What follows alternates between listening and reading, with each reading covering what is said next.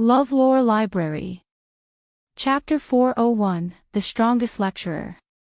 Chapter 401, The Strongest Lecturer. You're not dead yet. How is that even possible?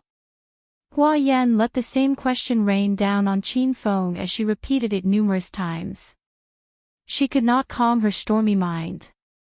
She met Qin Feng at Fengyun Fun City and figured out he was an ignorant, incompetent hedonistic young master.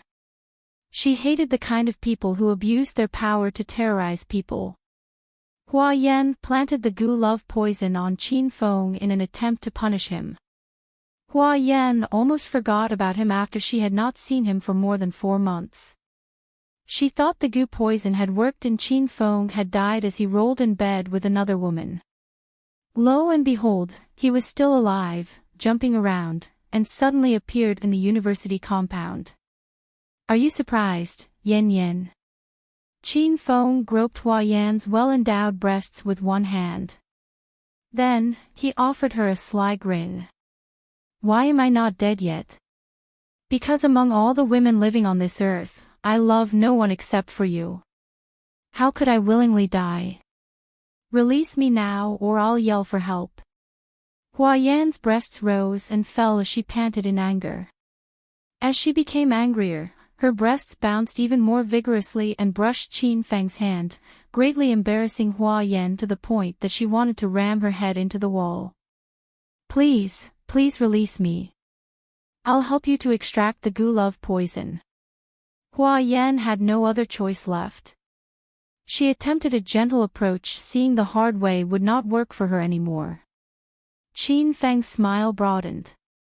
Do you still not understand the situation, Yen Yen? I extracted the goo love poison long ago. Do you think I can't lead an indulgent lifestyle anymore? You're wrong. Let me tell you something, this young master is now staying under the same roof as 2 drop-dead gorgeous beauties. Those 2 beauties are far prettier than you and have bodies that are sexier and hotter than yours. Every night they clean themselves up, one lays on my left-hand side and the other to my right side, and they serve me. Qin Feng made up a story to anger Hua Yan. TSK. Words alone are no proof, no one will believe your lies. Hua Yan squinted her eyes at Qin Feng and shot a scornful look at him. Tisk, why don't you believe me? I, Qin Feng, am a man of my word and I never tell lies. Qin Feng's guilty conscience pricked him after he finished speaking. Yes, he was indeed staying in Chang Xian's house and it was true that there were 2 beauties in the house. However, Chang Xian always gave Qin Feng the cold shoulder. If she heard him mention his claim that she washed herself to serve him, she would have scorned him, especially if Qin Feng peeked in on her. As for the other beautiful housemate, Qin Feng still had yet to see her in person. Hey, brat! What are you doing? A voice filled with rage echoed behind Qin Feng as 4 young men appeared. Fuck! This fellow is cornering our goddess Hua Yan. Is he fucking looking for death? He looks unfamiliar. Could he be the new transfer student? I don't fucking care if he is an old student or a new transfer student. How dare he bully our goddess Hua Yan? Young Master Fang, please give the order. We'll crush him now. 3 of the students arrived first, followed closely by a young master donned in suit and leather shoes. He took his time walking with his head held high and chest puffed up with his hands in his pockets. He wore a devilish grin on his face, looking like a stereotypical rich young master. Young Master Fang. After Fang Ming arrived, his 3 underlings bowed and greeted him. Disgust flitted across Hua Yan's eyes the moment she saw Fang Ming. He had been pestering her a lot and his evil being nauseated her. However, Hua Yan hated Qin Feng more than Fang Ming. Get off me now. Someone is coming. Hua Yan glared at Qin Feng. Qin Feng left his hand glued to Hua Yan's breasts. She wished she had a knife now so that she could chop off his hand. Fuck. Mind your hand, kid. Do you believe that I'll chop your hand off? Fuck. How dare you lay a finger on our young master's woman? Are you looking for death, brat? Fierce and malicious. The three underlings glared and hooted at Qin Feng. Raising his brows, Fang Ming scrutinized Qin Feng from head to toe. What is your name, kid? You seem pretty calm. Fang Ming retained his composure. He did not give an order to his underlings yet. Qin Feng turned to Fang Ming, exhibiting an easy and calm demeanor. When he was the young tyrant in school, this Fang Ming was still a babe pitifully crying in his mother's arms for food. You can call me the man of Yen Yen. Qin Feng suddenly cracked up in laughter. Hua Yan's cheeks flushed bright pink. Meanwhile, Fang Ming's face held a hideous expression. Well, very well, brat. I offered you a toast, but you wish to decline. Get him now, break his arm and his leg. Fang Ming finally gave his order. After receiving Fang Ming's order, the three restless underlings pounced on Qin Feng like three hungry wolves. Humph. I wish you good luck. Hua Yan nitwitly clapped her hands at seeing three people charge at Qin Feng. Yen Yen, how can you say that? I'm your man. If anything bad happens to me, you'll have to live as a widow. A mischievous twinkle glistened in Qin Feng's eyes as a devilish grin crossed his lips. Hua Yan felt a sudden sensation of pain spread across her breasts. She blew her top and prepared to pour forth curses. Just before she opened her mouth, Qin Feng, who was in front of her a second ago, suddenly turned into a soft breeze, disappearing before her. Bang! A muffled thud sounded out from the people. One of the three underlings covered his stomach with both of his hands and curled into a small ball. The pain was unbearable, cold sweat beaded on his forehead and his eyes nearly popped out. This young master hates being disturbed by others when I'm enhancing relationship with my woman. Qin Feng's voice echoed. They could only hear Qin Feng's voice but could not capture his figure. He zigzagged amongst them like a nimble little fish, making it hard for them to pinpoint his exact location. Wow, you have a big head, kid. You must drink a lot of Sonlu milk powder. Slap. The sound of a slap resounded and 5 finger marks appeared on the face of the minion who had the biggest head. He was thrown into the air, tumbled down, and smashed into the ground. With only a punch and a slap, Qin Feng had disposed of 2 of Fang Ming's minions. Qin Feng's great strength startled both the last minion and Fang Ming, sending their thoughts away into the Netherlands. Big brother, please don't hit me. It's my fault, I beg for your forgiveness. When Qin Feng suddenly appeared before him, the third minion was overwhelmed by fear and his legs went limp. His knees gave out and he fell to the ground. You beg for my forgiveness. TSK, you're too late. Qin Feng raised his leg and let it drop on the final minion's shoulder. The final minion was extremely skinny. He was sent rolling on the ground after Qin Feng lightly pushed him. Young Master Feng. I admit it's a cool name. Qin Feng had smoked the 3 underlings within the span of a breath.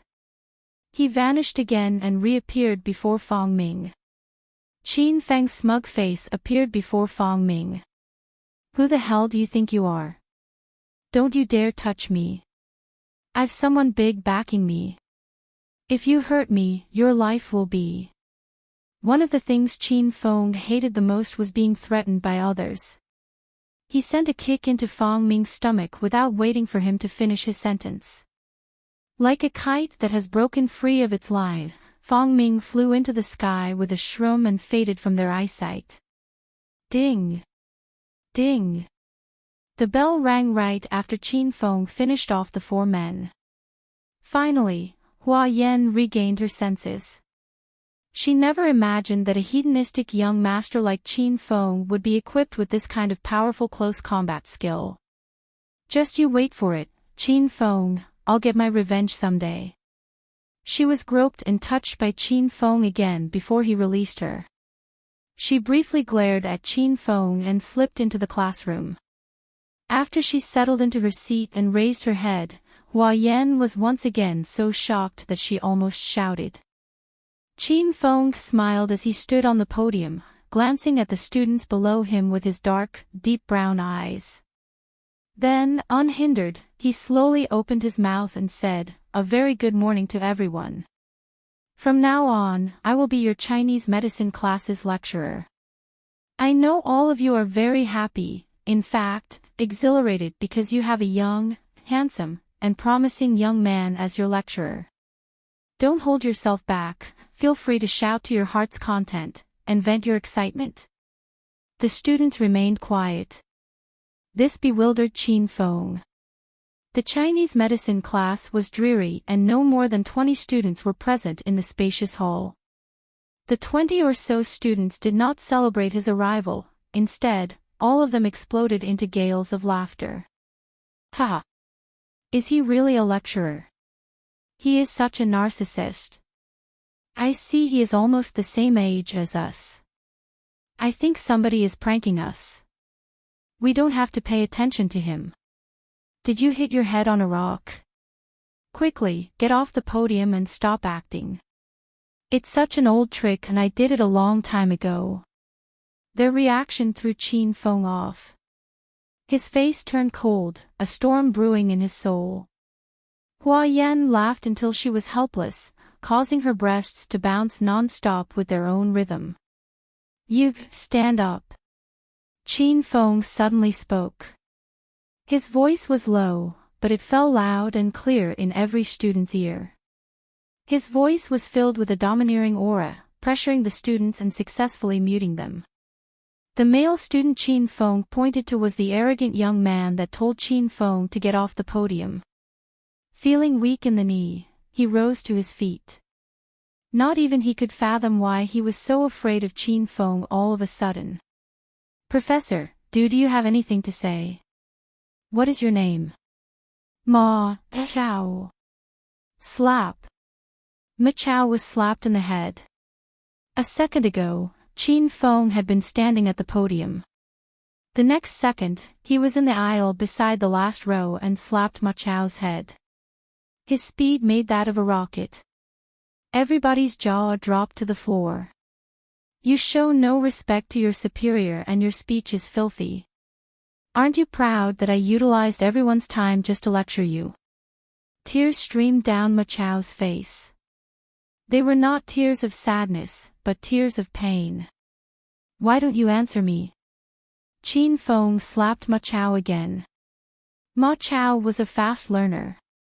He hastily covered his head tightly with his hands and looked at Qin Feng as if he had been wronged. "What do you want me to say, Professor? I gave you a life lesson and am teaching you how to be a good man. Shouldn't you express your gratitude by saying thank you to me?" TSK, you're so slow.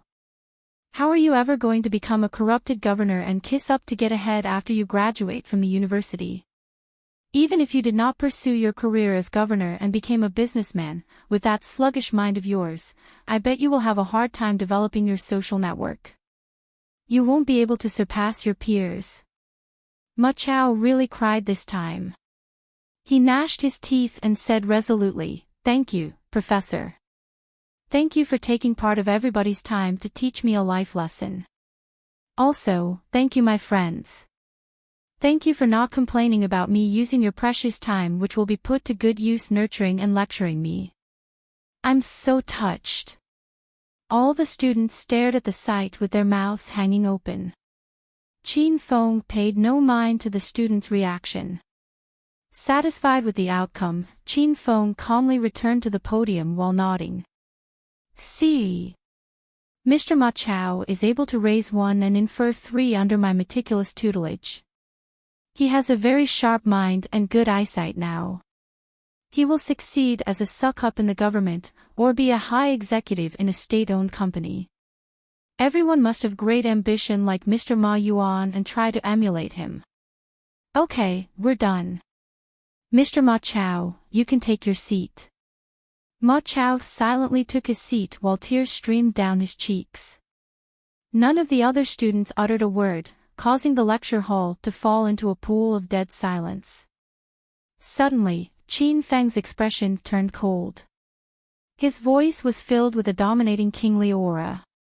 Dear students, I'll now reintroduce myself. Starting now, I'll be your lecturer for your Chinese medicine class. Please listen carefully and engrave my name firmly onto your heart. My name is Qin Feng. I'm the strongest lecturer in the provincial capital university. Chapter 402, Bestie's back in the house. Chapter 402, Bestie's back in the house. Qin Feng had a tall stature. He stood firmly on the podium, a kingly aura radiating from him. This time, nobody dared to mock, curse, or ignore Qin Feng. Submissively, all the usually disruptive and lax students remained quiet under his awe and sat with their backs straight, just like a bunch of attentive kindergartners, and concentrated on Qin Feng who stood at the podium. Ding!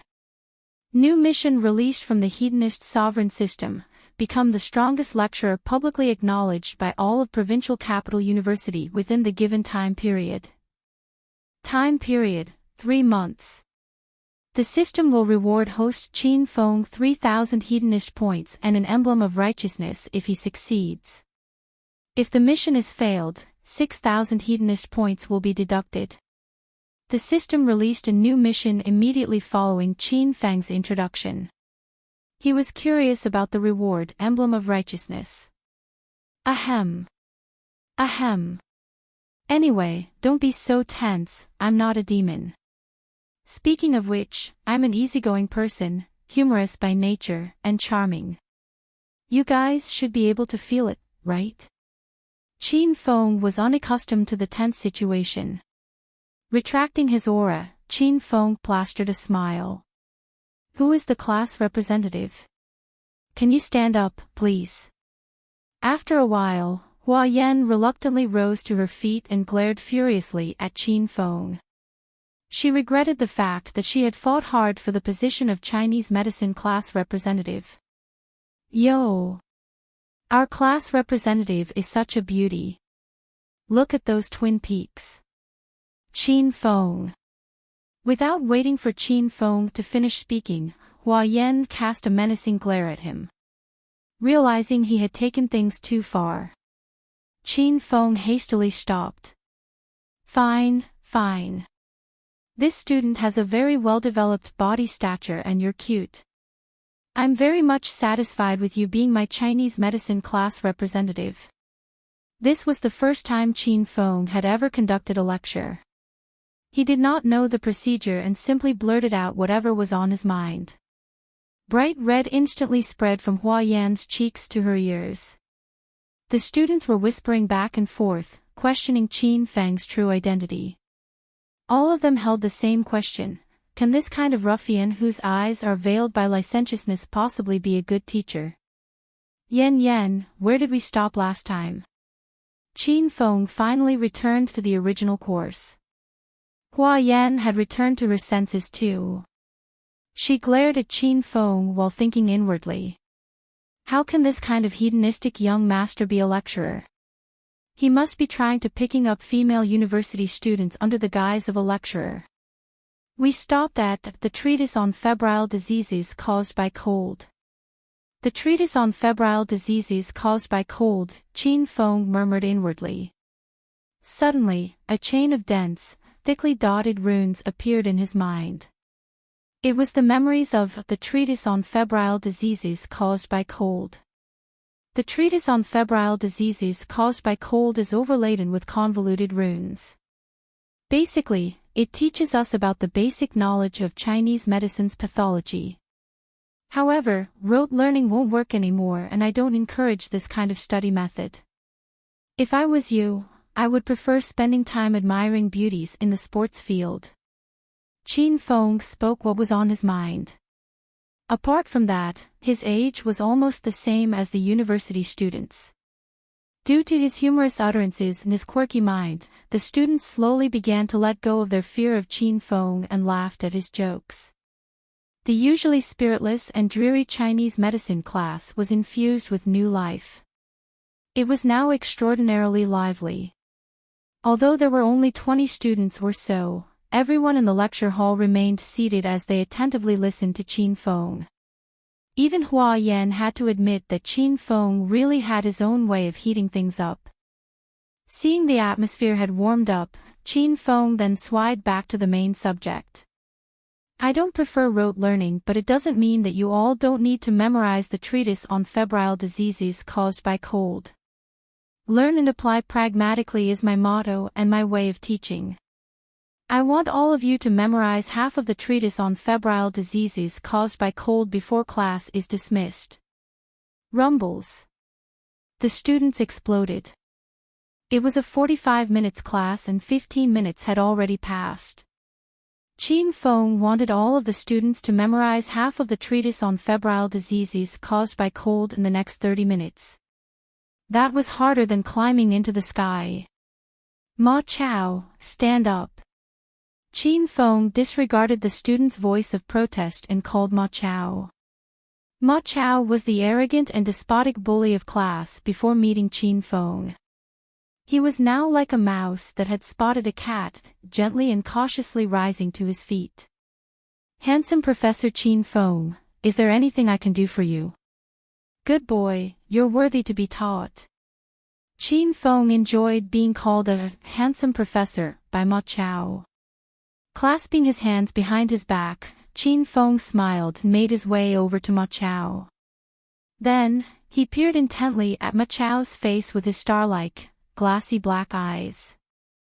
Mr. Ma Qiao, you have a darkened Ophion, your lips are pale and dry, your eyes cave in, and your skin exhibits an unwholesome color. Considering the facts, your kidney must be weak. Ha! Laughter echoed in the lecture hall as soon as Qin Feng finished talking. Embarrassed, Ma Qiao tucked his head into his chest. It seemed that Qin Feng read his symptoms correctly. After the laughing ceased, Qin Feng patted Ma Qiao's shoulder, signaling that he could take his seat. Qin Feng then moved to a female student and began to observe her. He kept looking until her face turned red and her breath fluttered. Then, Qin Feng smiled, this student has too much acne on her face. She's suffering from qi and blood deficiency. Besides, judging from how she keeps pressing her hand on her belly, she should be on her period. Miss, go home and have plenty of brown sugar water. Also, buy some dates as snack when you're in class and don't ever drink anything cold. This could relieve your dysmenorrhea. The female student was so embarrassed that she buried her head in her hands. The other students were astonished. Qin Feng studied two students' faces and pinpointed the duo's physical conditions. This kind of teaching method was new to the students and it was interesting. After a short silence, the lecture hall exploded. Professor Qin Feng, help me see my body's condition too. Handsome Professor Qin Feng, I've been having gastric pain lately. Can you help me to see what's wrong with me? Professor Feng, I've had a spring dream recently and it bothered me a lot. What can Professor suggest to me? One after another, each of the 20 students or so raised their hands in the air. There was even one chibi who stood on top of a chair, raising her hand high above everyone else in hopes that Qin Feng would notice her. The situation was getting out of hand. However, Qin Feng retained his composure and nodded incessantly. Vying for knowledge ought to be the spirit of students. Ahem. Ahem. Stay calm, everybody. I'll look after each of your conditions. Remember to jot down my words as I study you because I extracted all the symptoms from the treatise on febrile diseases caused by cold. If any of you wish to learn how to study a person's face to identify what illnesses he or she is facing, all you have to do is refer to and memorize the treatise on febrile diseases caused by cold. Qin Feng first invigorated the atmosphere. Then, he evoked the student's desire to learn. Finally, he merged the knowledge he wanted to teach with the study of their bodies. It was a very effective teaching method and the students loved it. Starting from the first row, Qin Feng studied the students' faces. The symptoms he pointed out was firmly imprinted on the students' brains. The crown of your nose reddened and you have bloody gums. You have internal heat. You have a very serious hair loss issue. Your tongue is purple in color and it seems like you haven't been getting enough rest recently, which has produced deficiency in your spleen. You need to rest more. Student, pull your neckline lower. Professor, are you looking at my face or my boobs? Ahem. Ahem. You have a mole on your breast, you must bring glory to your husband. You, clean your face before coming back to me. Qin Feng's brain was filled with ample of knowledge about Chinese medicine after he obtained the decree of 5-element acupuncture. It was child's play for him to study the students' faces and he only required about 10 seconds to finish studying a person. Qin Feng had mentioned symptoms for 20 illnesses and the way to cure them after he finished studying the students. Every student engraved them firmly in their brain. Qin Feng's way of teaching was very effective and it enormously increased the students' learning efficiency. The lesson soon ended. Not even Qin Feng realized how quickly time had passed. Normally the students would dash out of the lecture hall when the bell rang, but this time they remained seated in the hall, nobody wanted to leave. You guys all performed exceptionally well today. Now for your assignment. Fully memorize the treatise on febrile diseases caused by cold. Next time it will be your turn to study faces and identify the illness. Qin Feng's assignment got massive approval from the students. The tedious and boring Chinese medicine class was even funnier than the art, music, and physical education class under Qin Feng's tutelage. All of the students were at loss seeing Qin Feng exiting from the lecture hall. Professor Qin Feng, when is the next class? Professor Qin Feng, will you be our lecturer for Chinese medicine class forever? You can't abandon us in the halfway through. Qin Feng stopped at the doorway, turned his head, and surveyed the students with a grin. First, I like it more when you all called me handsome Professor Qin Feng. Second, I'll not abandon you unless you ask for it. Finally, when will our next class be? Can't you guys check the schedule yourself? It took some time for the students to regain their senses after Qin Feng departed. Everybody cheered as if they were at a festival. Some of them pulled out their phone and excitedly told their roommates or bestie about the handsome, narcissistic, and humorous lecturer they met today. Meanwhile, still sitting in her seat, Hua Yan's breath somehow fluttered. An unfamiliar sensation chaotically roamed freely within her stormy soul. She hated Qin Feng to the extent that she wished to kill him. However, she loved Qin Feng's teaching method from the bottom of her heart. This entwinement of hate and love intrigued her, torturing her so much that she wished to die. It has been a few days since I've been to Big Sister Xian's villa. I have to go back and tend to my garden. As she left the lecture hall, Hua Yan thought she should go back to Chang Xian's villa tonight. Xian, I'm back. Qin Feng had jogged from the university to Chang Xian's villa to train his body. Qin Feng's flying dragon armor had been destroyed after the battle at the Amethyst Dragon Palace and Qin Feng wished to purchase new battle armor from the system. Xian, is dinner ready? Chang Xian reclined against the sofa and was draped in a purplish nightgown. There were a few slices of cucumber on her face and she was weighing TV. Qin Feng, do you think this is really your house and I'm your servant? Make yourself dinner if you're hungry. Don't disturb me while I'm weighing TV. Chang Xian rolled her eyes. Qin Feng seemingly ignored Chang Xian's grumble, smiled, and sat beside Chang Xian. He ate fruit from her bowl without asking permission. Chang Xian suddenly said, I'm not cooking tonight. My bestie is coming back, so we'll have dinner outside and I'll introduce you to her.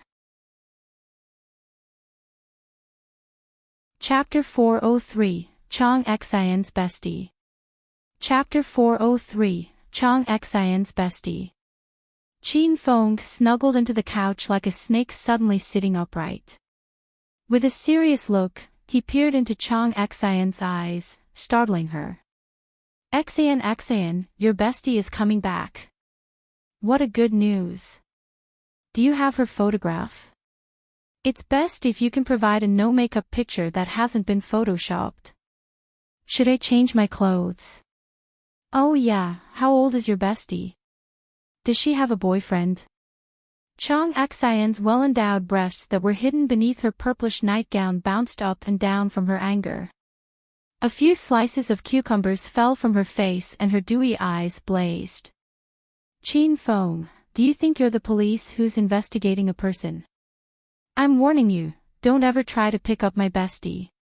If you do, I'll throw you out of my house and never let you in again. Xian, don't get so carried away. Do you really think I'm that kind of person? Qin Feng looked seriously at Chang Xian, confounding Chang Xian. Let me tell you something you don't know. Today I taught at the medical college. Those students loved me, especially the female students. All of them rushed up to me, wanting me to study their breasts. Ah no, study their complexion and determine if they have any illnesses. Chang Xian choked down her anger. She did not believe Qin Feng at all, as he was a fast talker. She didn't even know how she managed to bring this weirdo back to her house. Oh yeah, I guess Xian, you should be familiar with our Chinese medicine class representative. Her name is Yan. Oh my fucking goodness, she is gorgeous. I've never seen a girl that is as beautiful as she in my life before. She asked for my cell phone number and WeChat number as soon as she saw me. You know what, she even invited me out to a movie or dinner. But I declined her request. As you say, as an upright and promising young man like myself, how can I agree with this kind of rude request? Chang Xian had closed her ears and no longer listened to Qin Feng's bullshit. Nevertheless, when the name Yan wafted into her ears, she suddenly jumped up from the couch. What did you say? Yan threw herself into your arms. Screwing his head, Qin Feng was perplexed by Chang Xian's reaction. Why is she jumpy? Could it be that she's jealous? Sitting with his leg crossed, Qin Feng took a bite of an apple and said nonchalantly, yes, you're right. She is Yan. She has a tall stature and her boobs are even more developed than yours.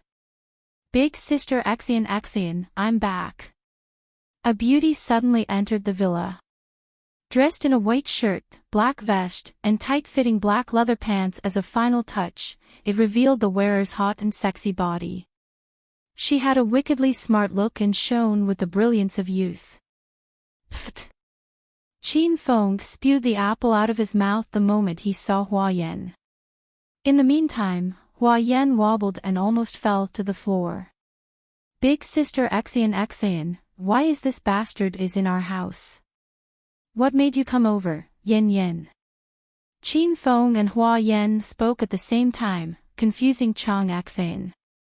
She looked back and forth between Qin Feng and Chang Xian.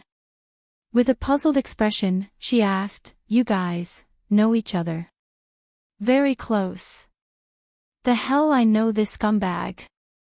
Qin Feng and Yan again spoke simultaneously. Xian, please don't tell me that your bestie is Yan. Qin Feng finally got back on track. She is. She has been living with me for almost 2 years. After getting confirmation from Chang Xian, Qin Feng suddenly felt awkward. Yan's expression changed drastically. She exclaimed, Big sister Xian, could it be that the man you brought from outside, is Qin Feng? Yeah, he is the one I talked to you about. Chang Xian was thrown to confusion by the duo. She felt weird. It seemed to her that something bad must have happened between Qin Feng and Hua Yan. Qin Feng's face darkened when he remembered how he bragged to Hua Yan in the university this afternoon about how he stayed with two beauties under the same roof and how they cleaned themselves up to serve him. Then, his face changed from black to white after he remembered he told Chang Xan about how Hua Yan had fawned over him, taking his cell phone and inviting him for a date. He felt he should flee the soon-to-be war-zone parlor and hastily went into hiding in his room. He hid in his room for about 20 minutes before the screaming and cursing from the parlor slowly ceased. Qin Feng, get out here now. Hua Yan was in a huff. Hee. Xan, I'm not feeling well tonight, I'm having a stomachache. Why don't you go to dinner with Yan instead? No need to worry about me, I'll be fine alone. The opposite side of the door fell silent for a moment. Then, Hua Yan's voice bombarded the door and fell into his ears loud and clear. Who'll worry about you, you freak? Come out now and receive your punishment. You really piss us off. Another round of revile ensued. After half an hour, the two ladies finally gave in to their fatigue and stopped. Qin Feng then ventured out of his room and he saw both of the ladies were sitting on the couch cawing their breath. Xan, who is this beauty? When did she come? You should have informed me that we have a guest in our house so I can receive her well. Qin Feng walked to Hua Yan's side, offered a cheerful grin, and said in all seriousness, Hello beauty. I'm Qin Feng. Nice to meet you. Hua Yan and Chang Xan were helpless as they looked at Qin Feng's pure, innocent smile and felt his severe emotion. They finally realized this man was a douchebag and they felt that not even thunder could inflict damage on this man. Worn out from yelling and cursing for almost an hour, both of the ladies paid no mind to Qin Feng. After they had had enough rest, Chang Xan went upstairs and returned after changing into a white fur coat and a pair of light purple pantyhose. Let's go get dinner, Yan. Qin Feng, you'll drive. Chang Xan hurled the car keys at Qin Feng. An intoxicating perfume tickled his nose. Qin Feng took a sniff and instantly knew that was the latest Chanel perfume. A red Chevrolet tore down the street. People thought it was a streak of red lightning under the bath of the hazy, waning moon. Qin Feng drove so fast that it startled the two ladies in the back seat. Qin Feng was not familiar with the area so Chang Xan had to guide him. Finally, the car stopped in front of a Chongqing hot pot restaurant. Mister, where would you like to be seated? It was early winter and there were many people in the restaurant. 3 people. Chang Xan replied before Qin Feng. She handed a member card to the hostess. Please give us a private room. Sure, please follow me. The trio followed the hostess into a private room. Big brother Zhang, those 2 chicks were fine as hell. 6 rogues were hiding in a corner. All of them glued their eyes on Chang Xan's and Hua Yan's thighs and breasts as they walked past them. They are not only fine as hell, they are the very definition of perfect. I've seen it clearly. Not only do they have perfect shapes, they aren't wearing any makeup. Their profiles are on just as beautiful as some celebrities, or can be considered even better than those celebrities. Why would these 2 heavenly beauties come for dinner with an unfledged brat? Could it be that the 2 ladies are going to have a threesome with him? TSK, he's so fortunate. The 6 of them chatted together and reached the height of their conversation. There was a man who sat at the corner of the table. He had a scar under his eyes. Seeing his restless minions, a devilish grin flashed across his lips. All of you are going to pick up the 2 chicks. We're just waiting for your order, Big Brother Zhang. It's so rare to meet fine girls like them. Seems like both of them are virgins. The minions were even more pumped up after Big Brother Zhang voiced his interest in the 2 women as well. They did not have the guts to sna the girls away in public with so many people present. They were more confident with big brother Zhang backing them. Hee hee. Stay calm, brothers. The two chicks just arrived in the restaurant and they won't be leaving anytime soon. Let's drink some beer to steady your nerves. Zhang Fengzi shot a meaningful laugh at his minions. Ha! To our big brother Zhang. He will help us experience the best night of our lives tonight. The two chicks are only accompanied by a little brat. What should we be afraid of since we have the advantage in numbers? Their blood boiled as they discussed the matter further. Zhang Fengzi and his 6 minions could not suppress their burning desire anymore and wished to barge into the private room and dominate both Chang Xan and Hua Yan. Meanwhile, Qin Feng, Chang Xan, and Hua Yan placed their orders. Hua Yan and Chang Xan sat side by side. They enjoyed a series from an iPad while exchanging anecdotes about their recent lives. Both of them completely ignored Qin Feng, who was sitting in front of them. Yan, it's fortunate that Xan has you as her bestie. Qin Feng refused to talk about the conflict between him and Hua Yan and made his own show all the way from the villa until they arrived in the private room. His acting was so consuming that even Hua Yan questioned herself. Could it be I really don't know Qin Feng? But I think it's less fortunate for big sister Xan to bring you back to the villa. Hua Yan shot a contemptuous glare at Qin Feng. Yan, you must stay with me for a couple of days before going back to the university. Chang Xan said as she coquettishly wrapped her arm around Hua Yan's arm. She missed her a lot since they had not seen each other for a long time. Hua Yan was reluctant to stay under the same roof as Qin Feng. However, when she thought of the garden that she treasured, she couldn't help but agree to Chang Xan's suggestion while maliciously glaring at Qin Feng. Ha! Our home will be full of laughter afterward. I believe that with beautiful Hua Yan joining us, our life in the future will be full of fun. Hua Yan rolled her eyes after experiencing Qin Feng's acting. Not even an Oscar holder could hold a ma to him. She ignored him and continued her conversation with Chang Xan. Oh yeah, big sister Xan, have you been looking after my garden lately? The flowers and plants were Hua Yan's treasure. It was completely natural for Chang Xan to take care of them. Rest assured, Yan. I've done what have you told me to. I watered the flowers and plants with the snow mountain water you gave to me. They are living a life better than me. Hee hee. Then I should treat big sister Xan to this meal as an expression of my gratitude for big sister Xan in helping me take care of my flowers and plants. Hua Yan finally laughed. Her laugh was brightful and as elegant as a heavenly maiden. Qin Feng was not in the mood to admire Hua Yan's beautiful smile. His heart thumped. He had been visiting the garden recently as the flowers and plants in the garden were filled with dense spiritual essence.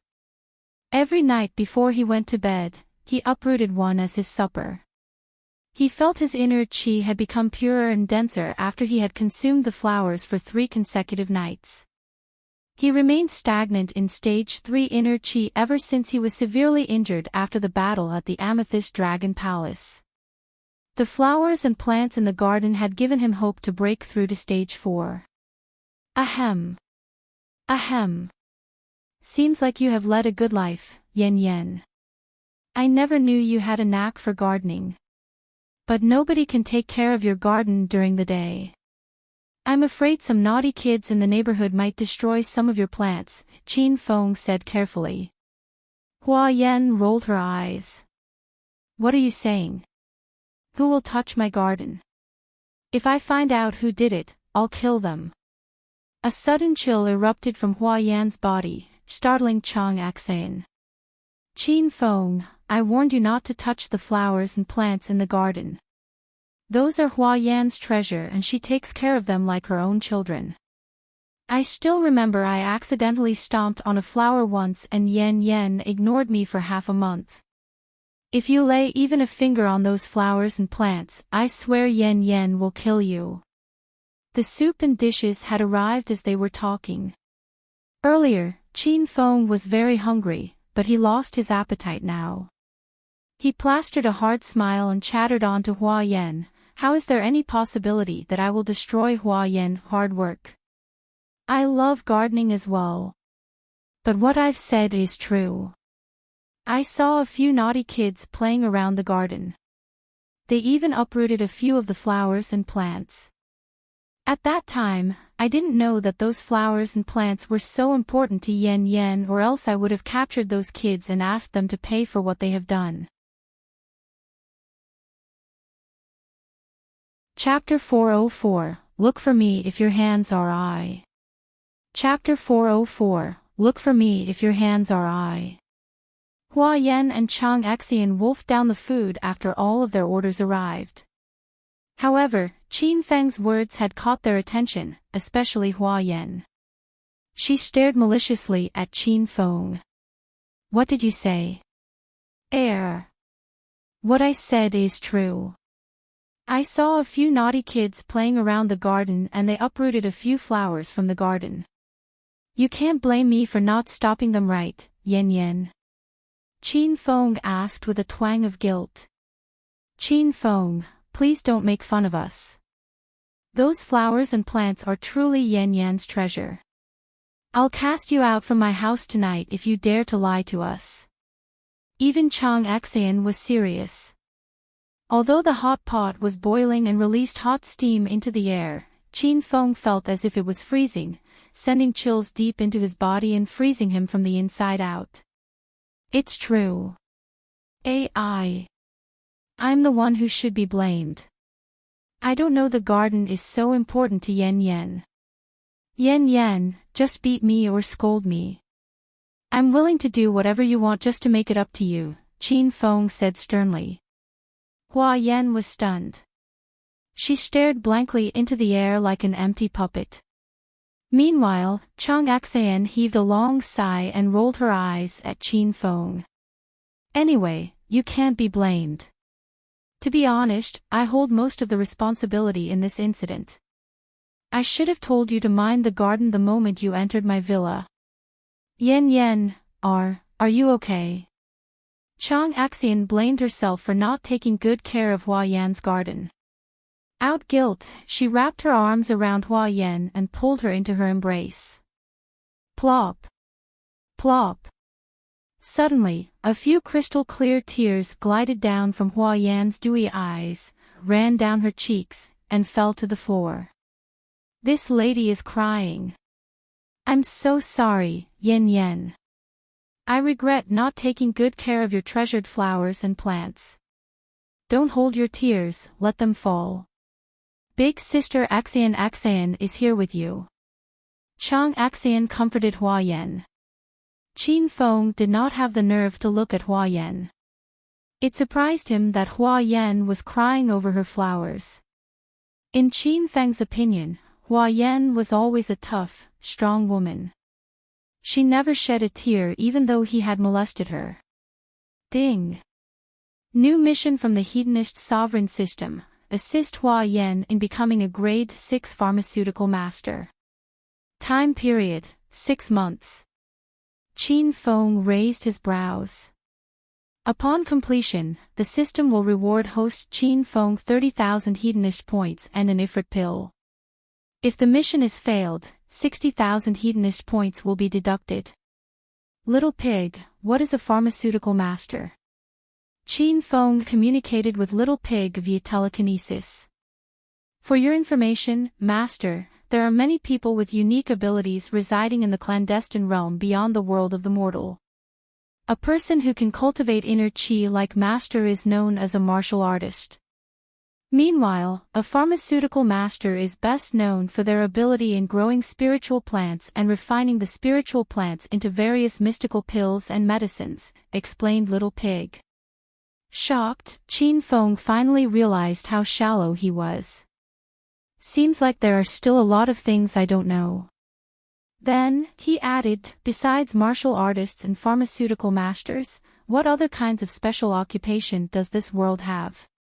Aside from martial artists and pharmaceutical masters, there are mutants. The William Master previously met at Coiled Snake Mountain is an enhanced strength mutant. An enhanced strength mutant is gifted with extraordinary strength by nature and their attack is almost impossible to counter. Martial artists, pharmaceutical masters, mutants.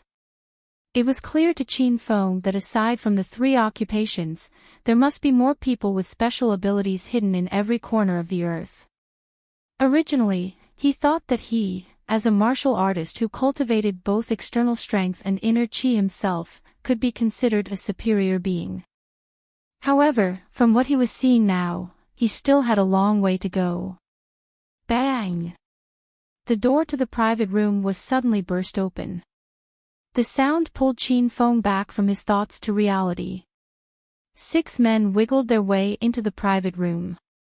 Their bodies reeked of booze.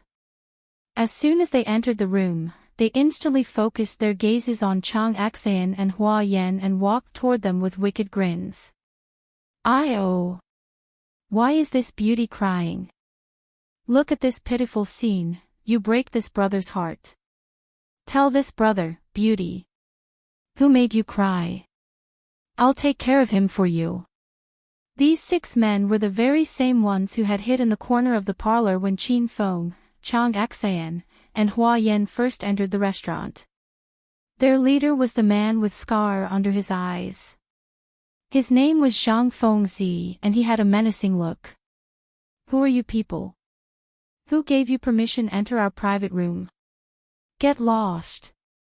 Furrowing her brows, Chang Xan glared icily at the small group. These 6 people were drunk. Riding on their drunk courage, they were not intimidated by Chang Xan's cold aura. Instead, they stared lustfully at Chang Xan and Hua Yan, measuring their bosomy breasts and long legs. "Relax, beauties. We're all good people. We just want to help the crying beauty in your arms relinquish her anguish. Our affair is none of your business. Get out." Chang Xan held Hua Yan tightly in her arms out of fear that they would harm her. "Of course it matters to me. Yo, your light purple pantyhose looks good on you. I love this color. Can beauty tell me where you bought them? Quick, let me touch them, I want to feel the quality of this pantyhose." A fat-headed man extended his hands over Chang Xan's legs. Chang Xan was a hot-tempered lady. She felt insulted. Without a second thought, she grabbed an iron ladle and smacked that fatty's head. A bang sounded as the fatty's head cracked open. Blood began to stream down his face. "Ah!" Chang Xan was still startled enough to scream even though as a doctor she was accustomed to blood. Meanwhile, Hua Yan was rather calm and unaffected by the gory sight. "Bye. How dare you hit me? I swear I'm going to torture you to death today. You see, brothers. It's these 2 women who initiated the attack. Shouldn't we teach them a lesson? Get them now. Knock them out and carry them away." Zhang Fengzi gave his order, invigorating his minions. The 5 minions immediately surrounded and cornered the 2 ladies as they smiled evilly. It seemed that they were going to have a good taste of Chang Xan and Hua Yan tonight. "Hey! I say, did you guys not see this handsome young master here? Do you know that you hurt me a lot by ignoring me for so long?" Qin Feng's slothful voice echoed in the private room at a very crucial moment. Stunned, Zhang Fengzi and his minions turned around and looked curiously at Qin Feng. Zhang Fengzi and his 6 minions regarded Qin Feng as harmless and had ignored him from the moment they barged into the room. They all thought Qin Feng was a poor, spineless brat and their sheer aura should be enough to scare him away and frighten him enough for him to pee in his pants. "Yo, aren't you dumb? I thought you were a dummy." Zhang Fengzi was close to Qin Feng and ridiculed Qin Feng as he walked over to him. "What is it now? Do you have any opinion to share about us hitting on these 2 ladies? Zhang Fengzi's face sank. He suddenly pulled out a dagger and swung it in front of Qin Feng. Do you know what this is? This is a Swiss Army knife. It can cut through steel like water. It can easily gut you. Zhang Fengzi's threatening had no effect on Qin Feng. A faint smile crossed his lips as he let a fleeting gaze pass over him. He waved his hand and a long sword glittering in orange radiance suddenly shot out, scaring Zhang Fengzi so much that he fell on the floor. Yeah, you are right. I do have an opinion about all of you. Do you all know who they are? One of them is this young master's landlord while the other is this young master's class representative. You guys have the nerve to touch them. TSK, TSK, TSK. What a group of obnoxious, ignorant fools. Qin Feng held the true steel sword in his hand and stood as straight as a pine tree. Zhang Fengzi and his 5 minions were shocked. None of them could fathom how or where this man had withdrawn such a large longsword from. They all concluded that Qin Feng had hidden his weapon around his groin area.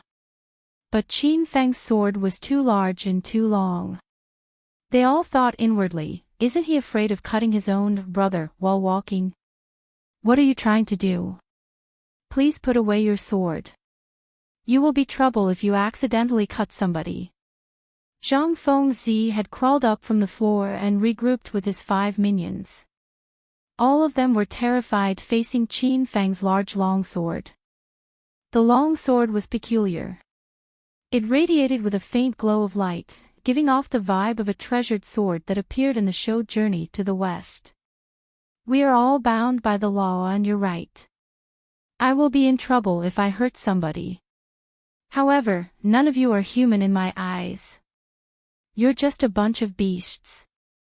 Qin Feng grinned like a Cheshire cat just before his face turned cold. He waved his hand and the true steel sword drew a perfect arc in the air. The sword Qi was fast as lightning. It sliced through Zhang Fengzi's hand, chopping off 2 of his fingers along the way. Be big, brother. Why your fingers are gone. The sword Qi was so fast that Zhang Fengzi's fingers had fallen to the floor without their owner realizing it. Astonishment creeped up Zhang Fengzi's face. He turned his head to look down at his 2 bloody fingers on the floor. He stared in disbelief, unable to retract himself from his dream and back to the mortal realm of reality. Arg! A racking pain spread across Zhang Fengzi, sending him to the floor writhing in agony. The nerves of fingers were connected to the heart. Who could understand Zhang Fengzi's pain if they hadn't had their fingers chopped off before? Hiss! Everybody in the private room gasped. The remaining 5 minions were so frightened that they were speechless. They never expected Qin Feng to be this cruel. He chopped off a person's hand without breaking a sweat. Meanwhile, Chang was taken aback by Qin Feng too. She felt Qin Feng at this moment had transformed into another being. It seemed to her that she had never understood Qin Feng before and fear started to overwhelm her. Wiping off the tears on her cheek, Hua Yan calmly observed the scene before her. A twinkle flickered in her eyes when Qin Feng revealed his sword. Shroom! Qin Feng waved his hand and raised an intense gale. Everybody only saw an orange beam flash before their eyes and vanish like a bolt of lightning. After a few seconds, the fatty who attempted to touch Chang Xian's thigh screamed. 3 fingers fell to his feet. They were still trembling. Everyone blanched in fear. None of them could fathom why this fresh and scholar-like young man would be as cruel as a demon and fierce as a monster when he went crazy. Is there anyone else who wishes to touch my landlord's thigh? I'm giving you all a chance now, go ahead and try it. There was complete stillness in the private room. Qin Feng's sonorous voice dropped heavily on everyone's heart like muffled thunder. How could any of these people still have the nerve to touch Chang Xian's thigh? Now all of them only wanted to find a hole to hide in. Big. Big brother. Please forgive us. We'll leave now. We'll get the fuck out of here now.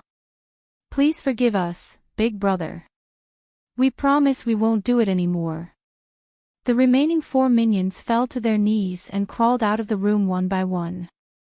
Zhang Fengzi and the fatty swallowed their excruciating pain, picked up their fingers from the floor, and retreated from the room as well.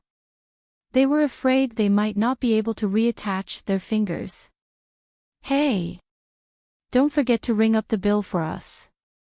Remember to look for me if your hands feel I again. I'll cure it for you for free. Qin Feng's voice echoed after Zhang Fengzi and his minions exited the room. Chapter 405, Am I in the Wrong Lecture Hole? Chapter 405, Am I in the Wrong Lecture Hole?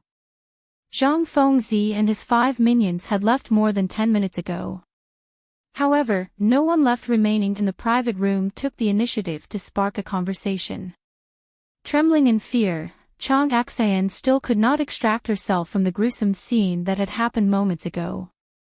Meanwhile, wolfing down the hot pot in front of him, Qin Feng ravenously devoured the dishes and paid no heed to the blood on the floor. He had seen worse, so this was nothing for him.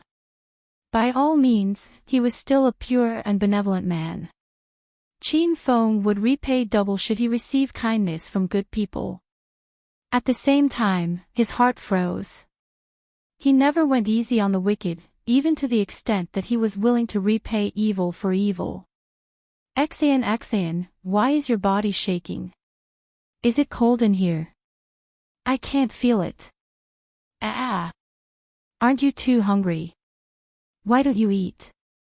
Qin Feng returned to his frivolous demeanor, grinning from ear to ear while pondering the actions of the 2 ladies. Still, Chang Axayan could not calm herself. The more she thought, the more she could not comprehend Qin Feng. What kind of activity has this man engaged in the past? Meanwhile, Hua Yan remained silent and stayed in her seat. Nobody knew the story that was playing in her mind. The smell of blood filtered into every particle in the air and, due to the reeking smell of blood, both ladies lost their appetite. Qin Feng happily finished the whole thing. Once Qin Feng finished the meal, only then did they realize that Zhang Fengzi and his 5 minions had paid the bill for them. What's more, they even left 200 yuan for him, which Qin Feng gladly accepted. This will be their lesson fees. Hee.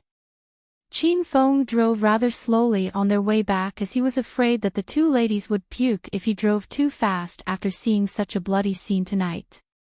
Neither of them chatted along the way. The atmosphere was dull. Yen, please come with me. Chang Axayan pulled Hua Yan upstairs after they arrived at the villa. Qin Feng parked the car and hastily went to the garden once the 2 ladies were out of sight. His nose chewed as the dense spiritual essence released by the flowers and plants in the garden intoxicated him.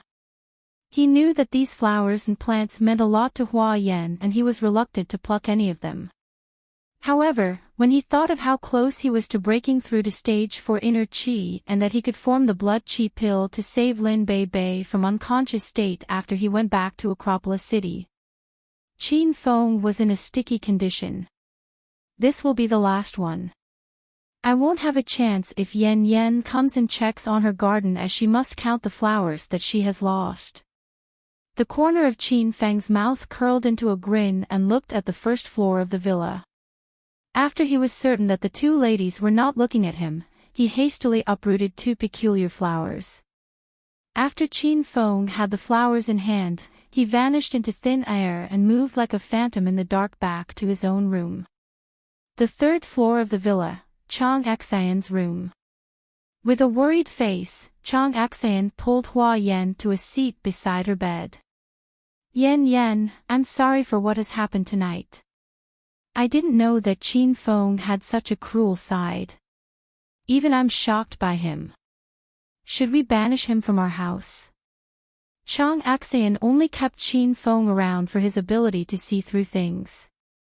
Chang Axian realized that Qin Feng had deep knowledge about Chinese medicine, so she did not cast him out and kept him by her side so that she could learn more from him.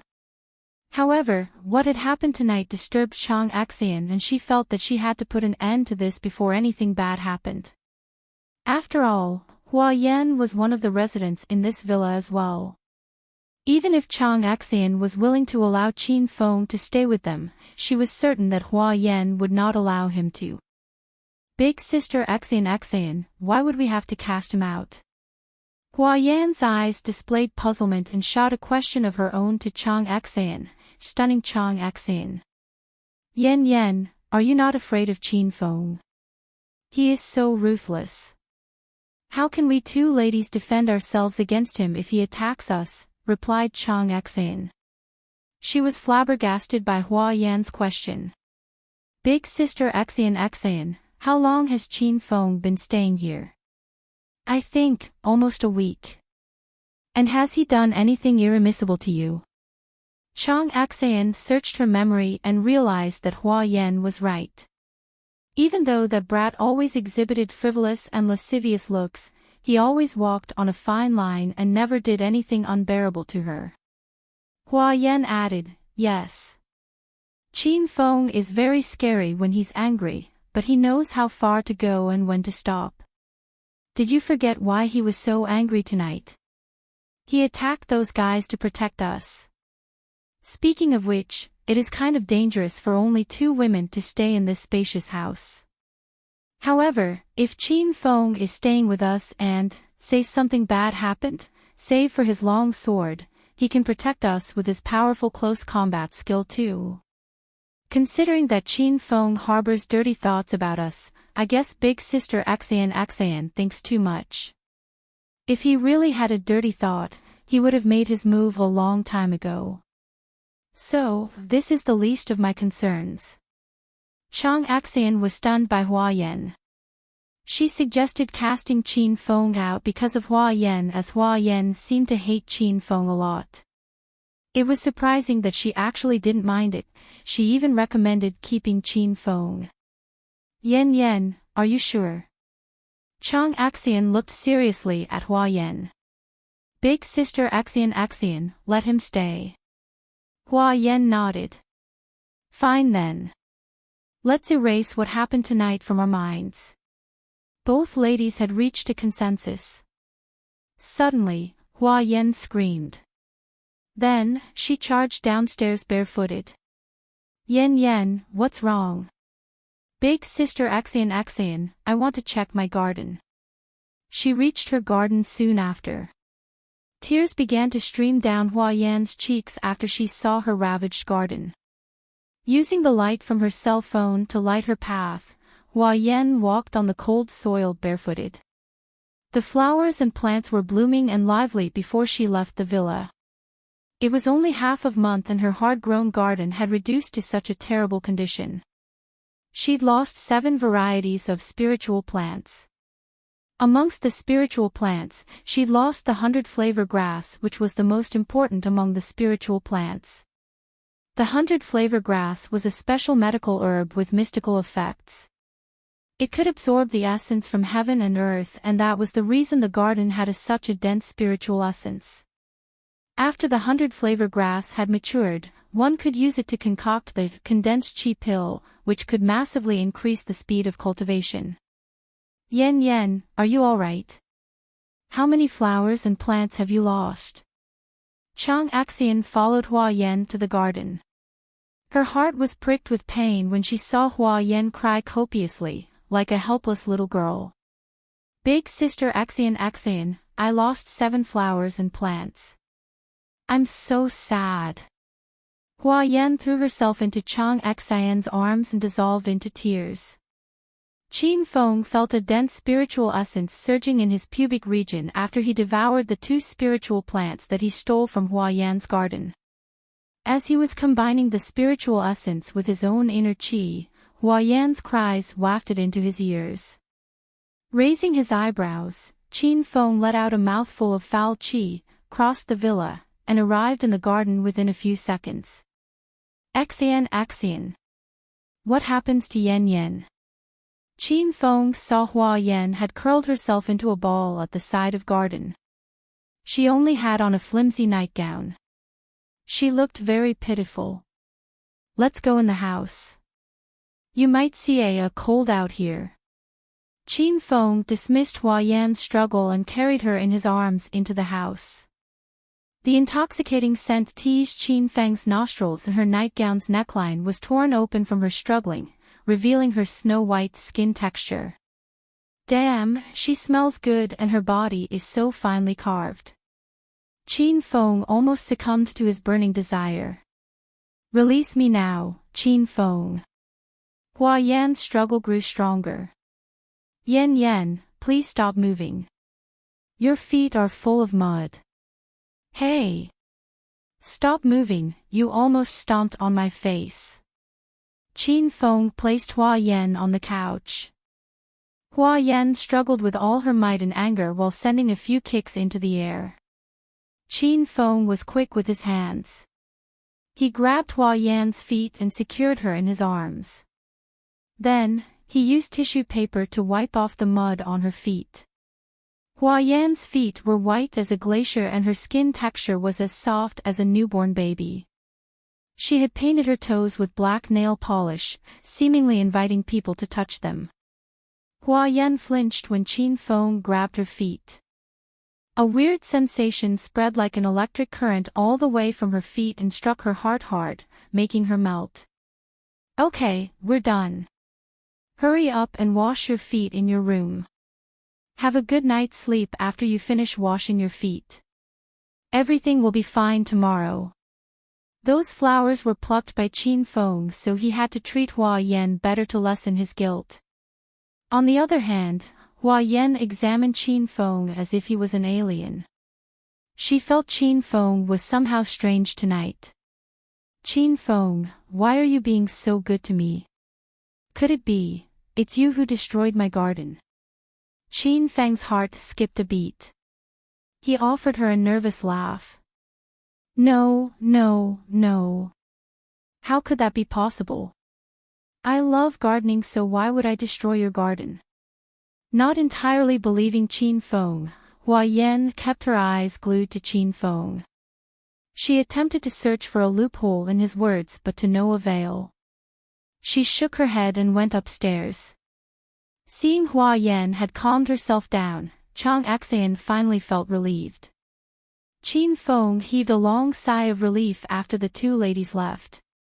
He then went back to his room and continued the process of converting the spiritual essence into his own inner qi. Provincial Capital University's Medical College, Lecture Hall. When Qin Feng stepped into the lecture hall, he stopped. If he did not see Hua Yan in the mass of people, Qin Feng might have thought he had walked into the wrong class. There were not more than 20 students yesterday, however, that was not the case today. The 100+ seats were filled, even the aisles were filled with 50 students. Well, what do we have here? Could it be my class has been cancelled? Or was my class replaced by another beautiful lecturer who will teach you guys humans anatomy? Smiling, Qin Feng surveyed the students from the podium. Cheerful laughter echoed in the lecture hall. Each and every one of the students was tickled pink by Qin Feng's humor. All of them heard that the Chinese medicine class had a new handsome, humorous, and narcissistic lecturer. All of them wanted to meet him in person, so they came to see whether the news was true or just a hoax. And now, all of them believed the rumor.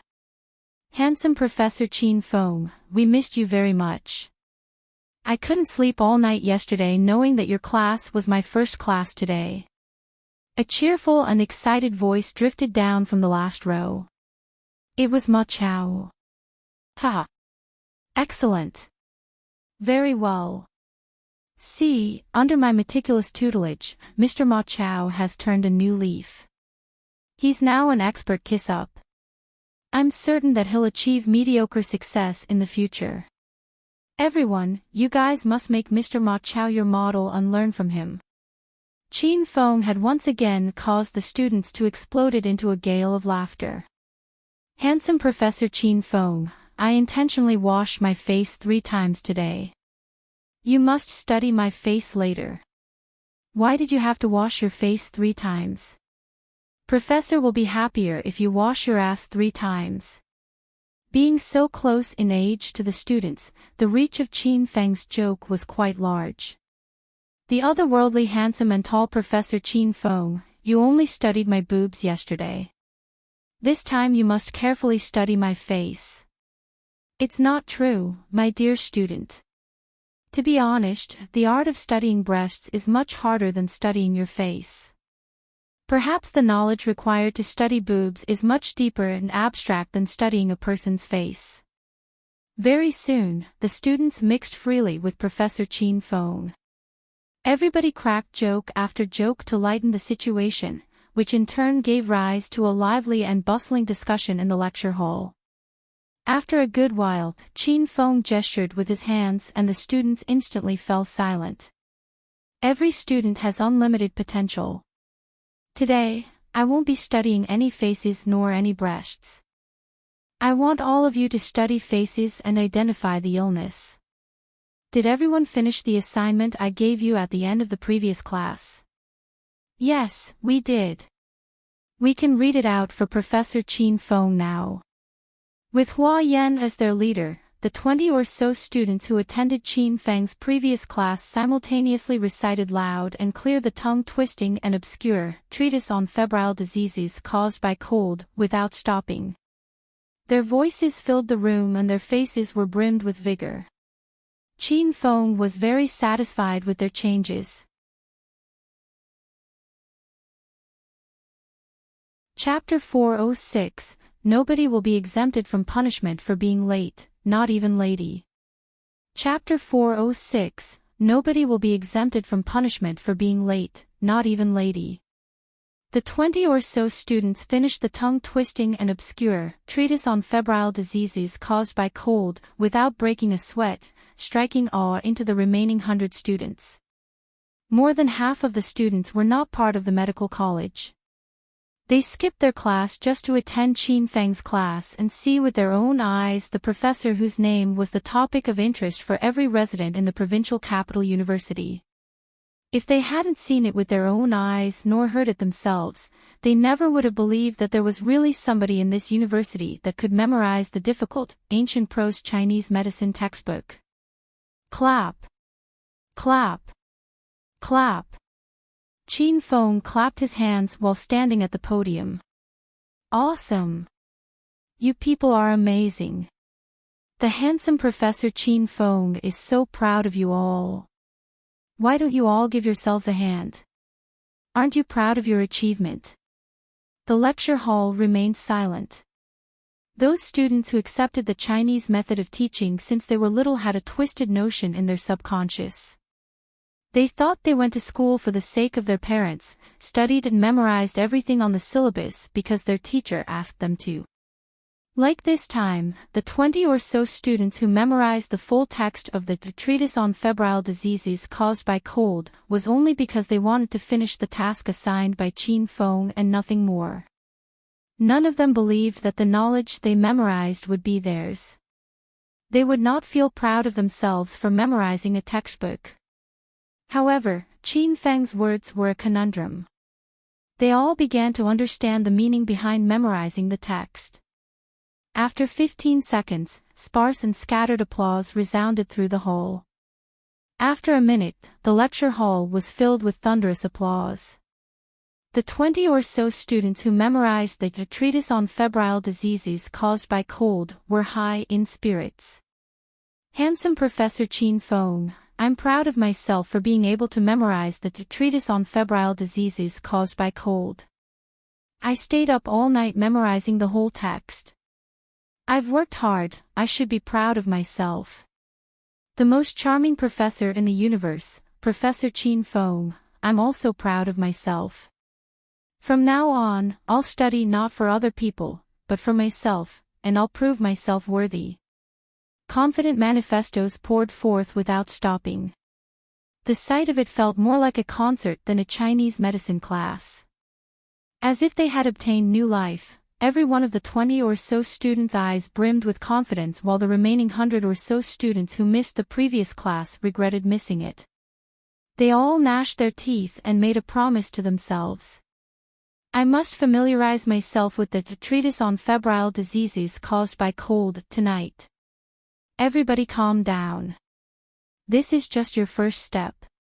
You have to apply the knowledge you get from the treatise on febrile diseases caused by cold into your daily activities. Otherwise, if you are only equipped with the theory but have no clue how to apply your knowledge, what will happen if you diagnose the wrong illness and cause the patient to die the next day? Don't you think it would be shameful? Qin Feng's humor successfully caused everybody to howl with laughter. After the laughing abated, Qin Feng scanned the crowd and rested his gaze upon Hua Yan. My beautiful class representative, can you do me the favor of being the first to tell someone's body condition by reading his or her face? Hua Yan rose to her feet with her poker on. She casually chose a girl and carefully read her face. After a short while, Hua Yan's cold and dulcet voice sounded. Yiya has more whites in her eyes and they are clouded. You have a sallow face and your lips are darkened. This is the symptom of kidney asthenia. In addition, you lead a disorganized lifestyle, and if you do not adjust your lifestyle, your health could be at risk. For a prolonged period of time, you might find yourself in great trouble. Many serious illnesses such as high blood pressure, heart attack, stroke, and many more will find their way to you. This was Hua Yan. She would not curry favor with others nor hide something from them. After reading Yiya's condition, she just reported it for what it was without fear of making mistake. Proclaimed as a beauty in the medical college, Yiya did not earn much prestige for herself. It was reported that she had had a fling with most of the rich young masters in the university, so it was totally reasonable for her to have a weakened kidney. Hua Yan revealed the fact, causing everybody to bust out laughing. Not bad. Seems like Miss Hua Yan has devoted time and energy to mastering this technique. Okay, let's proceed with the next student. Starting from the right-hand side of Hua Yan. Stand up, pick one of your friends, study his or her face, and tell us his or her condition. Hua Yan took her seat. A girl beside her stood up. Similar to Hua Yan, she casually picked a student and studied his face. Every student did it in a similar fashion. If a student said it was wrong, Qin Feng would speak up and correct him or her. The atmosphere was lively. Qin Feng had satisfied each student's desire. All of the students present in the lecture hall were eager to learn. One erudite discussion after another arose. However, in the very corner of last row of the lecture hall, for male students were hiding with read expressions on their faces and shooting contemptuous glares at Qin Feng. In the center of the group sat a man draped in a white Tang costume. He had an impressive appearance, and one could tell from a simple glance that he was a descendant of an aristocratic family. This man was Ming, who was punished by Qin Feng yesterday. Surrounding him were his 3 minions who had borne the same fate as him. What the fuck? We are in the 21st century now, and with all the high-end technology, why does this guy have to read people's face and identify their illnesses? Does he think he's a fortune teller? In my very honest opinion, we should call the police and arrest this fool. The fat-headed minion grumbled. Carrying on with the subject, the skinny minion added, "Hey, you don't say. Even the lecturer is an idiot, as are his students. You see, they are all fooled by that lecturer into believing this kind of corny approach might bring forth miracle. Dumbass. A bunch of dumbass. Why are they so stupid?" Cursing and dissing the entire class, all 4 of them criticized the class and indulged in their own empty world. Meanwhile, the rest of the class was busy interacting with Qin Feng and completely ignored the 4 men. "Young Master Feng, let's give him a hard time. We can't let that fool always steal the stage," voiced the fat-headed minion, drawing the attention of the remaining 2 minions towards Ming. Suddenly, a devilish grin appeared on Fang Ming's gloomy face. He murmured, "Doesn't this dumbass lecturer love this geeky stuff and love to fool others? Then, let him read our faces and see how he will hold up." Young Master Fang, this dumbass lecturer seems to have a knack in the art of healing. He read Ma Chao's face yesterday and he was right about Ma Chao's physical condition, the three minions said worriedly. Are you all stupid? Can't you use your pea-sized brains to think? You can just pretend to be sick. Fake an illness that not even you know. I want to see how he's going to identify the illness by reading your face. Fang Ming rolled his eyes and sent a kick at the fat-headed minion. Ha! Good! What a brilliant scheme, young Master Fang. Then, I volunteer myself. I'm good at playing sick as I've always faked being sick during high school. Fang Ming and his three minions were finalizing their scheme to defame Qin Feng. Nobody heard their despicable plan as all of them were busy engaging Qin Feng. Report. A voice that was as pretty as a water fountain suddenly echoed. Qin Feng gestured to silence the students and looked at the door. A slim, tall, and pretty young lady stood at the doorway under the sun. The young lady had well-defined features, giving people an impression that she was of a mixed race. She had an odd sense of beauty. She did not own a voluptuous body shape, but everything fit in their places just fine. She peered curiously at Qin Feng with her star-like, glassy, bright eyes. Her long, slender eyelashes fluttered as she slightly tilted her head, making her all the more enchanting and ravishing. Are you my student? Qin Feng calmly looked at the lady. Are you my class lecturer? The young lady did not respond to Qin Feng's question, but shot another question at him instead. I'm Qin Feng, the new lecturer assigned by the medical college to teach this Chinese medicine class. From the same college. Third-year student, Qiao Shi. Rumbles. Qiao Shi finished her introduction. The whole class suddenly exploded.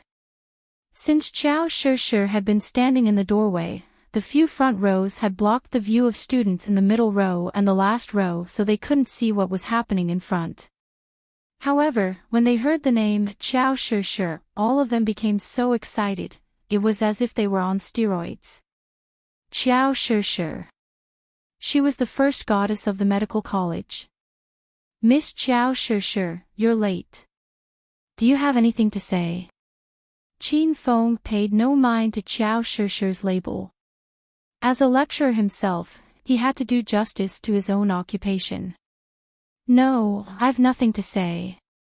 Qiao Shi tilted her head down. Her appearance would have made any human have compassion on her. Very well then, stay in the doorway until the class is dismissed. If you're late to my class one more time, don't attend my class anymore. And you. All of you are bound to the same rule as well. Qin Feng's voice was cold, exuding his powerful aura. All the students fell silent and stared in terror at Qin Feng.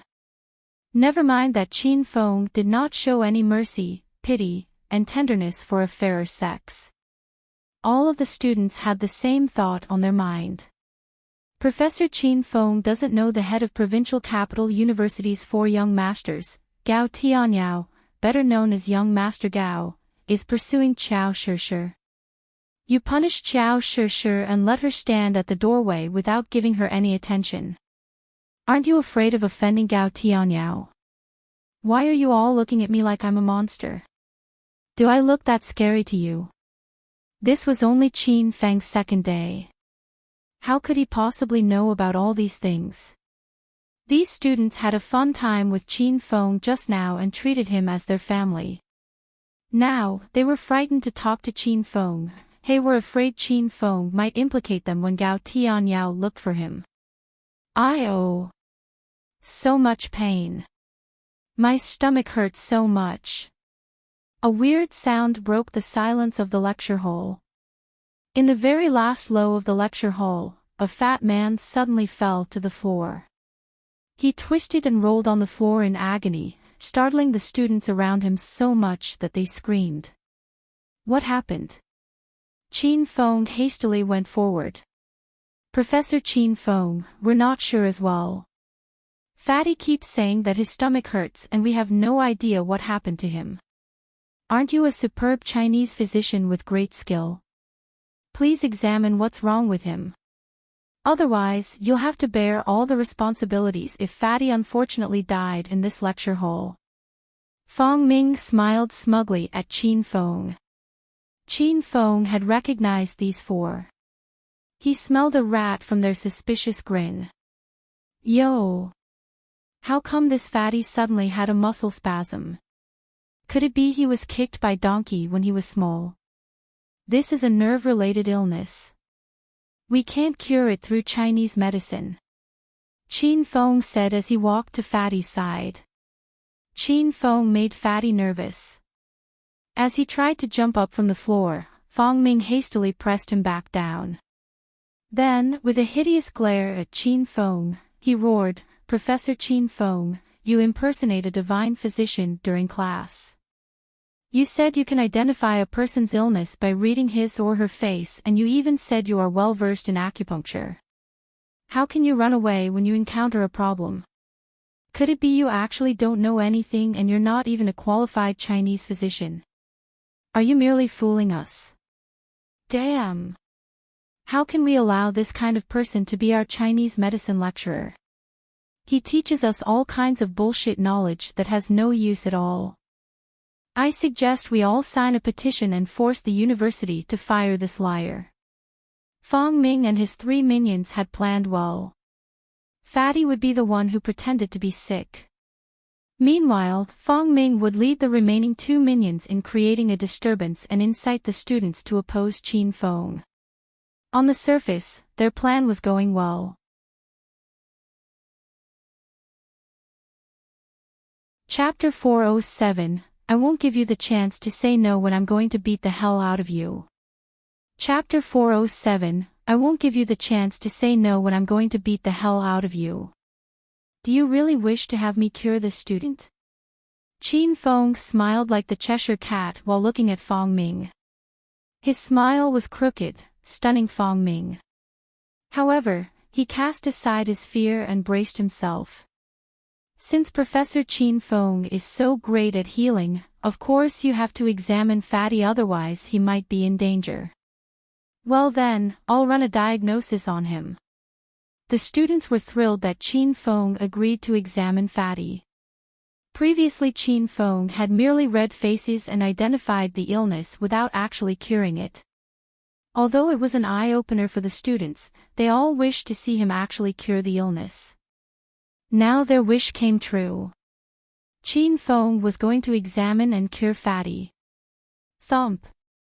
A muffled sound echoed.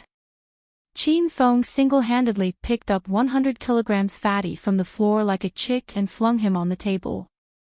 He did not go easy on Fatty. He threw him just like he would throw a cabbage. Fatty's back smashed into the iron table and it was painful. However, he could not scream as it might blow his cover. Yo! Seems like this student is seriously ill. I can't cure him with a fling, Qin Feng smirked. The students were astonished. Could Professor Qin Feng cure his patient by throwing him around? Professor Qin Feng, are you really a doctor? Don't simply throw Fatty around the class, otherwise, if his illness has worsened, you can't abandon your responsibilities. Fang Ming grumbled. He was worried. Healing and curing diseases is my specialty. I'll show you what I'm made of today. Qin Feng smiled at the students before putting his hands on Fatty's body. He felt his pulse, looked in his eyes, and examined his tongue. Suddenly, Qin Feng's expression turned serious. This isn't good. Fatty is critically ill. He is in danger now and an immediate operation is needed. Oh, please. Can you stop fooling around? Performing an operation here. You don't even have a scalpel. Please stop bluffing. Fang Ming squinted at Qin Feng.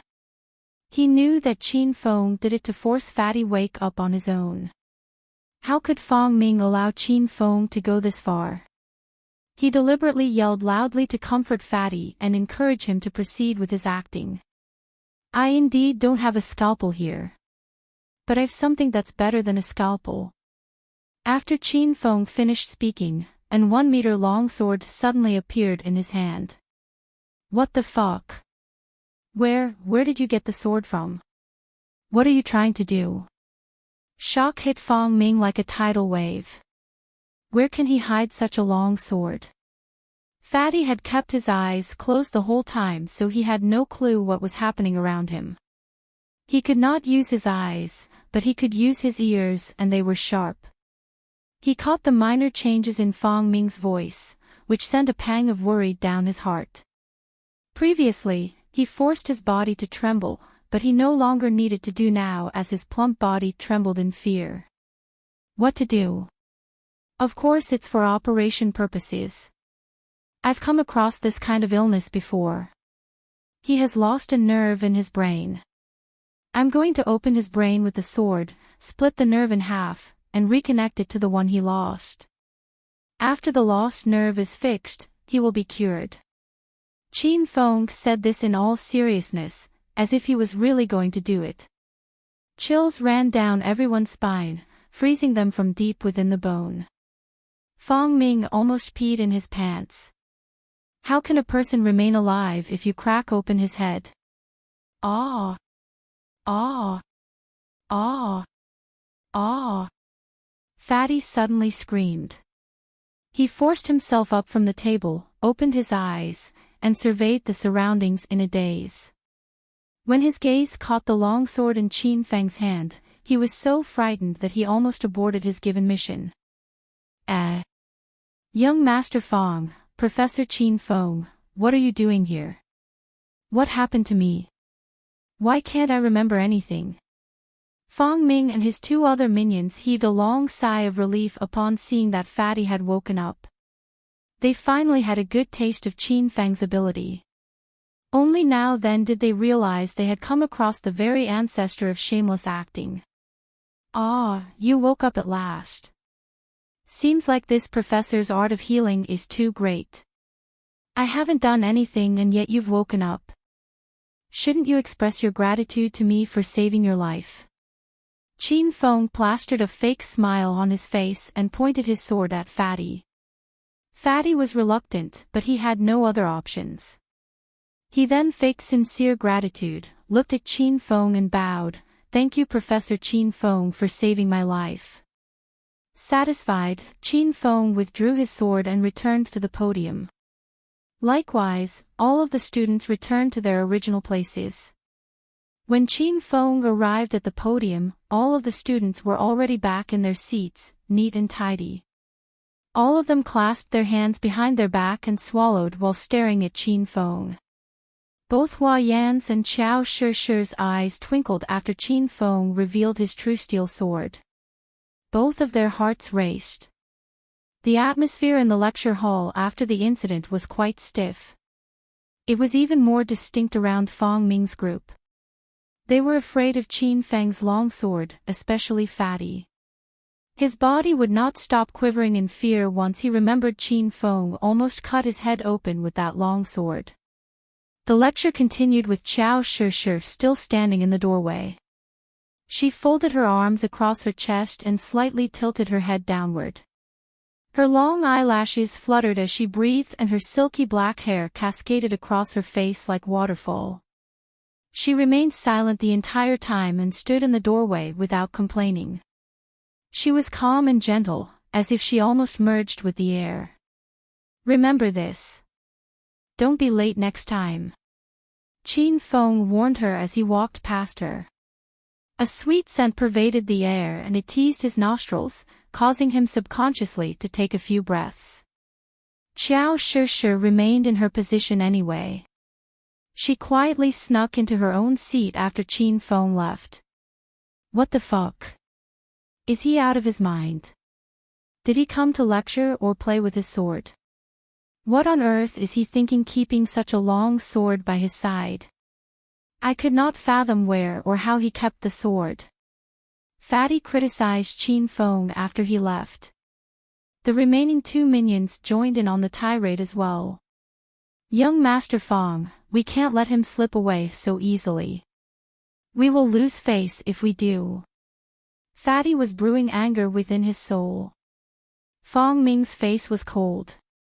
He ordered, "That brat is good at fighting and we won't be able to hold our ground long enough for us to confront him. Call for reinforcements from outside. I want him to stay sleeping in the hospital for the next few months." After hearing Feng Ming called for reinforcements from the underworld, Fatty and the 2 minions were so happy that they laughed heartily.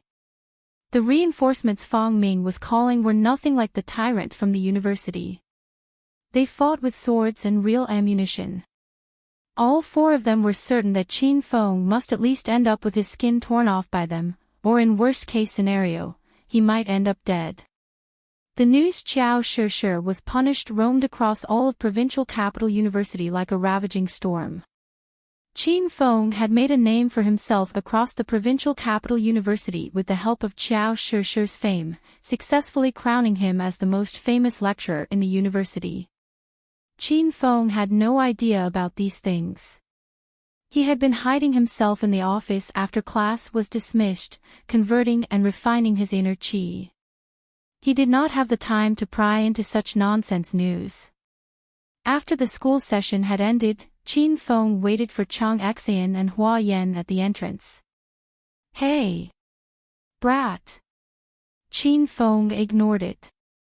"Fucking little twag, I'm talking to you. Come over here now.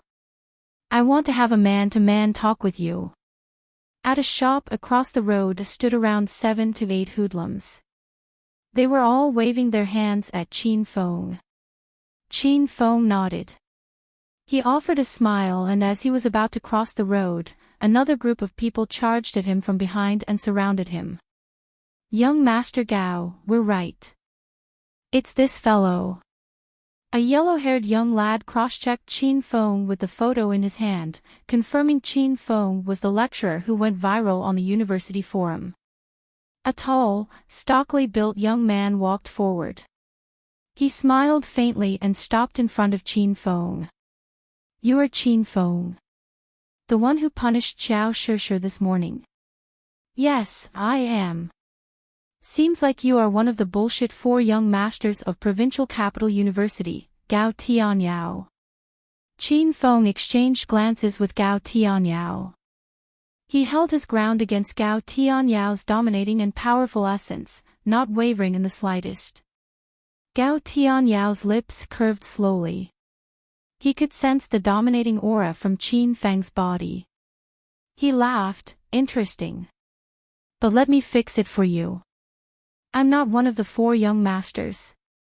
I'm the very head of the 4 young masters of provincial capital university, Gao Tianyao. Hey, I asked you to come over. Why are you still zoning out over there?" As Gao Tianyao introduced himself in a grand manner, the group of hoodlums across the road yelled again. They were separated by a large road. They did not know what kind of conversation Gao Tianyao and Qin Feng were having. They all surmised that Gao Tianyao's group was Qin Feng's friend. "I'm very sorry. I've a date with my brothers tonight. But it seems to me that you're in a rush to say something to me.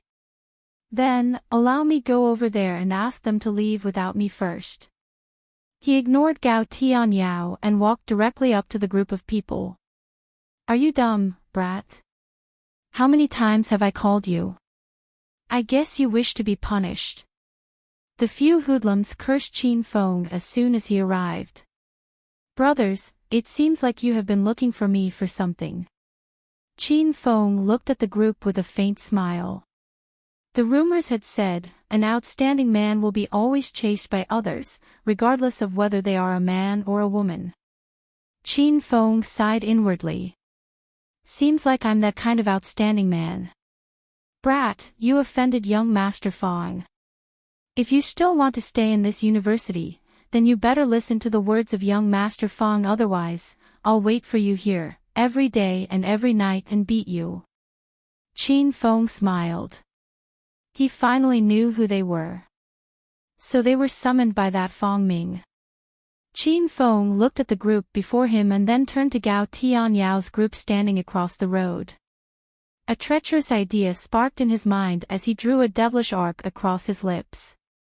He did not plan to do it himself. This was the main entrance of the university and there were too many people. He was afraid that his handsome and stylish close combat skill might attract too many female L fans, and if they took a video of him and uploaded it on a social media platform, his enemies might find out that he was still alive. At that time, he would be in great trouble. Just you. Want to neutralize me? You think too highly of yourselves. Qin Feng sneered. Then, he added, can you see that bunch of people over there? They are my sworn brothers. I've talked it through with them and they will rush over here to destroy you all once I give my order. The hoodlums before Qin Feng had long noticed Gao Tianyao's group. They were kind of taken aback when they were told by Qin Feng that Gao Tianyao was his brothers. Since they were almost equal in number, they were not sure whether could they outsmart Gao Tianyao's group. Gao Tianyao, I've finished my affair here. Don't stand there staring blankly like a fool. Get over here faster. Qin Feng suddenly yelled, causing the two groups of people to become even more tense. Both had around 7 to 8 men. They were staring at each other across the road. Fuck. How dare you rubbish hoot against young Master Gao? Let's get them. Gao Tianyao's group was made up of hotheads and young university students. They were charging at the group of hoodlums. Since their opponent had charging at them, the group of hoodlums could not back down. They all screamed and roared to brace themselves and threw themselves at their opponent. The spacious road was blocked by two groups of people. The students that were walking and talking on the road were startled by the sight and ran away in all directions. The fight happened too suddenly and too maliciously. All of the fighters wished to lay waste to their opponents. As the originator of this fight, Qin Feng sat on a chair outside of a shop, enjoying his ice cream while admiring the fight with keen interest and pleasure. Qin Feng, a skirmish is occurring over there and you still have time to sit here and watch them fight? Are you out of your mind? Are you following us? Yan Yan and I are leaving now. Chang Axian and Hua Yan crossed the road together. She was frightened and hastily ran away with Hua Yan when she saw a fierce fight ensue on the road. On her way, she saw Qin Feng leisurely weighing the fight. Chapter 408, Get into the habit of stealing spiritual plants. Chapter 408, Get into the habit of stealing spiritual plants. After they returned to the villa, Chang Axian went into the kitchen to cook dinner while Qin Feng and Hua Yan sat on the couch and watched TV. How many times do I have to tell you to move over a bit, Qin Feng? Are you dumb? Hua Yan yelled and stomped hard on his feet. She was watching TV on the couch, but Qin Feng kept pestering her. He, from time to time, nudged his butt over her and caressed her thigh at the same time, infuriating her so much that she wished to kill him. Yan Yan, don't be so standoffish since we have known each other for so long. Qin Feng said nonchalantly, offering a sly grin to Hua Yan. Angered, Hua Yan pinched Qin Feng's waist hard. Why the fuck would I be polite to you? What does this have to do with being polite? Hua Yan suddenly donned a serious expression. Eyeing Qin Feng from his head to the tips of his toes as if she was measuring a villain, she said, as I remember, you aren't from the provincial capital, right? What on earth made you come here? What possessed you to keep bothering big sister Axian? What is your intention? What's my intention? I'm afraid it isn't me who harbors an intention, it's your dear big sister Yan Yan. You didn't know, but Yen Yen used to invite me to her room for long talks at night before you returned. Her body was veiled only in a thin nightgown. I could even see her body through it in the light. Qin Feng, Hua Yan's eyes were ablaze. Do you think I won't tell big sister Yen Yen everything you have said? Ahem. Ahem. Don't. I'm afraid Axian will get shy. Qin Feng replied humorlessly. Hua Yan rolled her eyes. She was utterly defeated by Qin Feng's cheekiness. After she calmed down, she once again looked seriously at Qin Feng. You behaved generously and lavishly when you were at the Fengyun Fun City in Jincheng City. You even tipped me $500,000. Why are you now acting like a poor boy? Speak now. What is your intention? The reason Hua Yan kept Qin Feng in her house was that she had grown interested in him. She was not an ordinary person, so she could sense the aura around Qin Feng's body. She knew he was a martial artist. A youngster who had not only been born with a silver spoon but was also equipped with powerful martial arts had set his eyes on her big sister Chang Axian. It was natural for Hua Yan to get things straight before she could allow him to keep interacting with her big sister Chang Axian. At that time, you were a hostess at Fengyun Fun City. How about you name a price? Qin Feng's gaze swept across Hua Yan's boobs as he smiled wickedly. I'll attend to you in bed tonight. Hua Yan suddenly erupted with a cold aura. Qin Feng. Do you have a death wish? Likewise, Qin Feng's expression sank as a storm was brewing in his soul. He yawned. You pretended to be a hostess, and I impersonated a rich young master. All the world's a stage, and all the men and women are merely players. They have their entrances and exits, and one man in his time plays many parts. As such, a piece of advice from me to you, don't ever try to figure out who I am or harbor any interest in me. Trust me, lady, mind your own business, or else, I won't mind settling our old scores right here and now. Hua Yan was stunned. Qin Feng's aura had turned so intense and powerful that it dwarfed her own. Only then did she realize that she had never understood Qin Feng.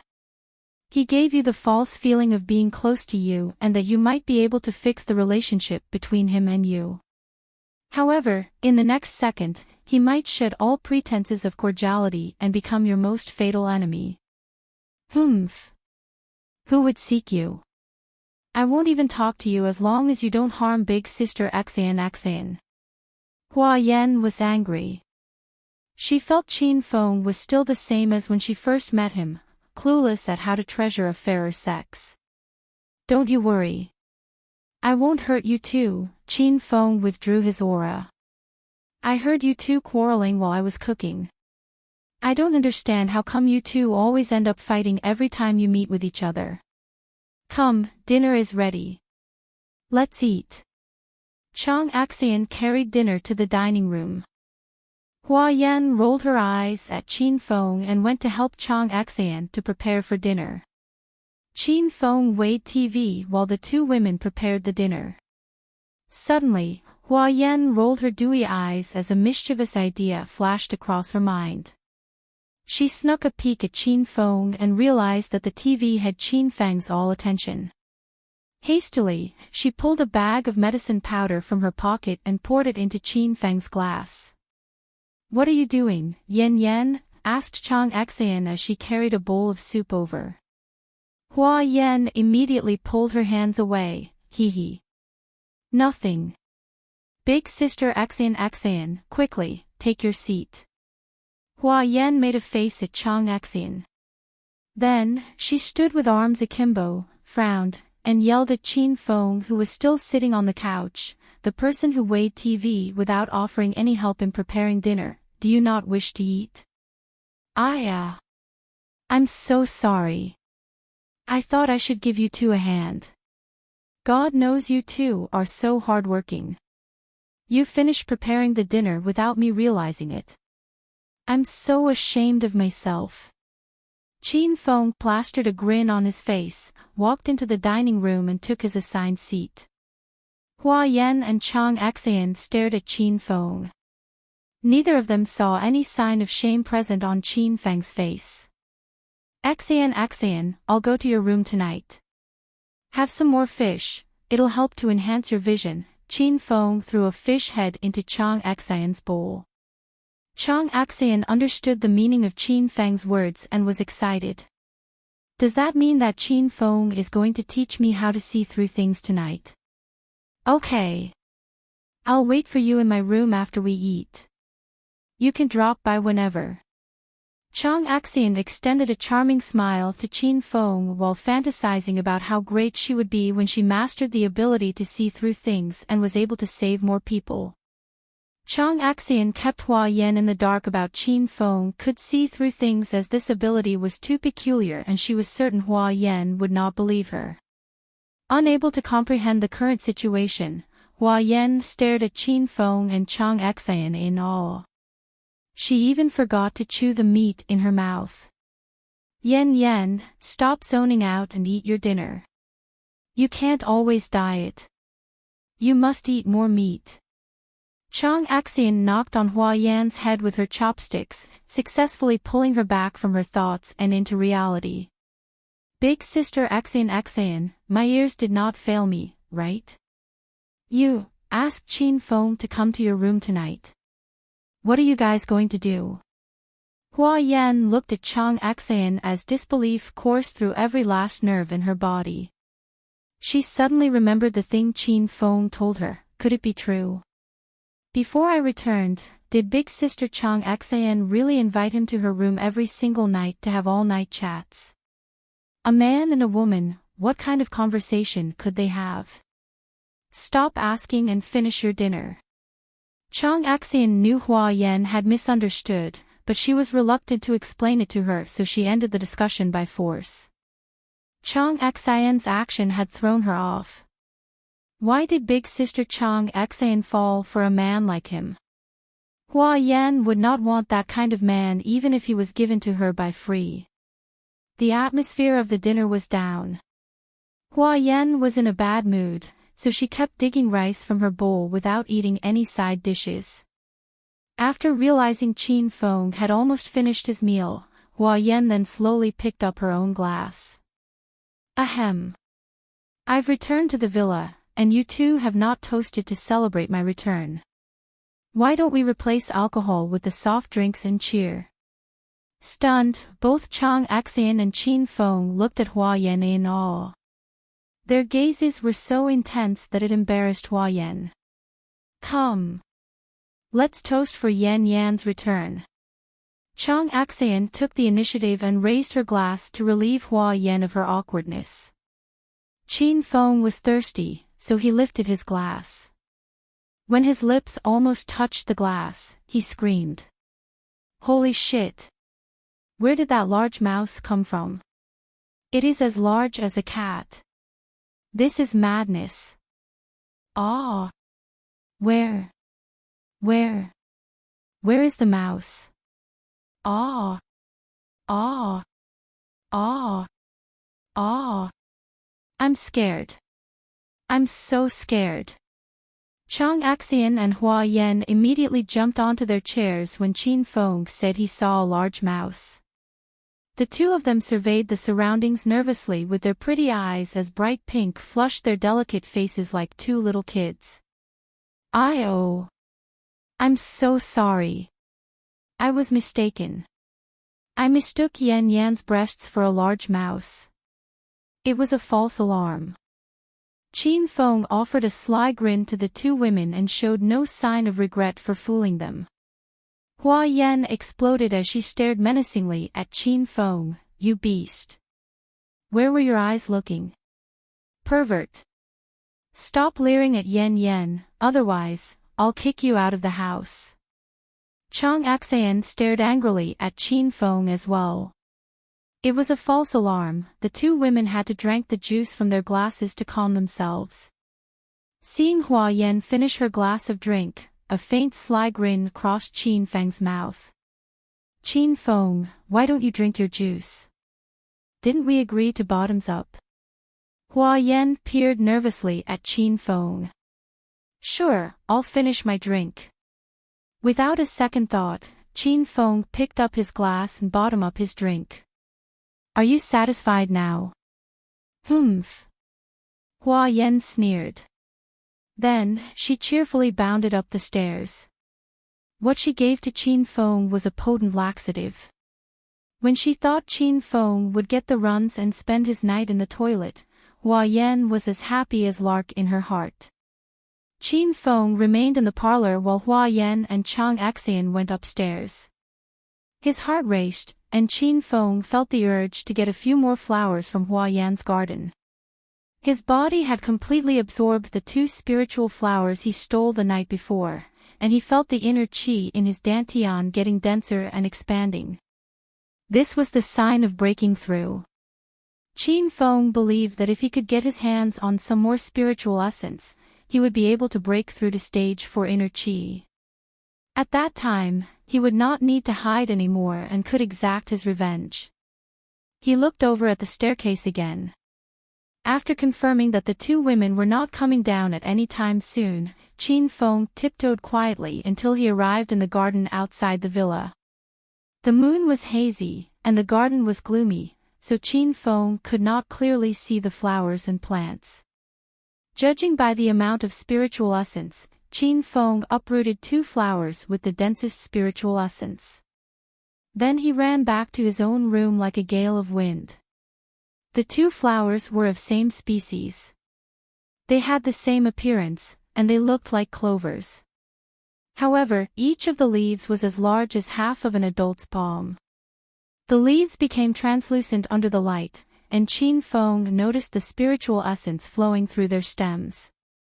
It was the essence of heaven and earth. I wish I could break through to stage 4 inner qi after consuming these 2 spiritual flowers. Otherwise, I might be in huge trouble. I shudder to think of the consequences if Yan Yan ever finds out that it was me all along who stole her flowers. Qin Feng opened his mouth and devoured the 2 spiritual flowers. Hua Yan would have been angered to death if she saw him. The 2 spiritual plants were 100-flavor grass.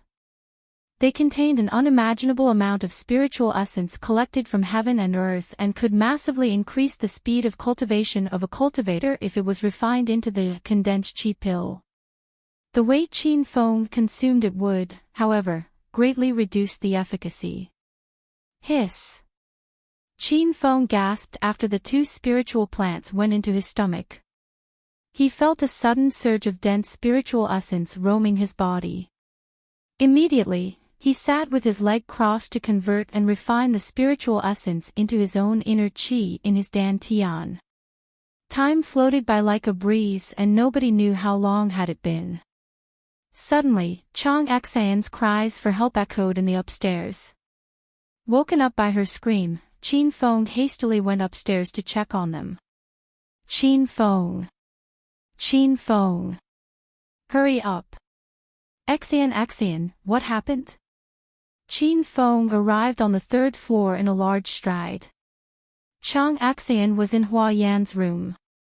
The door was wide opened, so Qin Feng just walked into the room. Hua Yan lay on her bed clenching her stomach with her hand and rolling around on her bed in agony. Her face was pale, and her expression was vile as beads of sweat oozed from her forehead.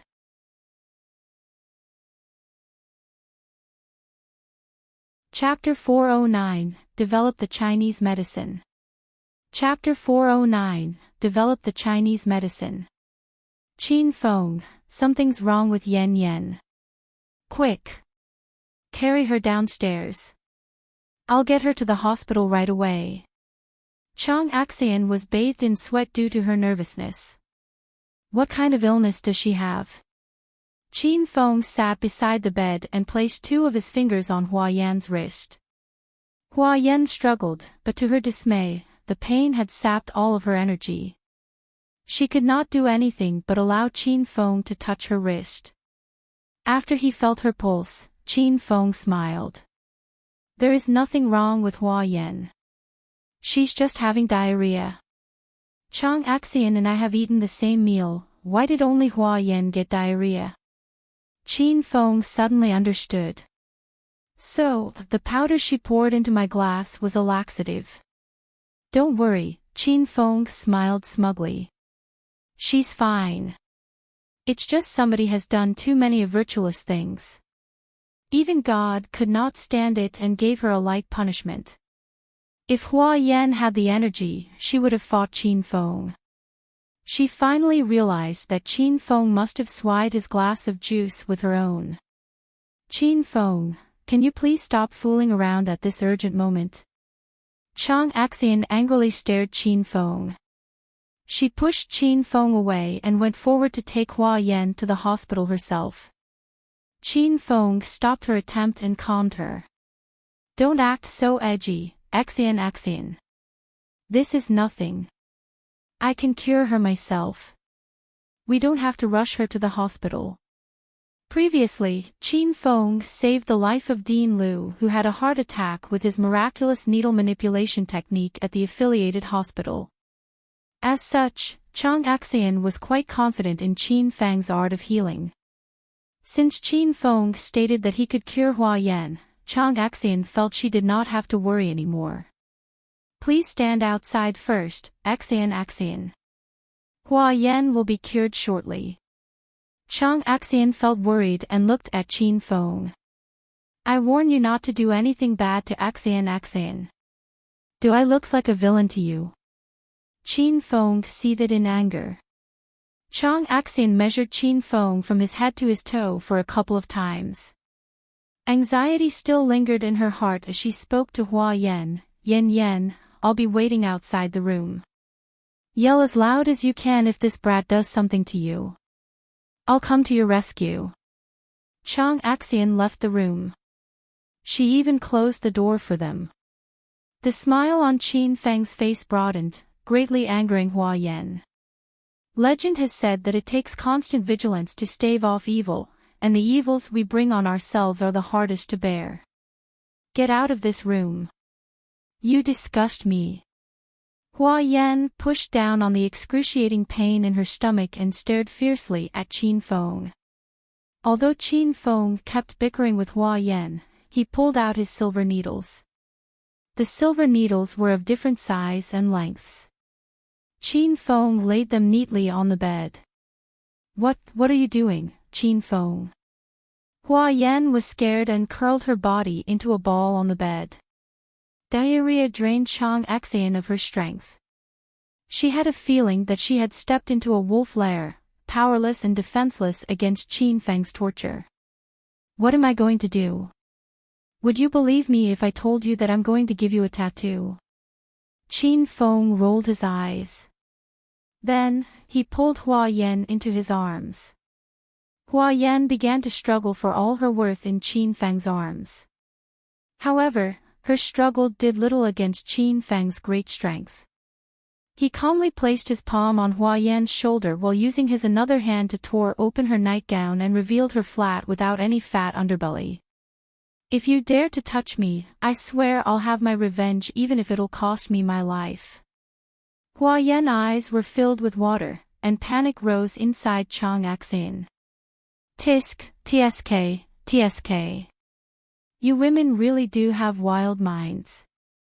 You people always fantasize that I'm going to deflower you. Let me tell you something, you think too much, little girl. Qin Feng spanked Hua Yan's bottom and continued coldly, behave yourself. You'll be responsible for your own death if my silver needles pierce the wrong acupoints. As he spoke, he stuck 3 silver needles around Hua Yan's belly. Hua Yan's body trembled as waves of scalding inner qi surged in her belly. It was a very peculiar feeling, and much to her shock, her stomachache began to fade. Seeing that Qin Feng really was treating her illness, Hua Yan finally calmed down. However, Hua Yan was beaten by her embarrassment when her waist was exposed to Qin Feng. She refused to exchange glances with him. Suddenly, Qin Feng closed his eyes and moved his hands nimbly in the air. The silver needles moved as if they were graced with life. They swirled around Qin Feng's fingers and fell one after another precisely in Hua Yan's body. Rome. After the last silver needle landed, the remaining 13 silver needles on Hua Yan's body vibrated. Seeing this sight, Hua Yan couldn't help but exclaim. Needle manipulation technique. You know needle manipulation technique. I cannot believe that you are not only a martial artist, but you're a shaman as well. A malicious intent flashed across Qin Feng's eyes. He stared viciously at Hua Yan. You knew for a while that I'm a martial artist. And what is a shaman? Hua Yan had just regained some of her energy, but she still couldn't withstand Qin Feng's barbarous and powerful aura. It suffocated her. I knew about it since the incident at Chongqing Hot Pot restaurant. You used inner qi to fight, so I deduced that you were probably a martial artist. A shaman is a very special type of person. A shaman can cultivate inner qi, and at the same time has high proficiency in the art of healing. To put it more bluntly, a person who can use the needle manipulation technique could consider himself as a shaman. Qin Feng understood. He smiled with a wickedly sly grin and continued his question. Then, beautiful Hua Yan, do you know what a pharmacist master is? Hua Yan stunned. Myriad of expressions washed over her face before her expression settled into calmness. I don't know. Hua Yan's answer thrilled Qin Feng, and his smile broadened. He knew Hua Yan was a pharmacist master, otherwise, the system would not have asked him to help Hua Yan to become a rank 6 pharmacist master. Since this young woman refused to say, then he would not force her. A shaman was tasked to heal the injuries and possessed the skill to save lives from the jaw of death. Meanwhile, a pharmacist master could grow spiritual plants and refine magical pills. There was a huge gap of difference between these two professions. You're all good now. Go to the toilet later, and sit half an hour on the toilet bowl. After that, you will be back to full health. Oh, before I forget.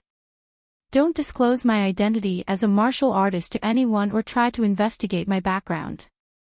Only then can we stay under the same roof in harmony. Qin Feng withdrew all the silver needles from Hua Yan's belly. Before he left the room, he turned around and said, and don't try to prank me next time. In the end, you're the one who will suffer the most. Qin Feng left her room afterward. Hua Yan threw a pillow after Qin Feng out of anger, and she almost hit Chang Xian as she entered the room.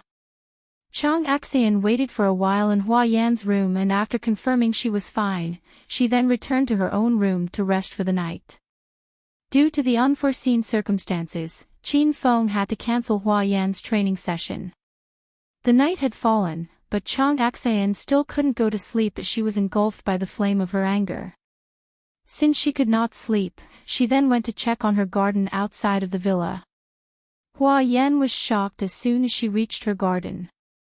She realized that she had lost yet another 2 of her most precious 100 flavor grasses. Now, she had only 300 flavor grass left in her garden. Hua Yan trembled in anger.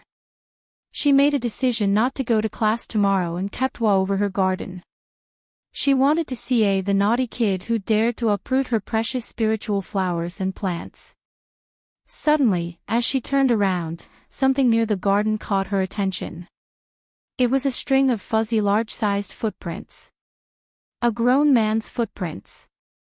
A twinkle glistened in Hua Yan's eyes as she began to understand everything. You bloody bastard. Don't let me see you, otherwise, I swear I'll kill you. Provincial Capital University, Medical College Lecture Hall. Donning a holy white shirt and a pair of black trousers, Qin Feng picked a spot where the sun fell and stood with his hands clasped behind his back. The lecture hall was once again fully occupied. There were even students standing in the aisles. All of them focused their gaze at Qin Feng with an excited expression. Wow, the number of students is increasing day by day. Seems like I'll have to talk with the chancellor regarding raising my pay after the class ends. It was Qin Feng's style to crack a joke before every class started.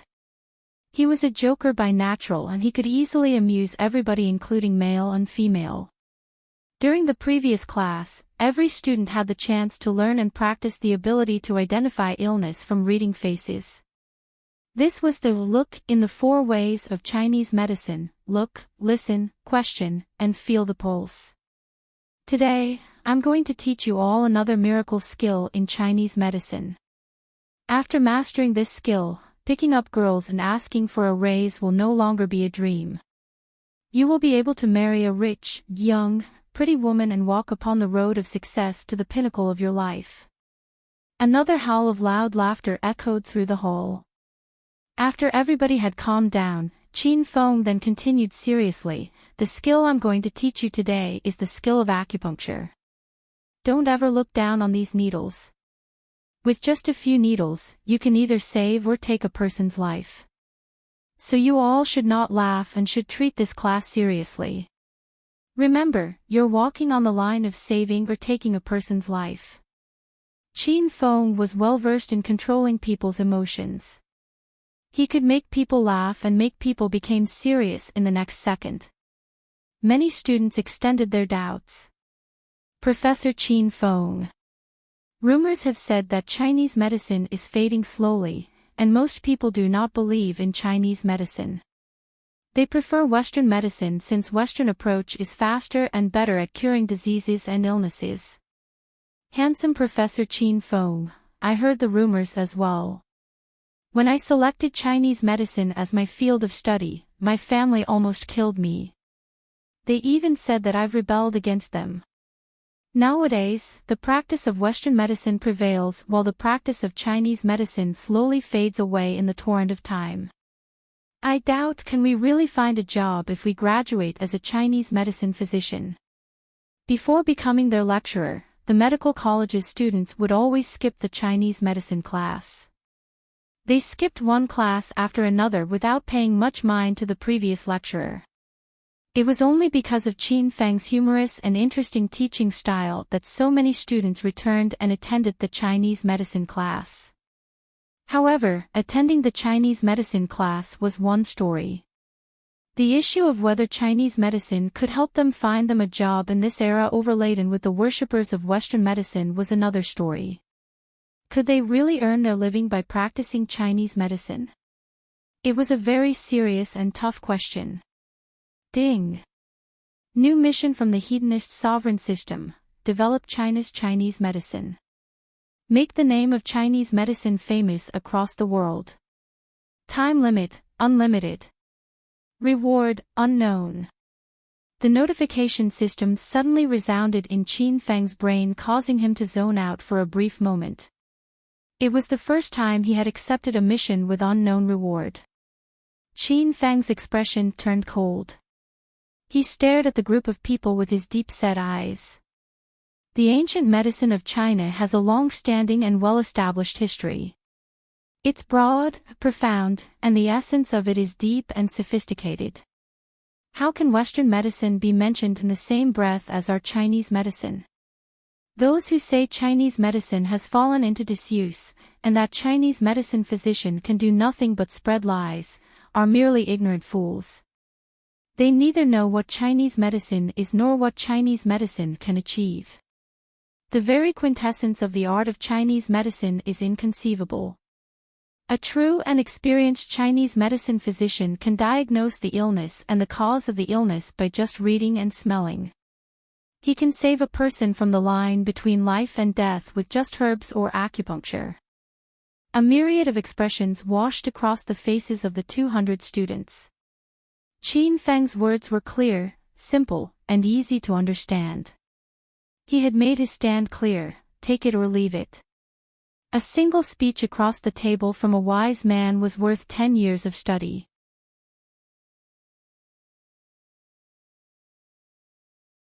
Chapter 410, Forging the Ultimate Class. Chapter 410, Forging the Ultimate Class. Rumble. After a minute, thunderous applause filled the hall. A few female students were so touched that they cried. Handsome Professor Qin Feng, Ma Qiao, put my faith in you. I want to learn true Chinese medicine from you. I want to expand and glorify the ancient medicine of China. Professor Feng, I want to learn Chinese medicine and acupuncture too. If someone tries to slander Chinese medicine, I'll kill him with my silver needles. The ancient medicine of China is #1 on earth. Rallying cries poured forth. The students who were not confident and were filled with hesitancy against ancient Chinese medicine were now all fired up. It was as if they were on steroids. Hee hee. Professor Qin Feng indeed has some skills in inspiring people, a strange voice drifted from the doorway. You see, how lively they've become. People might think somebody has actually opened a casino on campus if they could not see this scene happening in front of me. Gao Tianyao, donned in a maroon color suit, swaggered into the room, trailed by 4 tall and hulking minions. 5 of them came from the physical education college, and they gave off a towering pressure to the students just by standing in the doorway. Yo! Aren't you the head of our provincial capital universities for young masters, Gao Tianyao? What happened to the face of your 4 buddies? Their faces are all bruised, yet they still have the courage to show themselves in public. This professor will grant you all full marks to compliment your courage. Qin Feng almost made Gao Tianyao break his composure. He growled in rage. The 200 students in the lecture hall smiled behind their hands. They could only smile behind their hands because they were afraid of Gao Tianyao. Who is Lu Jie? Come out now. Gao Tianyao passed Qin Feng as if Qin Feng wasn't there. He stood in front of the podium and blocked Qin Feng's field of sight. He had not come to make trouble with Qin Feng. Instead, he would attempt to psych him out and ridicule him so much that he could not find a way out of his own embarrassment. In the 3rd row from the back, a stocky, humble, fat man rose to his feet. He was Lu Jie. He lowered his head, not daring to exchange glances with Gao Tianyao. Lu Jie rose to his feet. Gao Tianyao plastered a sly grin on his face and strutted toward Lu Jie. The student beside Lu Jie hastily moved out of Gao Tianyao's way. Gao Tianyao arrived at Lu Jie's side in a few large strides. He raised his hand and slapped Lu Jie's face in front of the 200 students. Slap. The resounding slap continued to reverberate through the hall for a long time. Do you know why I slapped you, Lu Jie? Gao Tianyao asked emotionlessly as if nothing happened. Lu Jie remained with his head down as 5 finger marks slowly appeared on his face. He clenched his fist tightly, and his eyes went bloodshot. He almost exploded, but he refused to let loose his anger. Ha! Because I wanted to slap you. Slap. Gao Tianyao slapped him again when he finished speaking. He laughed loudly. His absolute despotism pricked the students' heart. They hated him, at the same time, they feared his powerful background. Due to this, they could do nothing but swallow their hatred and not stand up for Lu Jie. Oh my, Lu Jie. Did you think I really didn't know how you've longed for Qiao Shi? I did not look for you previously merely because I didn't want to dirty my hands. I looked for you now because a pestering fly pissed me off. He even had the nerve to hit on Qiao Shi. As he spoke, Gao Tianyao's countenance suddenly darkened, and he shot a fiendish glare at Qin Feng. You see, Professor Qin Feng. This is the end of him longing for or hitting on Qiao Shi. They exchanged glances, and a murderous intent filled the air. The air seemed to be pervaded by a metal jarring sound. A storm was brewing between the confronting duo. The students were so afraid that they held their breaths. Gao Tianyao was too ruthless. He dared to enter a class, bring his men, and come for a student while, at the same time, threatening Professor Qin Feng. As if he was a maverick, acting in his own way regardless of the law and of natural morality. Clap. Clap. Clap. Qin Feng suddenly applauded. With a calm expression, he smiled, "Good, very good. It's extremely rare to see a student that has mastered the skill of fronting to this extent at such a young age. Mr. Gao Tianyao, you are to be praised. Every student has to master this skill, without it, you won't be able to survive well in this world."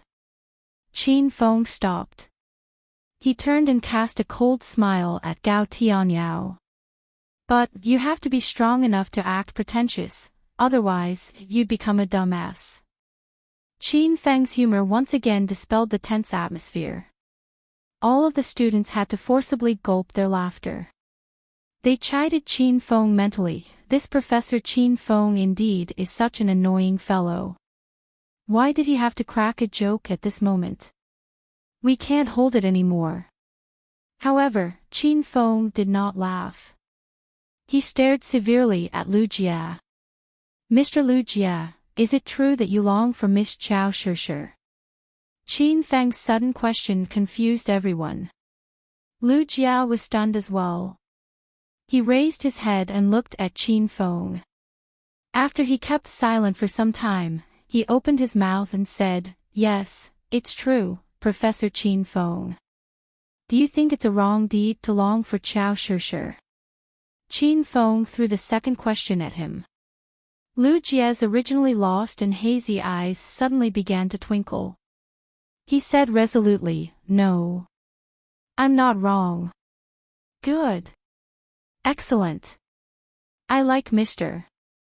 Lu Jia's answer." Qin Feng walked to the door as he clapped his hands.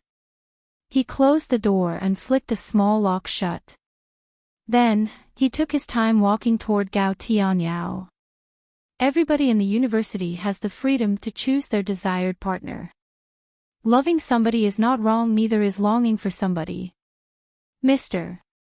Lu Jia longed for Qiao Shishir. Should he be punished? Qin Feng stopped about half a meter away from Gao Tianyao. They were both about the same height. They exchanged glances at the same eye level while releasing powerful auras into the air. "Answer my question. Should Lu Jia be punished for longing for Qiao Shishir?" Qin Feng peered straight into Gao Tianyao's eyes. His voice was cold. "He's guilty as long as I exist." Gao Tianyao released his full aura like a cactus showing off its spikes. He was not intimidated by Qin Feng's terrifying essence. Smiled, Qin Feng said, "Interesting. In my very honest opinion, I don't think Lu Jia should be punished." "Humph. Whatever." Gao Tianyao tilted his head high and looked provocatively at Qin Feng. "Your opinion does not matter to me. I've slapped him. What can you do about it?" There is nothing I can do. I'll just pay you back blow for blow." Shroom. Qin Feng finished his sentence, and the hand that had been clasped behind his back suddenly moved. The air stream around him distorted, releasing a small explosion. Astonishment struck Gao Tianyao hard. He knew Qin Feng was a martial artist, so he kept his guard up at all times. However, he realized how powerful Qin Feng was after Qin Feng made his move. Qin Feng was as fast as lightning. Even Gao Tianyao, a stage 4 inner chi expert, did not have the chance to parry his attack. Slap. The sound of slapping echoed through the lecture hall. The students' eyes almost popped out of their sockets in astonishment. It happened too quickly. They merely blinked, and in the next second when they opened their eyes, 5 finger marks had appeared on the right side of Gao Tianyao's handsome profile. It was very offending to the eyes. The 200 students felt like they were dreaming. Gao Tianyao had crowned himself head of provincial capitals for young masters ever since he enrolled as a student in Provincial Capital University. It was always him who tortured the students and beat the lecturers. This was the very first time everybody saw Gao Tianyao beaten by somebody. So, Gao Tianyao is not invincible after all. Hiss. Qin Feng did not go light on him. His slap disheveled Gao Tianyao hair. Gao Tianyao gasped, and his eyes blazed as a storm brewed in his soul. The fuck, you slapped me. Do you believe? No, I do not believe in you, Qin Feng cut him off. In the next second, Qin Feng raised his hand. A wild gale rose, and Gao Tianyao's left profile faced the same fate as his right profile and swelled. Slap. Rumor said that the sound of slapping a person's face was very enticing and pleasing to the ear. The students were finally able to experience that pleasure. All of them were so excited that they wanted to undress and run naked across the university. Professor Qin Feng is too handsome. They praised Qin Feng as a handsome lecturer because they could fawn over his features, but now they really felt Qin Feng was indeed a handsome lecturer from the bottom of their hearts. Young Master Gao. Gao Tianyao's 4 minions regained their senses after Qin Feng slapped Gao Tianyao twice. They charged toward Qin Feng and surrounded him. How dare you slap our young Master Gao, brat? Are you looking for death? What a naive, loutish fellow. Young Master Gao, give us an order. Do you want to claim his arms or his legs? The 4 minions were arrogant. They spoke like they really would chop off Qin Feng's limbs. Qin Feng ignored them and offered a sly grin at Gao Tianyao instead. Gao Tianyao was stunned after receiving 2 slaps from Qin Feng. He could not understand how a stage 4 inner Qi prodigy like himself could not even defend himself against a single one of Qin Feng's attacks. Just how strong is he?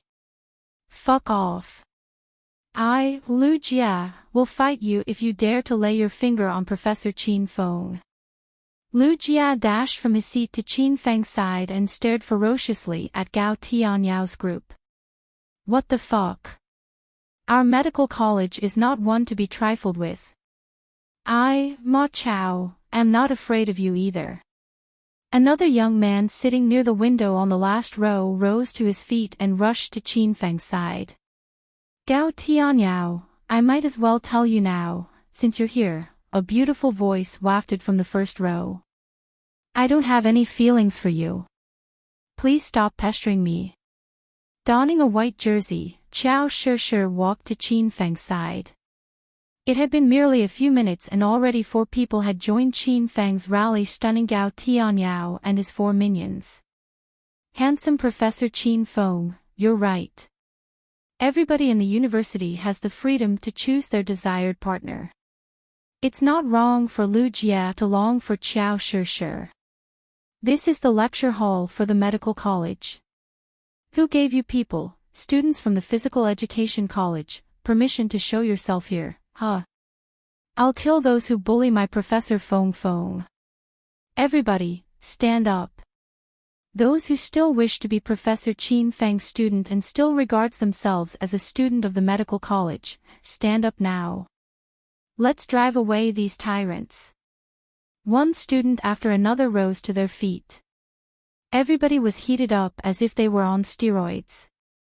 They arrived at Qin Feng's side and glared at Gao Tianyao and his 4 minions. In merely 2 minutes, Qin Feng's rally went from 4 against 1 to 40 against 4. It was a spectacular sight that would take away your breath. It was almost impossible for one to bear when so many people stared at you. Fear coursed through Gao Tianyao's 4 minions and made their legs weak. Ding! New mission from the Hedonist sovereign system, forge the medical college into the ultimate class in provincial capital university. Time period, 6 months. If host Qin Feng clears the mission, the system will reward host Qin Feng 20,000 hedonist points and the limited hero, Ouyang Feng, from the Elysium of Heroes. If the mission fails, 40,000 hedonist points will be deducted, and the system will reclaim one of the heroes from host Qin Feng.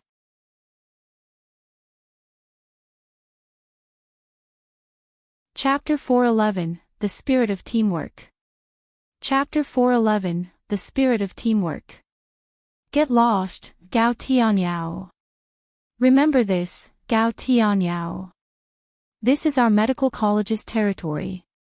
You come here, and we'll beat you. Professor Qin Feng, say it. What should we do to these guys? There was strength in numbers, and it was true. A massive crowd of students banding together was an impressive sight. The students were all wired up, and they glared at the helpless Gao Tianyao and his 4 minions. They had cast away their fear of young Master Gao, the head of Provincial Capital University for Young Masters. What should we do, young Master Gao? Young Master Gao, a wise man does not fight when the odds are against him. I suggest we take our leave. Gao Tianyao gnashed his teeth in rage and stared at Qin Feng and the group of students. Meanwhile, his 4 minions were planning to back out. They all tried to persuade their leader for a retreat. Gao Tianyao knew he could do nothing to turn the tide now. He waved his hand at his minions, "Let's go," and went away angrily. "Let them go," Qin Feng gestured with his hand and calmed the restless students. After Gao Tianyao and his 4 minions left, Qin Feng walked to Lu Jia's side. He said, "Mr. Lu Jia, I lent you a hand this time, but I will not next time. And you all, I won't give you a hand if any of you are in trouble. You all will have to either submit to evil forces and walk with your tail between your legs the rest of your life, or stand up, unite, and fight back." Qin Feng's speech remained in the students' minds for a long time. They could not shake it off. The medical college had been a heap of loose sand before Qin Feng became their lecturer. Their state of disunity was so dire that most of them could not even recognize their own classmates, although they'd been in the same class for 3 years. For years, they had not cared about their classmates and wouldn't offer a help if their friend was in trouble. In some circumstances, they laughed and took pleasure in their friend's suffering. However, the current incident was a game changer. They finally realized the quintessence of teamwork and the great power brought to them by having worked together. Their unity had warded off the most fearsome person at Provincial Capital University. They were certain that as long as they were united, nothing could harm them. Gao Tianyao was a short interlude. Qin Feng cracked a few jokes and brought everything back to its original course. He continued to propagate the knowledge of Chinese medicine while the students fully concentrated on his teaching. Nobody talked about Gao Tianyao. It seemed to them that the incident that happened not long ago was nothing worth mentioning and cast it to the winds. The art of acupuncture is the most amazing skill in China's traditional medicine. One can cure hundreds of diseases with the use of silver needles. Girls might fawn over you, and eventually become your wife if you use the silver needles well. You can even revive the dead and regrow flesh from bone by mastering the skill of acupuncture. Ha! Ha! Ha! Ever since Qin Feng obtained the decree of 5-element acupuncture, his brain had been filled with a lot of profound knowledge about traditional Chinese medicine. Using the approach of merging the abstruse and ancient knowledge of acupuncture with the current trends of language, he successfully caught the full attention of the students, and all of them laughed at his humor. This kind of teaching method was eye-opening and interesting. None of the students would want to go home if all the teachers in China taught the same way as Qin Feng. So, this is all about the theory and the study of acupuncture. Now, let's move to the next step of learning the acupuncture skill. The very first step of mastering the acupuncture skill is to know about the acupoints and the flow of qi in the human body. Now, I need a volunteer to assist me in the next session. The students exploded as if they were on the tin roof after Qin Feng told them he wanted a volunteer to assist him. All of them raised their hands high. Ahem. Ahem. Please put down your hand, boys. I only need girls. Half of the students yelled disdainfully at Qin Feng's favoritism for female students. However, they put down their hands eventually. Screwing his head, he said honestly, "I won't give you a red envelope or a bank card, Professor Qin Feng. The feeling of lack of money weighed on Qin Feng's mind. He was upset. He, as a hedonist young master who spent money like water, was reduced to a poor, poverty-ridden loser. It was tough for him to explain his tribulation to people, and none of them could fathom his depression. Seeing that Lu Jie did not get his meaning, Qin Feng's expression sank. "This is what you should learn of me as my student. I, Qin Feng, am a human free from corruption and bribery. I am principled and law-abiding. I won't accept any kind of bribe. Oh yeah, you may as well treat me to a meal whenever." Lu Jie's mouth jerked vigorously. He regretted coming to say thank you to Qin Feng. "Professor Qin Feng, I came from a mediocre family. I don't have much money. What if I treat Professor Qin Feng to a meal tonight at a restaurant off campus?" Qin Feng suddenly hugged Lu Jie and laughed. Thank you for your treat. Then, I'll wait for you at the entrance gate after your class finished." Lu Jie rolled his eyes, nodded and said, "Okay. See you later." Qin Feng returned to his office after he bade his goodbye to Lu Jie. He had stolen 2 spiritual plants from Hua Yan's garden the night before, and he still had not finished converting the spiritual essence into his own inner qi. As such, Qin Feng remained in his office to convert and refine the spiritual essence into his own. Time flew by like a breeze of wind, and classes seemed to be over in the blink of an eye. He had finished converting and refining the spiritual essence into his own inner qi, and the inner qi in his dantian was getting denser. As Qin Feng walked out of his office, he shook his head and sighed, "I'm one step away from breaking through. Seems like I have to visit the garden once more tonight. Professor Qin Feng, I'm here." As Qin Feng reached the entrance gate, he saw Lu Jie was waiting for him. "You really kept your word, mister." Lu Jie, Qin Feng walked forward and grabbed Lu Jie's shoulders. "Professor Qin Feng has been a great help, and I should treat Professor to a meal," Lu Jie replied. Then, he and Qin Feng walked down the street. Both of them arrived at a restaurant outside the campus. "Professor Qin Feng, even though this isn't a well-named restaurant, it's quite lavishly decorated, and the chef makes good food. A lot of provincial capital university students love to have their meals here. So, what do you think, Professor Qin Feng? Do you want to give it a try?" Lu Jie asked for Qin Feng's permission. "You have the final say. I'm not a hypocrite." Lu Jie decided that they would eat at this restaurant after Qin Feng agreed. They went into a private room. Lu Jie ordered a table of lavish dishes and a dozen of beers. He estimated the cost of the evening, and his heart began to bleed.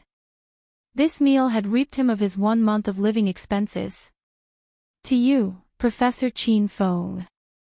Thank you for saving my face this morning." Lu Jie opened 2 bottles of beers and filled Qin Feng's cup. He filled his own cup as well. Qin Feng raised his cup and drained it in 1 cup. Then, with a sly grin, he asked, "Lu Jie, you're a martial artist, right?" Lu Jie choked on a mouthful of beer. He coughed. "Professor Qin Feng, what do you mean?" A whirlwind of mixed emotions twisted his soul as a veil of caution fell across his face. "I guessed you to be a stage 4 inner qi expert, and your strength should ma almost equally with that of Gao Tianyao. I don't understand. Why didn't you let loose your anger and fight with Gao Tianyao?" asked Qin Feng while offering a wicked grin to Lu Jie. "He shouldn't be a difficult opponent for you." Lu Jie was slapped twice this morning, and he was extremely angry. At that time, Qin Feng was very close to him, so he could sense the surge of great inner qi that erupted in Lu Jie's body. Qin Feng deduced that Lu Jie was at least a stage 4 inner qi expert.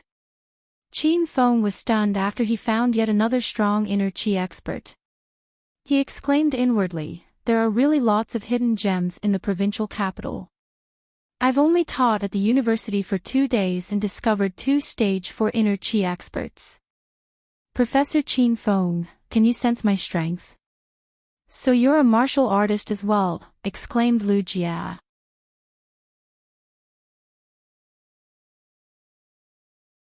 At the same time, he wrapped his other hand around Qiao Shi's small waist, and with a small push, he completely locked her into his embrace.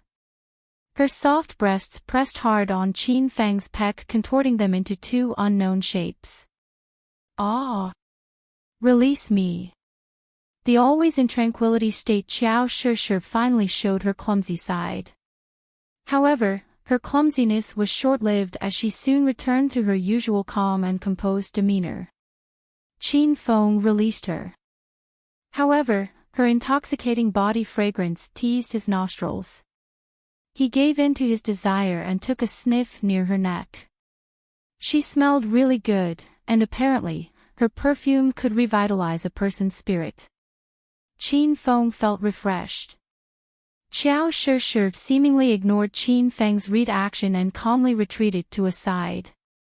Sirs, I'm very sorry for what has happened, and I hope that you will not take any offense from the accident. If there is nothing else I can assist you with, then I'll excuse myself. I wish you a wonderful meal, sirs. Qiao Shi prepared to leave, and Qin Feng pulled her wrist. Please, wait. Don't leave. Stay, and eat with us. I'm a waitress, and I'm prohibited to eat during my working hours. Qiao Shi turned down Qin Feng's offer calmly. I think you know best why you fell. You have not eaten anything since this afternoon. You're weak now, and if you continue to work with your current state, I bet you'll somehow drop a dish again. It will do more harm to your work than eating during your working hours. Qin Feng ignored Qiao Shi's resistance. He pulled her to a chair and gave his own bowl to her. Then, he shoved a lot of meats and vegetables into the bowl until it became a small mountain. Eat now. Finish it before you go to work. Tilting her head, Qiao Shi looked at Qin Feng with her star-like, glassy eyes. Her long and slender eyelashes fluttered as a veil of mixed emotions flashed across her eyes. However, she remained silent. She slightly bowed her head, chewed carefully, and swallowed slowly the food before her. Even the way she ate was eye candy. Qiao Shi continued to savor her meal as Qin Feng and Lu Jia stared at her. When Qiao Shi almost finished her meal, Qin Feng gave her another bowl of fish soup and urged her to finish the soup. Bang! 5 Hulks slammed the door open with a terrible grin. Their eyes were filled with lustful desire when they saw Qiao Shi. Ha! I was wondering where the little beauty had gone, so you're hiding in here. Yo! What's going on here? Why is the waitress allowed to eat during her working hours? Who is going to serve this brother? The leader of the group was a red-haired young lad. He staggered across the room, and his body was soaked in booze. It was obvious that he had a few drinks. With a readily sly grin on his face, he drooled at Qiao Shi's well-toned body physique and teetered toward her. Hey, cutie. I'm drunk. Come and support me, otherwise, if I fall down, you'll be the one to be blamed. Sir, you're drunk. Please return to your room, and don't simply walk around. You might disturb other customers, Qiao Shi replied calmly. The red-haired young lad's smile broadened. He crossed the room and arrived in front of Qiao Shi. Then, he placed his nose near Qiao Shi's delicate face and took a few deep breaths. He looked like a hound sniffing its prey. Tisk, tsk. I've heard the story that women have the fragrance of virginity. I don't believe it at all, but now I believe the story after I have smelled this cutie's perfume. Red Hair stared at Qiao Shi's ample bosom without the slightest scruples. He drooled and continued to stick his nose around Qiao Shi's body, making his 4 minions even more restless. The 4 minions could not hold their desire anymore. They all charged to Qiao Shi's side. With a lecherous gaze, they asked, "Big brother, what is the fragrance of virginity? I want to have a sniff too." "Ha! Cutie, you really smelled good, especially your breasts. I could even see the scent of milk from it." "Ha! 4. I think it's that you want to eat the cutie's breasts." These 5 people were not respectable men, to begin with, and they were now even worse after they had a few cups of beers. Their words were intolerable to the ear, and Lu Feng was greatly angered by them. "Yeah, it's a cushy job. You just need to follow us back to our home and serve us well. After that, we can give you whatever amount of money you want." Red-haired man and his group did not let Qiao Shishir go. They surrounded her in a circle. Among the 4, 2 of his minions could not hold themselves anymore and extended their filthy hands to grab on Qiao Shishir's breasts. "Hey! Stop screwing around. Can't you guys tell that this girl is under this young master's protection?" A laugh echoed through the room. The 5 people stopped and turned their attention to Qin Feng. Yo. Who is this? You don't have the quality to act pretentious in front of me. Get lost now while you can, otherwise, I'll make you crawl out from this room." The red-haired man cast a fiendish cold glare at Qin Feng. His 4 minions surrounded Qin Feng as well. "So it appears that we can't settle this the peaceful way." Qin Feng indifferently shrugged his shoulders. He was not affected by their threats.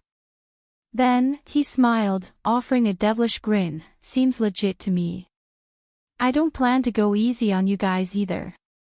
A dense, cold aura erupted from Qin Feng's body as soon as he finished his speech, pressuring the group so much that they had a hard time breathing.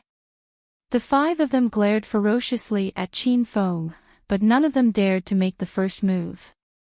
After a good while, a skinny man from the group shattered the standoff. He yelled and charged at Qin Feng. "Fuck you. I'm going to kill you now."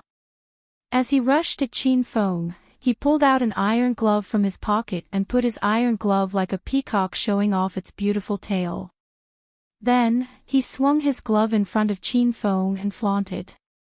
"Did you see this, kid? We're professional hoodlums. We fight using iron gloves. Did I scare you off?" "Ha, ha, ha." The skinny man laughed brazenly. Meanwhile, with a faint smile, Qin Feng waved his hand and an iron glove appeared from thin air onto his fist. The glove was silver-white in color and shrouded in an orange radiance. It was far more stylish than the skinny man's glove. "Wow. What the hell is that thing? You own an iron glove as well. What's more, it glows. Did you scatter some phosphor powder on it?" The skinny man's eyes glistened with a coveting twinkle as soon as he saw Qin Feng's winter iron glove. He fell in love with Qin Feng's glove at the first sight. At the same time, Lu Jie and Qiao Shishir sensed the aura coating around Qin Feng's winter iron glove. Their faces were veiled with a myriad of emotions because they never expected that Qin Feng owned much spiritual equipment. If their memories did not fail them, Qin Feng showed his treasured sword to teach Ming and his group a lesson. Big brother Tian. You see it? This fellow put some phosphor powder on his iron glove. Why don't we copy him and put on some phosphor powder on our gloves as well? It will be so cool when we go to a fight next time with each of our gloves glistering with different colors." The skinny man had forgotten about his given mission and yelled happily to his big brother with the red hair.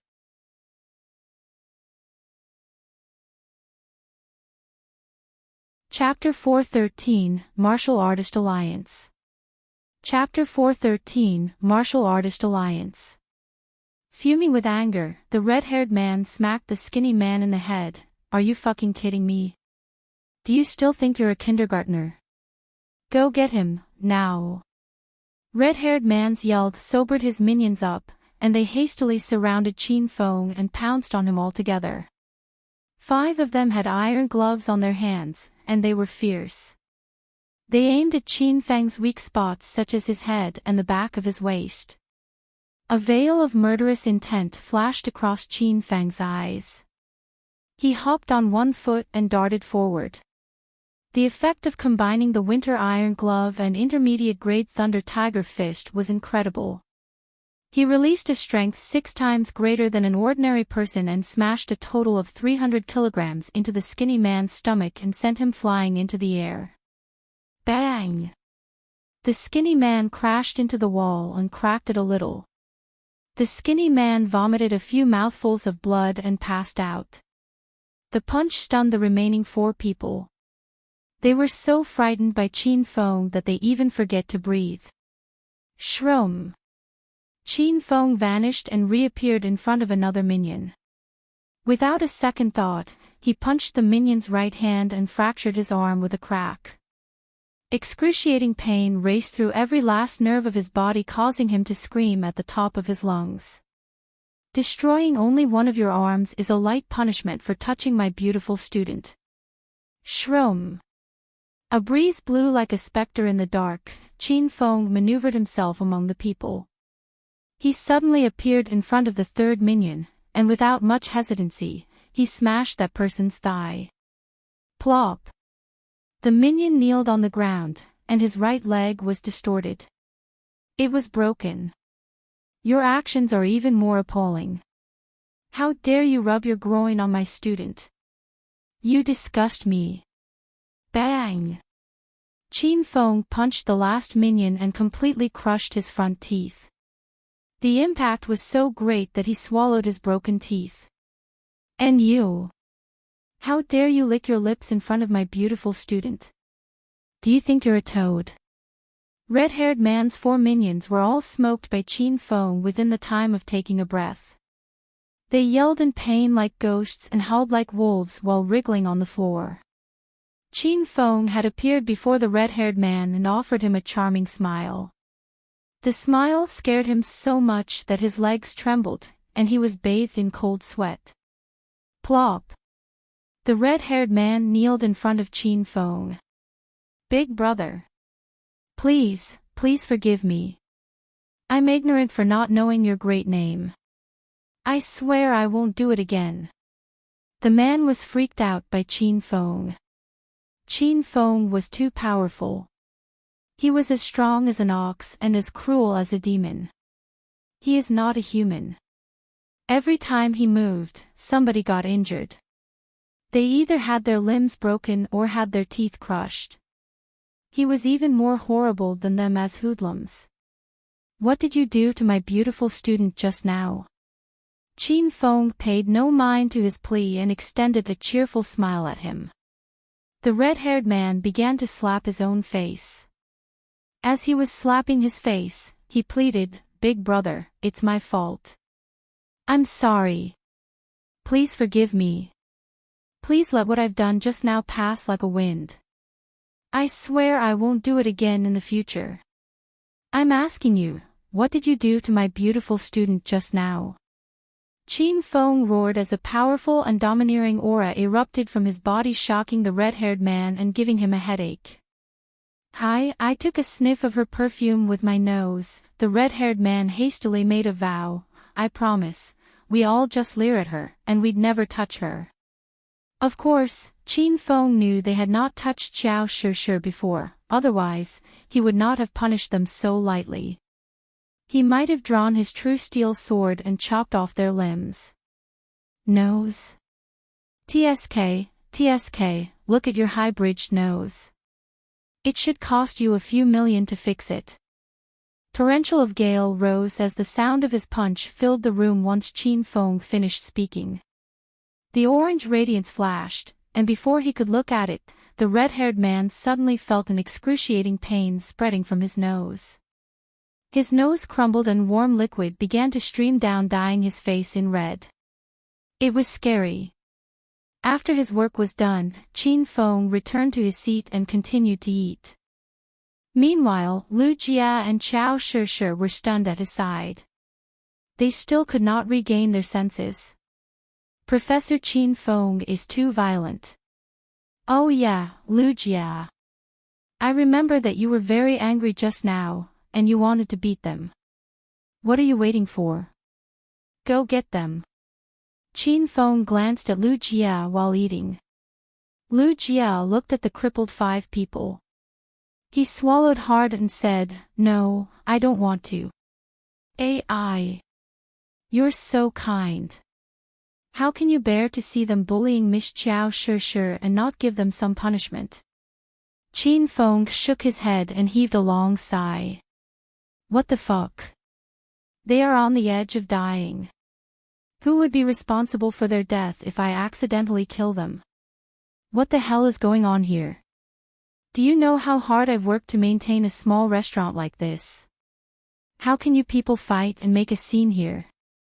Who'll be responsible for my loss? A loud voice of great penetrating power echoed through the room. A middle-aged woman with no distinctive waist barged into the room.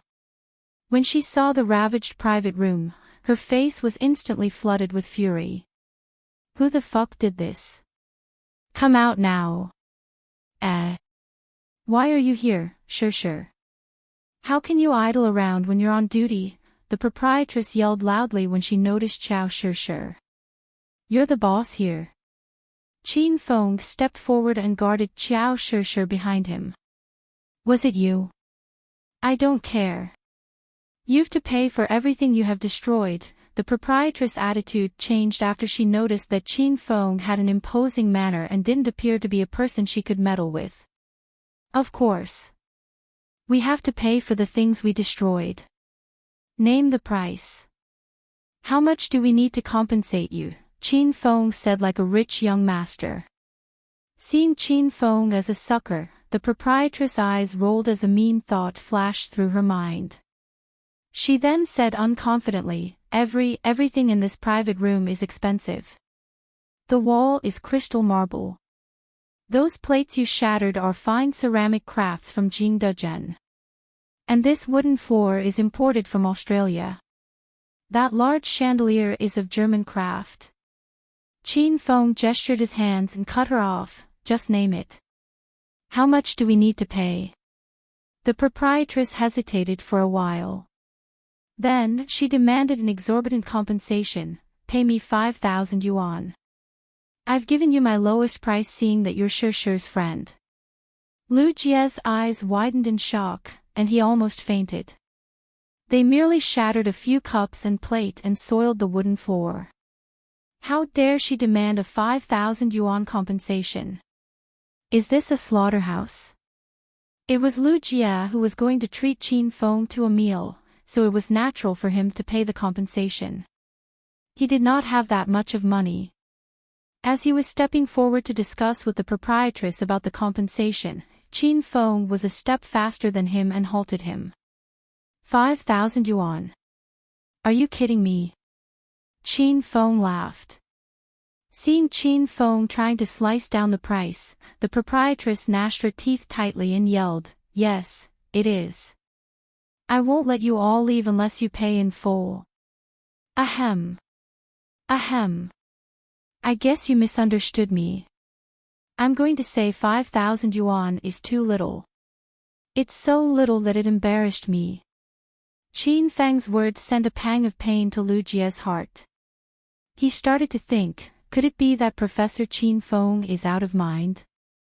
Likewise, Qiao Shi peered at Qin Feng with a questioning expression. However, she soon grasped the situation, and she smiled. What are you saying? The proprietress stared at Qin Feng in disbelief as if she had seen a ghost. She thought her ears had failed her. I said, you should ask for more.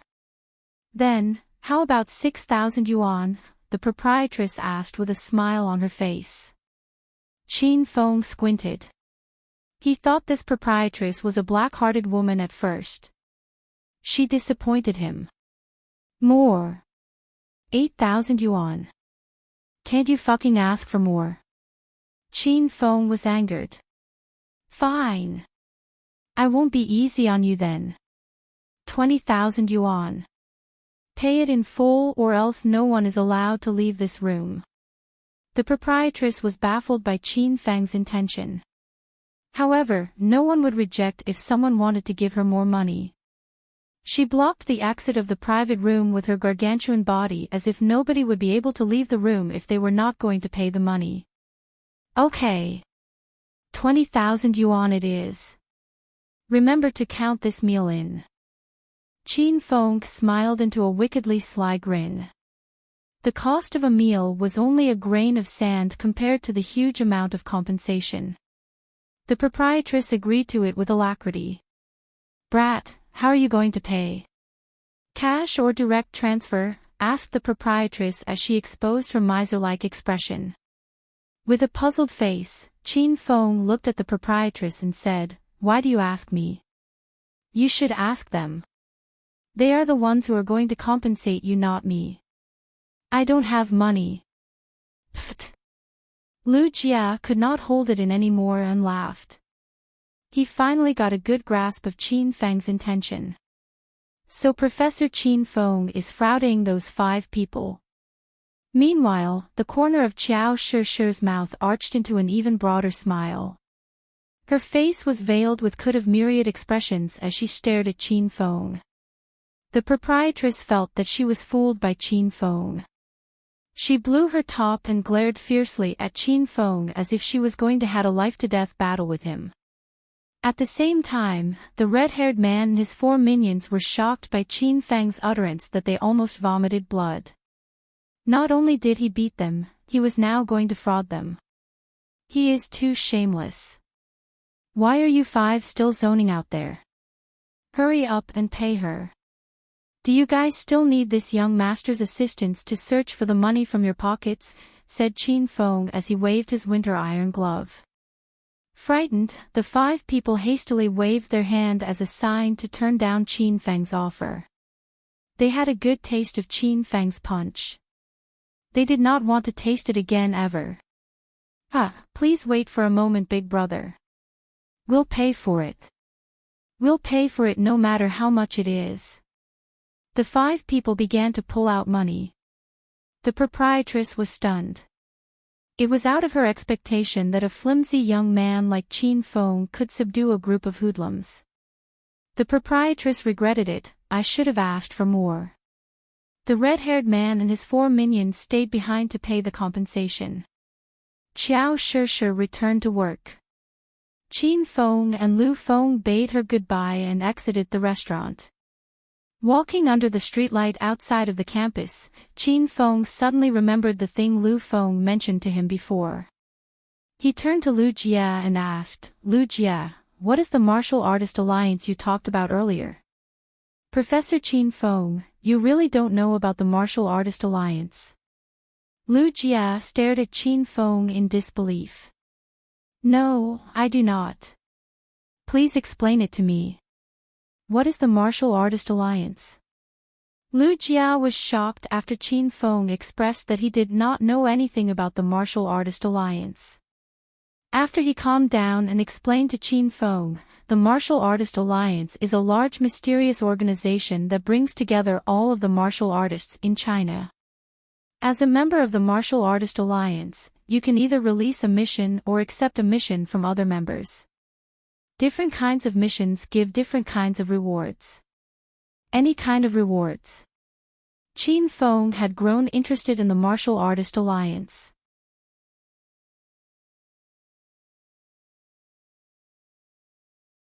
Chapter 414, Joining the Martial Artist Alliance. Chapter 414, Joining the Martial Artist Alliance. Yeah, they pay us handsomely. We can get rewards such as potions to use for cultivation, herbs, pills, spiritual equipment, skill books, and much more, chirped Lu Jia. Qin Feng's eyes gleamed brightly. He was on the edge of breaking through to stage 4 inner qi, and he needed a large number of spiritual plants and mystical herbs to do so. He thought it wasn't a great idea to keep stealing spiritual plants from Hua Yan's garden. If Hua Yan ever found out that it had been him, he would experience a horrible ending. After weighing the situation, Qin Feng felt that the martial artist alliance might be a good place. Is it permissible for anyone to accept and assign missions in the martial artist alliance? Qin Feng asked his second question. No, it's not. The Martial Artist Alliance is a large clandestine organization. Normally, the presence of this organization is only known by martial artists. The people outside of martial world know nothing about this organization. To enter the Martial Artist Alliance, you must first have to get a membership. That is to say that you have to register yourself as a member. Each member has their own identity. You can either use your real name or an alias. Then, you can start to accept or assign missions. Lu Jia explained thoroughly the mechanism of Martial Artist Alliance to Qin Feng. Qin Feng was dazzled by Lu Jia's story. The Martial Artist Alliance worked the same way as Mensa International. Mensa International was a central organization for gifted and talented humans with a high IQ, whereas the Martial Artist Alliance was the central organization for martial artists. The former was open to highly intelligent humans, gifted children and talented people from around the world, whereas the latter aggregated every martial artist in China. Professor Qin Feng, you've never been to the Martial Artist Alliance before? Lu Jia did not believe Qin Feng. Does the Martial Artist Alliance only exist in the provincial capital? Qin Feng countered Lu Jia with his own question. No. The one in the provincial capital is the headquarters. The Martial Artist Alliance has many branches covering every city of China. Each city must have one. It's just that ordinary people would not know about it. Qin Feng was shocked. That means there must be a branch in Acropolis City. Qin Feng chided his ignorance. I should have known about it. Anyway, Qin Feng could not be blamed. Even though Qin Huang had been a martial artist and Uncle Fu was an external strength master, Qin Feng was born without the gift. He was normal, and he was destined to be unable to cultivate martial arts in his lifetime. As such, Qin Huang detached himself from the Qin family in the provincial capital and brought along Qin Feng all the way down to Acropolis City where he began his business empire. Qin Huang knew that Qin Feng could never be a martial artist, so Qin Huang thought he might as well plunge himself into business. After Qin Feng had grown up, he figured that he would pass down his business empire to Qin Feng so that he could live an ordinary life until death claimed his life. As such, Qin Huang and Uncle Fu never mentioned or brought Qin Feng to the Martial Artist Alliance branch in Acropolis City because neither of them had anticipated that Qin Feng would one day become a martial artist. Lu Jia, where is the Martial Artist Alliance in the provincial capital? Could you take me there? Qin Feng could not push down the buzz in his heart anymore. He was thrilled. Yeah, sure. Let's go there by car. Lu Jia and Qin Feng returned the same way they arrived. When they arrived at the car park off campus, Lu Jia pressed his car key and the front lights of a vintage Buick sedan lit up. He noticed that the provincial capital seemingly came to life at nightfall. The streets presented a scene of feasting and revelry with endless streams of passers-by bustling in between restaurants and bars along either side of the road. A distant and vague memory surged and settled into his mind as he was swept into the mad whirl of the city. He pondered, how long has it been since I withdrew myself from this kind of life filled with jazz and booze? The Buick tore down the street and stopped outside a quadrangle. After they got out of the car, they walked for around 10 minutes into the deepest part of the quadrangle. Qin Feng made a map in his mind as he walked so that he would not get lost in this maze-like compound. After walking for a while, Qin Feng somehow found a few memories of this place in his mind. He realized that this place was only a block away from Yulin Street where he previously set up a stall to sell talismans. In the daytime, the place was filled with many stalls, and there were a few shops selling antiques on the street. It was totally out of his expectations that the main headquarters of the Martial Artist Alliance was hidden in such a lively compound. Lu Jia led Qin Feng to an ordinary quadrangle. There were 4 security guards outside, and they barred them from entering further. Who are you? Beyond this point is a private area, and unauthorized people are prohibited to enter. Big brother, both of us are martial artists, and we plan to accept some missions and restock our supplies. It was obvious that it wasn't the first time Lu Jia had been there as he pulled out a red booklet and passed it to the security guards.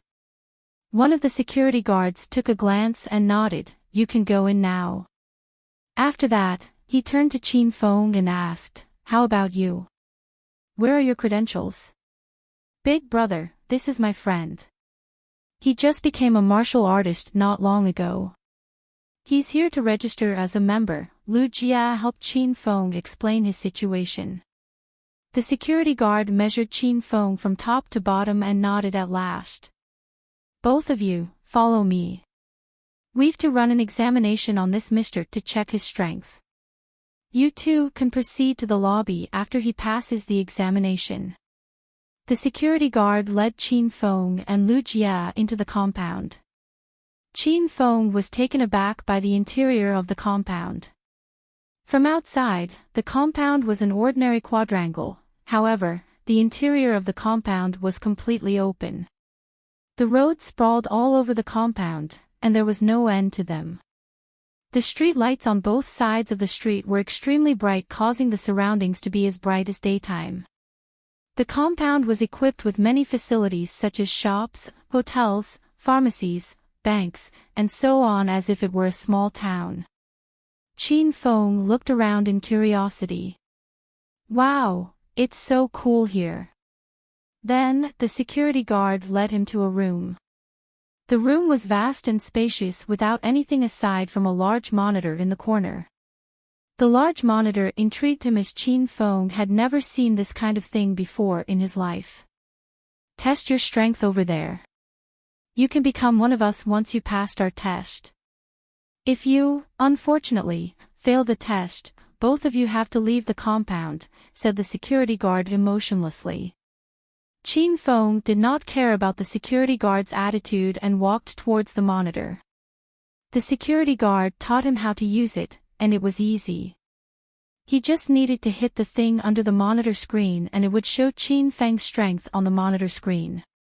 Martial arts was composed of external strength cultivation and inner qi cultivation. Regardless, anyone who broke through stage 1 inner qi or stage 1 external strength would be considered as a martial artist. At this stage, they could exert a force of 100 kilograms, which is twice the strength of an ordinary person. Taking a deep breath, his muscles bulged, and a gale of wind suddenly rose from nowhere. He moved as fast as lightning, slamming his fist on the target with great force.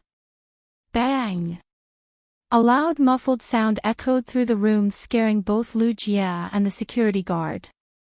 The security guard hurried towards the screen, and his eyes almost popped out when he saw the number 298 on the monitor. This man exerted 300 kilograms of force. That's almost on par with a stage 5 external expert or a stage 6 inner qi expert. There are only a few martial artists of this caliber in the Martial Artist Alliance. "Do I pass the test or not?" asked Qin Feng after realizing the security guard had not said anything after such a long time. Qin Feng was a stage 4 external expert, and he had consumed strength-enhancing potion twice before he arrived. With his intermediate-level Thunder Tiger Fist technique, Qin Feng was certain that he could release a force of 350 kilograms with ease. The force of 298 kilograms on the monitor screen was the result of him suppressing his power. Yes, the security guard finally returned to his senses.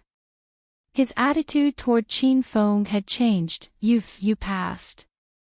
Lu Jia said that he had just become a martial artist not long ago, so the security guard had not expected him to be so strong. "You're so powerful, Professor Qin Feng." Lu Jia ran to Qin Feng's side and exclaimed. The security guard went to register Qin Feng as a member.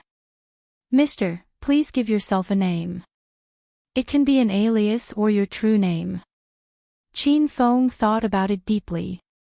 He realized that his enemies could be in the Martial Artist Alliance, so if he used his real name, he might blow his disguise. At last, he chose an alias for himself. Let it be Green Wolf, said Qin Feng. Will you confirm it? The security guard keyed Qin Feng's identity into the computer and said, this will be your only identity after joining the Martial Artist Alliance. You can't change it after it's successfully registered. Yes. Let it be Green Wolf, Qin Feng said determinedly. A wolf could survive even under the harshest condition. They were wise, sly, and had tons of endurance. They concealed themselves in the dark, lurked and waited for the perfect moment to kill their enemies in one strike. Qin Feng felt a wolf described his current situation and his characteristics very well. After a short while, the security guard handed a red booklet to Qin Feng. Dear Mr. Green Wolf, this is your membership document. Please keep it on your person at all times. Qin Feng took his document and took a few glances at it. The security guard then pulled out a weird patterned cell phone and gave it to Qin Feng. This is a special communication device created by the Martial Artist Alliance. It'll notify you of every mission issued by the main headquarters in the provincial capital and all branches across China. Your login ID and password will be your alias and a self-generated password. The password can be changed after your first login, so don't worry about it. You can log on to our website and look through your profile to check whether the information is correct or wrong. The security guard gave Qin Feng everything he needed. He also gave him a book titled The Beginner's Guide to the Martial Artist Alliance. Inside the guide was everything about the Martial Artist Alliance that could assist the new members in familiarizing themselves with the facilities of Martial Artist Alliance. The security guard returned to his original position after he helped Qin Feng complete the membership registration. After that, Lu Jia brought Qin Feng to the lobby of the Martial Artist Alliance. It was already 10 p.m. at night, so the lobby was devoid of people. The lobby of Martial Artist Alliance was built to look exactly like the Stock Exchange Center. It was huge and spacious, and it could hold up to 1,000 people. There was minimal furnishing in the lobby. Only equipped a few rows of chairs and a large LED screen hanging on the wall that was the mission board. Qin Feng and Lu Jia took a seat and looked at the mission board. The mission board showed all the missions that were being issued by Martial Artist Alliance. Ding! Hedonist Sovereign System released an SSS-grade mission, Martial Artist Alliance. Main mission, figure out who the leader of the Martial Artist Alliance is and the purpose of the Martial Artist Alliance. Time limit, unlimited. If the mission fails, 20,000 hedonist points will be deducted. Please wait for the announcements of other side missions.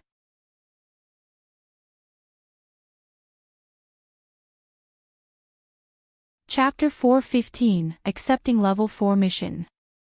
Chapter 4:15, Accepting Level 4 Mission. Ding! Congratulations host Qin Feng for clearing the chain mission Martial World Disturbance. The system will reward host Qin Feng 10,000 hedonist points. Host Qin Feng now has a total of 17,100 hedonist points. A series of notifications beeped in Qin Feng's mind, bewildering him, especially the chain mission Martial Artist Alliance. The reward of the mission was 1 million hedonist points, which was even higher than the Beast Clan Disturbance, that only gave 500,000 hedonist points as a reward. This was the first time Qin Feng had ever received an SSS-grade mission. He felt that this mission would be tougher than climbing to heaven. Little Pig, how has the main mission of the chain mission Martial World Disturbance been cleared? I have not done anything yet, Qin Feng felt puzzled. He communicated with Little Pig using telepathy. The chain mission Martial World Disturbance consisted of the main mission and 3 side missions. Qin Feng had cleared 3 side missions a long time ago, but not the main mission. The description of the main mission was for Qin Feng to protect the spiritual equipment and skill books he obtained from the system and fend off all the martial artists who came to SNA them from him. During that time on Devil Beast Mountain, Qin Feng engaged all the incoming martial artists with his flaming dragon horse and spear of rat halos. He successfully fended them off with the help of the flaming golden falcon and the glacial snow mastiff. By right, the main mission of martial world disturbance should have been cleared, but somehow, the system did not notify him about the clearance of mission. And now, the mission was cleared. For your information, Master, the grading parameter in the system for the mission martial world disturbance is somehow incorrect even though Master had successfully driven off all the incoming martial artists in Devil Beast Mountain. The news of Master still being alive is spreading across China. As such, people from the martial world are still looking for Master's whereabouts. If you show yourself, they will come to kill you.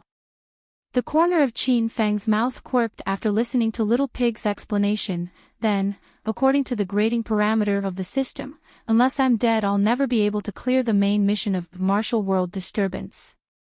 Qin Fang's mouth quirked up even more when he thought about this. This system really did not fail its name as the most trolling master in the world. Hence, to solve the bug, the system issued the mission Martial Artists Alliance. As long as Master accepts the mission, then the mission Martial World Disturbance will be considered clear by default. Qin Feng felt better. Looking at his 17,100 hedonist points in the system, Qin Feng thought he should purchase new armor since his original flying dragon armor had been destroyed by Uncle Yen during their fight at the Amethyst Dragon Palace. Qin Feng withdrew from his thoughts and gazed at the scrolling mission board. One of the side missions for the chain mission Martial Artist Alliance was accepting a level 5 mission. There were many missions on the large mission board. Martial Artist Alliance's mission level 1, mission description, collect 10 snow lotuses from Duan Shan Cliff. Mission reward, 10 mission points. Martial Artist Alliance's mission level 2, mission description, collect 10 bottles of snow water from Orc Valley. Mission reward, 20 mission points. Martial Artist Alliance's mission level 3, mission description, protect the diplomat of Z for 3 days. Mission reward, 50 mission points and 1 bottle of body refining potion. Martial Artist Alliance's mission level 5, mission description, hunt down a 3-eyed elephant boar on Devil Beast Mountain and collect and bring back its fang, skin, and tendon. Mission reward, 200 mission points and a soul cleansing pill. Qin Feng was dazzled by the sheer number of missions on the mission board. There were quite a few level 5 missions. However, Qin Feng could not take them as he was still in the stage of concealing his presence from his enemies. Thus, he could not travel too far from the provincial capital. Qin Feng felt the mission on Devil Beast Mountain suited him the best. Qin Feng had engaged a 3-eyed elephant boar before, and he was certain that with his current strength he could defeat it again if he went it all out. Anyway, he still had his flaming golden falcon and glacial snow mastiff at his disposal on Devil Beast Mountain. With the help of the 2 battle pets, Qin Feng felt he could kill the 3-eyed elephant boar with ease. Professor Qin Feng, do you think I should accept a level 4 mission as training since I've just broken through to stage 4 inner chi? Lu Jia asked Qin Feng. He was searching for a mission as well. Which one do you want to do? Asked Qin Feng. That one. The mission to hunt a unicorn rhinoceros in the dark forest, Lu Jia answered excitedly. Qin Feng skimmed through the screen and found the mission. Martial Artist Alliance's mission level 4, mission description, hunt down a unicorn rhinoceros in the dark forest and collect the horn, hide, and tendons. Mission reward, 150 mission points, 100,000 yuan, and a healing pill. Where is the dark forest? Asked Qin Feng after he finished reading the mission's description. The dark forest is situated on the outskirts of the provincial capital. I'm interested in the mission because my dad will not allow me to go far from the provincial capital, answered Lu Jia awkwardly while screwing his head. Oh yeah, Professor Qin Feng, do you have any missions you want to do? Lu Jia was curious about what mission Qin Feng would choose. After all, Qin Feng had displayed great strength during the test, and Lu Jia surmised that Qin Feng had to be at least a stage 5 inner chi master. Right until this moment, Lu Jia still could not settle his storming mind. He was so fired up that he wanted to yell when he thought a stage 5 inner chi expert was sitting beside him. I want to do a level 5 mission. It's about hunting a three-eyed elephant boar. Even though he had only just been acquainted with Lu Jia's humbleness and politeness were quite appealing to him, and he felt that he did not have to keep it a secret from Lu Jia. A level 5 mission. How hard is that gonna be? Lu Jia exclaimed, I've heard of the three-eyed elephant boar. Its hide is extremely tough, and it's impenetrable by normal ammunition. It's as large as an elephant, and when it's in rage, it smashes and tramples the things around it into nothingness like a tank. Not even 3 unicorn rhinoceroses maw up to it. Lu Jia was scared of the strength of a three-eyed elephant boar. Suddenly, Lu Jia stopped. Something crossed his mind, and he turned to Qin Feng. Oh yeah. I almost forget about this. Professor Qin Feng, you can't accept that level 5 mission yet. The corner of Qin Feng's mouth quirked. His face darkened. It was tough for him to choose a mission that he liked among the sea of missions, and now, Lu Jia told him he could not perform the mission. Why can't I? Qin Feng asked. Professor Qin Feng, every member of the Martial Artist Alliance is ranked into different levels. You're a new member, so you're level 1 and you can only accept level 1 missions. You can accept a level 5 mission after you raise your level to level 5. Lu Jia explained to Qin Feng. What the hell? So how do I raise my level? Qin Feng never imagined that accepting a mission required so much. You'll get mission points after clearing a mission. You will become a level 2 member after you've accumulated 30 mission points. Then, you'll need another 20 mission points, that's 50 mission points to reach level 3. Then how much do I need to collect to become a level 5 member? Qin Feng asked without waiting for Lu Jia to finish his explanation. Lu Jia fell silent and did the math. Then, he exclaimed, fuck, you'll need 500 mission points. Lu Jia had become a level 4 member a few days ago, and he had 210 mission points. He did not think about the requirements to become a level 5 member at all, and now after he did the math, he was stunned. Qin Feng looked over at the mission board again. An ordinary level 1 mission gave 10 mission points, and if he wanted to become a level 5 member, that means he'd have to complete 50 level 1 missions. Is there no other way to do a mission higher than my current level?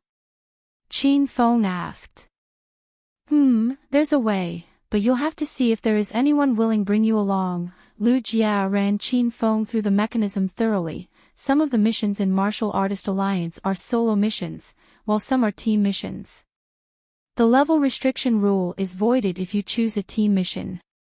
However, normally, a team mission is very tough and other members will vote to decide whether they want to accept you into their team. They might reject your request if they see that your level is too low. Qin Feng summarized Lu Jia's long explanation into one word. Isn't that normal for a team in an MMORPG game? Qin Feng felt the Martial Artist Alliance worked the same fashion as an MMORPG game. You only needed a high-level member as a friend and have him to bring you along whenever he went on a mission. As such, you could increase your level quickly. It was much better than doing missions on your own. After getting a good grasp of the Martial Artist Alliance's rules, Qin Feng suddenly looked at Lu Jia and asked, Lu Jia, wasn't the level 4 mission you wanted to do is a team mission? Yes, it is. The mission requires 2 members. Then what are you waiting for? Hurry up and accept it. Qin Feng yelled excitedly. Lu Jia did not understand Qin Feng's intention. He hesitated and said, but Professor Qin Feng, I've just broken through to stage 4 inner chi, and this is the first time I have done a team mission. I'm worried I'll be done for if my teammate keeps pulling my leg. Qin Feng smacked Lu Jia in the head. He glowered, you this moron. Do I look like someone who will pull your leg? Qin Feng pointed his finger at himself. Lu Jia stared blankly at Qin Feng for a while before exclaimed, Professor Qin Feng, does that mean that you'll team up with me to do the mission? Of course. Hurry up. We'll depart to the dark forest to hunt a unicorn rhinoceros now. I still have to go home and sleep. Qin Feng said casually as if he was going to slaughter a chicken and not a unicorn rhinoceros from the dark forest. Lu Jia was stunned. He only regained his senses after a good while. He was so excited that his bubbly body trembled. He hastily pulled out his communication device and accepted the level 4 mission. Ding! Soon enough, Lu Jia's communication device beeped, showing that he had successfully accepted the mission. It also asked him to wait for his team partner. Likewise, Qin Feng took out his communication device. He familiarized himself with the communication device under Lu Jia's guidance and accepted the same level 4 mission as well. After Qin Feng joined, Lu Jia's communication device beeped again asking him to approve Green Wolf for his team. Lu Jia, mission points is all I want. You can have the rest of the rewards, Qin Feng said to Lu Jia. Lu Jia was a straightforward guy. He agreed and said, okay. I'll just take it as an experience and follow Professor Qin Feng to see how his difficult and dangerous a level 4 mission is.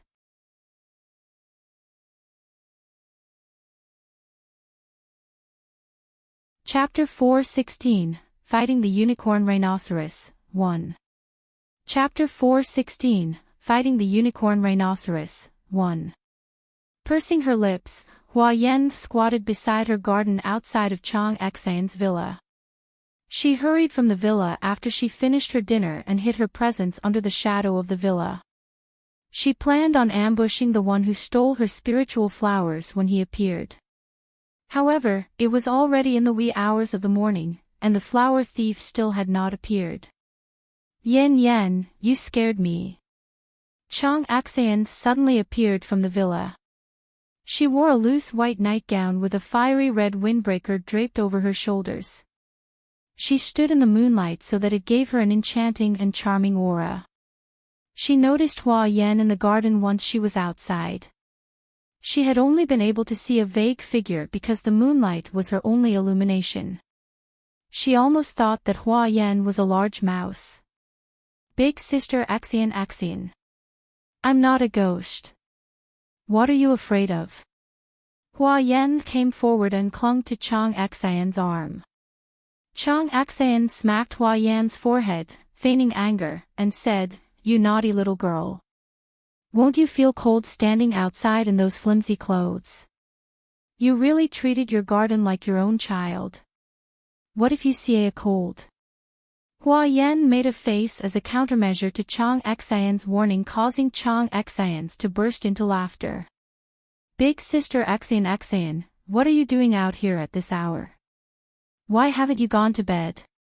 Hua Yan's rolled her glassy eyes and said mischievously, Could it be you're waiting for that brat?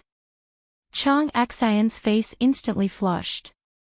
Luckily, it was dark outside so Hua Yan could not see her face. Otherwise, she would have searched for a hole to hide in. What kind of story is playing in your dirty mind, young lady? Why would I wait for that brat to return home? I'm actually wondering if I should lock the door or not because it's so late, and it's time for us to rest. Qin Feng disappeared right after classes had ended and still had not returned home. Even though Chang Xian did not say anything, a weird feeling kept stirring her mind. She could not go to sleep unless Qin Feng had returned home. So the reason Chang Xian came outside was to see whether or not Qin Feng had returned home. She never expected Hua Yan to be outside as well and that she'd figure out her intention. Really? Hua Yan grinned at Chang Xian. Suddenly, she sighed, AI. Big sister Xian, you see, you're such a fine young lady, beautiful with an hourglass body figure, and rich. I'm pretty sure that there was no man in this world that could resist your charms. I can't understand how big sister Axian fell in love with that brat Qin Feng. He is a pervert, and what's more his background is a mystery. We have no idea what he used to be in his previous life. Big sister Axian, you must think twice about him. What are you talking about? I already said that I came out to lock the gate and go to sleep. Chang Axian was so embarrassed that a bright pink quickly crawled up her face to her ears. In order to prevent Hua Yan from talking nonsense, Chang Axian gnashed her teeth and pulled Hua Yan back into the villa. She turned around and locked the door from inside in front of Hua Yan. Humph. That brat deserves this for not coming back home before this late hour. We'll let him sleep on the street tonight.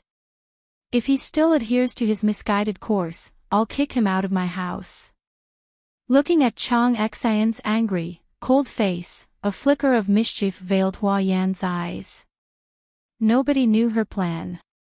Arg! Big brother, please wait for me. Qin Feng had taken a liking to Lu Jia, so he kept him as his little brother. Lu Jia changed his appellation from Professor Qin Feng to Big Brother. Both of them arrived at the outskirts of the provincial capital. After they parked the Buick sedan outside of the dark forest, they entered the dark forest and started looking for the unicorn rhinoceros. Qin Feng remained calm without batting an eye even as he ran at top speed for a long time. However, this was not the case for Lu Jia. He was fat, so he was entirely exhausted from running for 20 minutes straight. You should keep fit now, you fatty. Qin Feng rolled his eyes at Lu Jia. Big brother, I'm that kind of person who will grow fat even if I drink water. You can't understand this kind of suffering. Lu Jia's face was covered with big drops of perspiration. He stopped out of his fatigue and said, Big brother, can we stop and rest for a while? Otherwise, I might die of exhaustion before we find the unicorn rhinoceros. Looking at Lu Jia, who refused to move for another inch, Qin Feng helplessly shook his head and murmured inwardly. Hiss! A wild horse's cries howled across the forest, shattering the tranquil and gloomy dark night. It made Lu Jia flinch. His eyes were filled with fear. He pointed his finger at the fiery red gallant horse and stuttered in fright, Big brother, beast, there is a beast here. Hurry up and run. Hopping lightly on his feet, Qin Feng arrived at Lu Jia's side. He was disappointed at Lu Jia's cowardice and kicked him in the butt, sending him flying onto the back of the gallant horse. Beast! You fucking head! This is your big brother's mount. Its name is Flaming Dragon Horse. Qin Feng jumped on the back of the horse as well and cantered into the forest with Lu Jia. The Flaming Dragon Horse raced through the forest at its top speed, causing the wind to howl as the only perceptible sound around them. Lu Jia finally returned to his senses. His eyes were illuminated with excitement. Out of his curiosity, he kept rubbing his jiggly butt on the back of the horse, caressing the fur, and pat the Flaming Dragon Horse's head. He felt that he was in a dream. You're too fucking cool, big brother. You can even get your hand on a rare Fergana gallant horse. Don't tell me that you're actually related to one of the aristocratic families in the provincial capital. Lu Jia danced about joyfully. Qin Feng smacked Lu Jia in the head and glowered, Can you please not rub your big, fat, ass on my horse? You disgust me.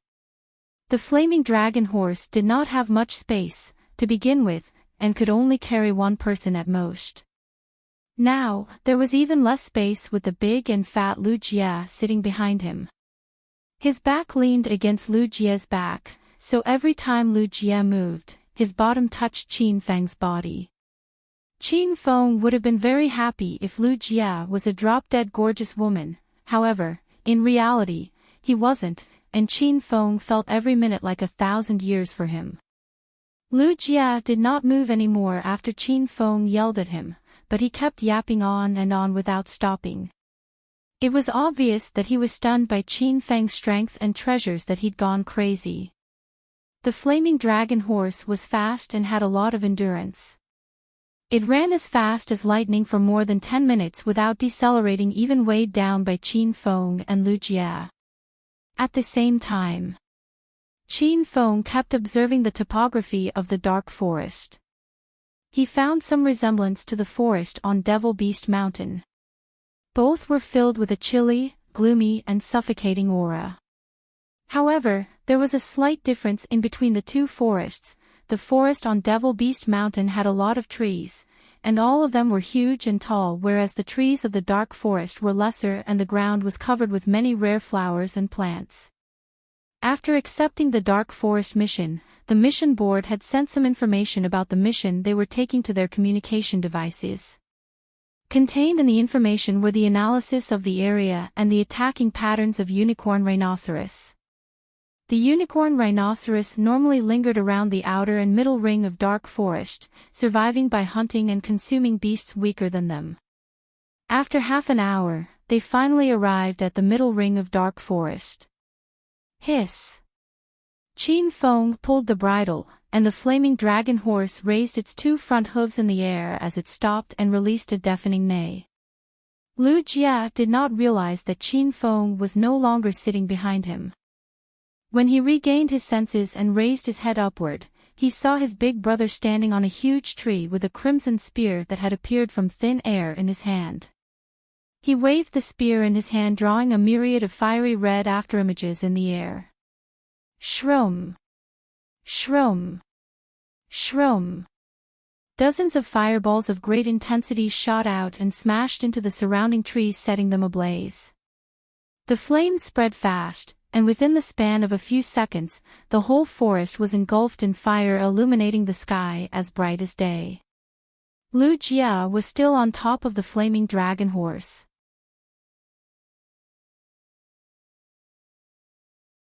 Chapter 4:17, Fighting the Unicorn Rhinoceros 2. Chapter 4:17, Fighting the Unicorn Rhinoceros 2. Ow! Ow! Ow! The two unicorn rhinoceroses were confused. They went berserk in the dark forest and rammed down a few trees during their rampage. Qin Feng used 200 hedonist points to purchase 20 fire bullets, and he released all of them, leaving a trail of flames whenever he went. Little fellows, enough playing. It's time to get serious.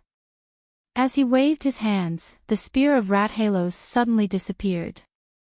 Then, a long, treasured sword glowing with an orange-colored light appeared in his hand, and he put his winter iron glove on his right hand. Qin Feng hopped lightly on his feet, turning himself to a gale of wind. He charged at the unicorn rhinoceroses and swung his sword at it. Bang! Bang! Bang! The orange-colored sword chi morphed into a large net and wrapped around one of the unicorn rhinoceros. The net of sword chi landed on its target. However, the unicorn rhinoceros were not sliced into pieces. It was completely unaffected and continued to run wildly across the ground, stunning Qin Feng. The hide of unicorn rhinoceros was extremely sturdy, and the description of it being as hard as an iron bastion was accurate. When Qin Feng's sword landed on it, an ear-piercing metal jarring sound rang through the air. You guys look better than I imagined, Qin Feng squinted. He hastily jumped back to evade the ambush of unicorn rhinoceroses and retreat to a large tree nearby. Sitting on top of the tree, Qin Feng withdrew his true steel sword and looked at the berserk unicorn rhinoceroses. Qin Feng had lost his flying dragon armor, so he was utterly defenseless now. The two unicorn rhinoceroses were huge and weighed almost 2,000 kilograms each. Qin Feng surmised that he would be trampled into a meaty pulp if he got hit by them. Qin Feng still had another defense skill apart from his flying dragon armor, the sovereign-grade skill Vidrasitary, but to his dismay, he had triggered the Vidrasitary during his fight against Enyang elders at the Su family mansion in Sky City. According to Little Pig, activation of Vidrasitary consumed a large amount of Qin Feng's inner chi, and he needed at least 3 months before the Vidrasitary could be triggered again. 3 months had passed, so the Vidrasitary could be triggered again if Qin Feng was in a moment of life or death. During his last fight at the Amethyst Dragon Palace, his inner qi had not been restored to the point that he could use the Vidrasitary, so the Vidrasitary could not be activated even though Qin Feng was almost killed. Qin Feng hopped around the trees back and forth like a primate. The 2 unicorn rhinoceroses kept trailing him closely until fatigue began to overtake them, causing them to slow down. Qin Feng studied the surrounding forest and realized that he could not see Lu Jia. He then began to call for his helper in his heart. Shimen Chui Shui. Engage in battle. Rumble. A white light descended from the sky. Shimen Chui Shui heard Qin Feng's call and appeared. He was clad in a snow-white robe. His expression was still filled with the same coldness. With his hands folded behind his back, he pointed his seemingly insignificant wuxiao sword at the sky. Shimen Chui Shui of Thousand Plums Mansion, hello master, Shimen Chui Shui greeted Qin Feng honorably. Brother Chui Shui, please help me to kill those 2 large rhinoceroses. Qin Feng treated Shimen Chui Shui cordially as he was his lifesaver. Accepting his order, Shimen Chui Shui suddenly vanished before Qin Feng's eyes and reappeared in between of the 2 unicorn rhinoceroses. Seeing that someone had fallen into their trajectory of attack, the 2 unicorn rhinoceroses quickly surrounded Shimen Chui Shui. Ow! Ow! The 2 unicorn rhinoceroses tossed their heads back with a ferocious howl.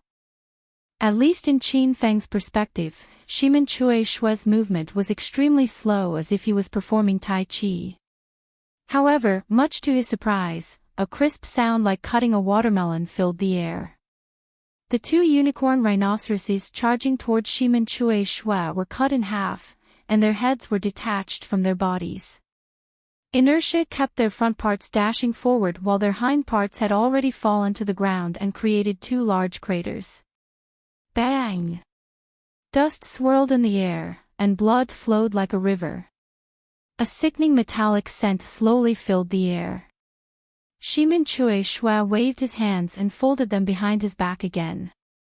The wuxiao sword in his hand was bereft of any blood. Master, do you need any more assistance from Chui Shui? Shimen Chui Shui vanished and reappeared before Qin Feng. His speed was so fast that nobody could track his movement, not even Qin Feng. He was frightening. Little pig, what is Shimen Chui Shui's current strength? Master, Shimen Chui Shui is now at stage 9 and halfway into the realm of comprehension. Qin Feng was amazed, so this is the strength of fully mastering stage 9 inner qi. A stage 9 inner qi master could kill 2 unicorn rhinoceroses effortlessly like chopping vegetables. Qin Feng felt he was nothing standing in front of Shimen Chui Shui. He believed that if Shimen Chui Shui was his enemy, he would be able to kill Qin Feng with one strike. Wouldn't the magnetic field around Shimen Chui Shui be disrupted by the magnetic field of the earth? How on earth could maintain his stage 9 inner qi power after I have summoned him for such a long time? Qin Feng recalled the fight at the Amethyst Dragon Palace. He summoned Shimen Chui Shui, and Shimen Chui Shui's strength dropped from stage 9 until stage 6 within a few minutes. Master, there are many ancient trees and spiritual plants in Dark Forest, so its spiritual essence is much denser than in the city. As such, the magnetic field in the Dark Forest is kind of different from outside the world. Frankly speaking, the magnetic field in the Dark Forest is similar to that of the world where Shimen Chui Shui resides. Shimen Chui Shui's strength is still dropping, it's just that the effect is not that significant. Qin Feng finally understood after Little Pig explained it to him. Da. Da. Da. Suddenly, the sound of a horse's hooves echoed from a distance not far from him. Qin Feng knew that Lu Jia was approaching them. Immediately, he returned Shimen Chui Shui back into the system. It was easy for Qin Feng to explain his spiritual equipment and flaming dragon horse to Lu Jia. However, Qin Feng felt that he could not explain the presence of Shimen Chui Shua easily. Hiss! The flaming dragon horse stopped in front of Qin Feng. Lu Jia hastily alighted from the horse and went to check on Qin Feng. Big brother, are you okay? Those two unicorn rhinoceroses were extremely hard to lose. Luckily, the Fergana horse is fast enough, so I was able to get rid of them. Lu Jia studied Qin Feng's condition with his hands and heaved a long sigh of relief after confirming Qin Feng was not injured. Then, he turned around and saw 4 huge objects. He was stunned. Fuck! What the hell are those? They freak me out. Big brother, where is our 2 unicorn rhinoceroses? You avoided them as well. Qin Feng was nauseated by Lu Jia's action. The hell, he groped my body. He kicked Lu Jia's bubbly bottom. Are you blind? Those are the unicorn rhinoceroses. Qin Feng's words startled Lu Jia again. His heart almost jumped out of his throat. After he noticed Qin Feng was serious, and that he wasn't telling any lies, he slowly walked to the 2 unicorn rhinoceroses that had been cut in half. Holy shit! They really are those 2 unicorn rhinoceroses. Big brother, you're too powerful. What kind of weapon did you use to slice them in half? These unicorn rhinoceroses are well known for their extremely sturdy hide that not even normal ammunition can penetrate. Lu Jia was flabbergasted. He had been worried about Qin Feng. Since Qin Feng had given him the flaming dragon horse, Lu Jia figured that he probably could not fend off or outrun 2 unicorn rhinoceroses by himself for long, so he frantically got rid of the 2 unicorn rhinoceroses and rushed back to Qin Feng's side. He never expected that his big brother would have killed both unicorn rhinoceroses in such a short time. It was such a remarkable feat that not even a stage 5 inner chi master could have accomplished it. Stop blabbering.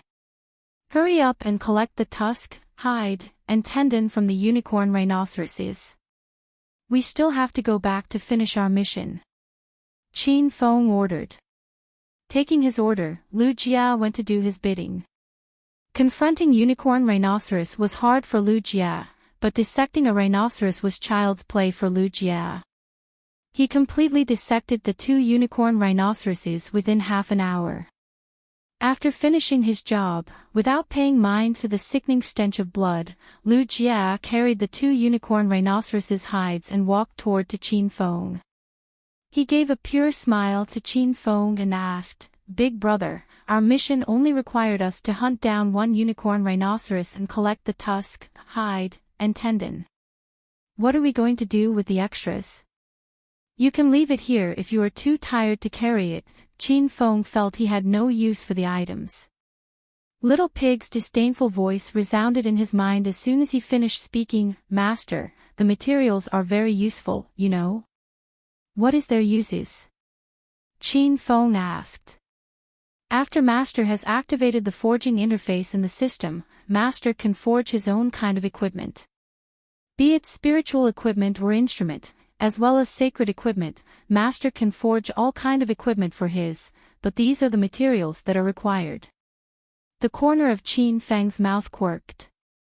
He kicked Lu Jia's butt for throwing away the unicorn rhinoceros hide. Pick it up. Who said you could dump it?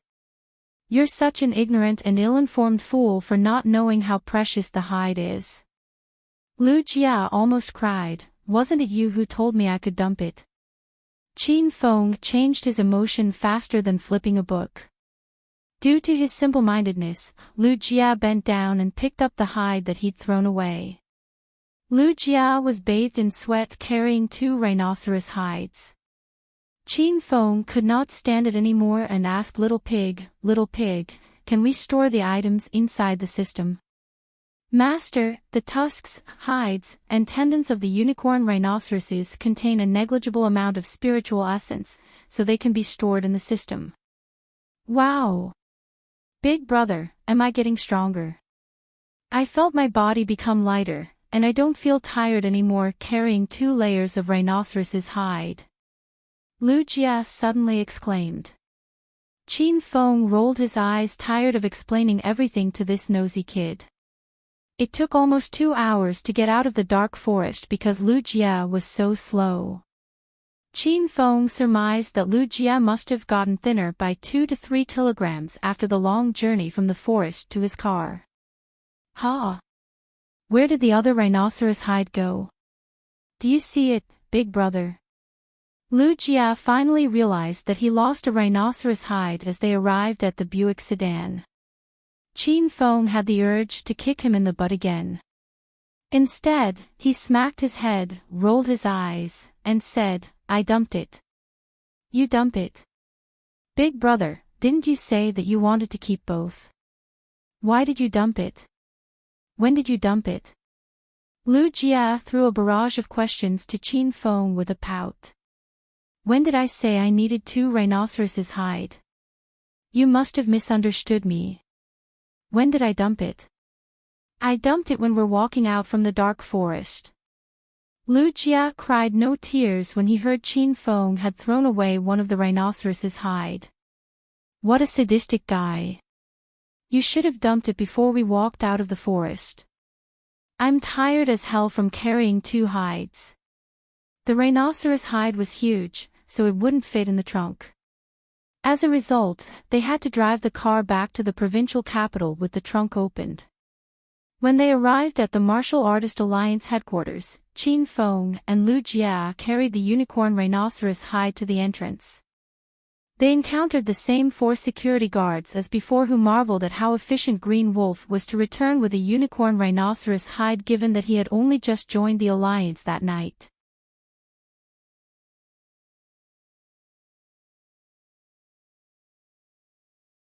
Chapter 4:18 Sacred Azure Battle Armor. Chapter 4:18 Sacred Azure Battle Armor. Qin Feng left the unicorn rhinoceros hide at the entrance and went home first in Lu Jia's Buick while leaving the remaining works for Lu Jia. The faraway sky was turning bright by the time he left Martial Artist Alliance. Slowly, the provincial capital that sunk into slumber for the night recovered. The avenue flooded with vehicles and pedestrians as everyone in the city began to rush towards their individual destinations. Qin Feng did not return to Chang Xan's villa. Instead, he went to provincial capital University.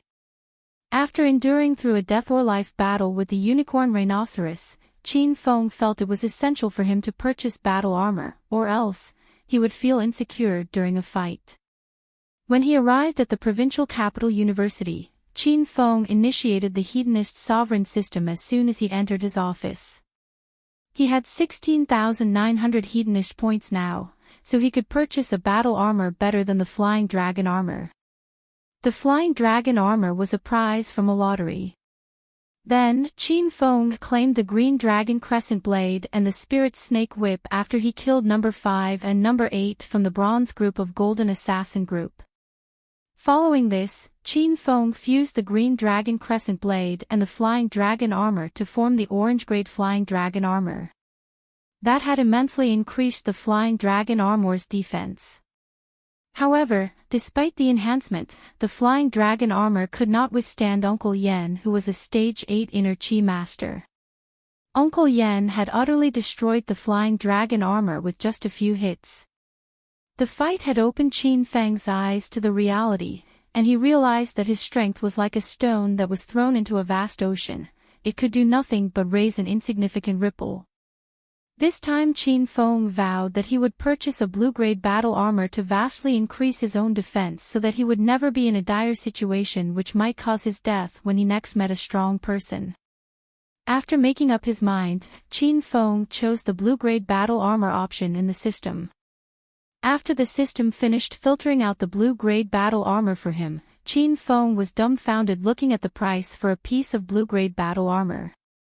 There was only a grade difference between blue-grade and orange-grade armor, but the price was worlds apart. Last time he checked, the normal price of white-grade spiritual equipment was around 500 hedonist points and capped at 3,000 hedonist points, while orange-grade spiritual equipment ranging from 3,000 hedonist points to 30,000 hedonist points. It was totally out of his expectation that a single piece of blue-grade spiritual equipment would cost him from 30,000 hedonist points to 300,000 hedonist points. Meanwhile, the base price for purple-grade spiritual equipment was 30,000 hedonist points and topped at 1 million hedonist points. Gold-grade spiritual equipment, however, was different from other grades of spiritual equipment. Getting a gold-grade piece of equipment was completely by sheer luck. It could not be purchased from the system. Instead, it had to be earned through clearing an SSS-grade mission or by fusing different spiritual equipments together. Qin Feng was naive. He thought that with 16,900 hedonist points at his disposal, he could choose battle armor to his liking, but the reality was cruel. He could not even afford the most basic blue-grade battle armor. Master, as a rank 5 hedonist mortal, you're entitled to borrow hedonist points from the system. The limit is 20,000 hedonist points. Little Pig's voice suddenly resounded in Qin Feng's brain. The usually lazy and arrogant Little Pig now spoke lively and energetically while giving Qin Feng a coquettish look. The system even provides a loan service. Wow, how user-friendly! Qin Feng exclaimed. He began to see hope. If he could borrow 20,000 hedonist points, then he would have 36,900 hedonist points, and he could purchase the most basic of blue-grade battle armor. Of course, you can. The system is specially built to help its user to tackle every possible problem. Master, hurry up. Borrow some hedonist points and purchase new battle armor. Little Pig said restlessly. Little Pig, why do I smell a rat in your actions today? Qin Feng asked as he raised his brows. Throwing a tantrum, Little Pig rolled forth and back on the ground and peered at Qin Feng with his purest eyes. How can Master doubt my loyalty? I just want Master to buy better battle armor to protect Master's life. Otherwise, if Master dies in an unfortunate collision, I will be left without anyone to rely on in the world. How am I, a little pig, to survive in this cruel world filled with sadistic people? Little Pig's utterance gave Qin Feng goosebumps. Little Pig, help me to borrow 20,000 hedonist points from the system. Qin Feng decided to borrow it at last. I'd be dumb not to borrow free money. Ding, thank you host Qin Feng for taking up a loan with the hedonist sovereign system.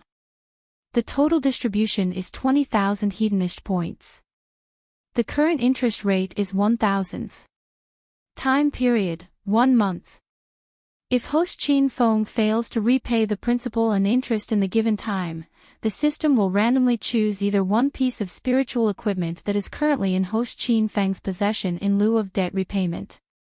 Half of the original price of each piece of spiritual equipment will be considered debt repayment until host Qin Feng clears the debt. Qin Feng had just borrowed 20,000 hedonist points, and after he listened to the series of notifications, Qin Feng's expression darkened. What the fuck is this, Little Pig? Why didn't you tell me earlier that there was interest on the loan? Qin Feng roared at Little Pig. He finally saw the light of why the pig desperately fawned over him, so he's digging a hole for me to jump in. Shedding off his disguise, Little Pig returned to his usually lazy demeanor. He lay emotionlessly in the system as if it all had nothing to do with him.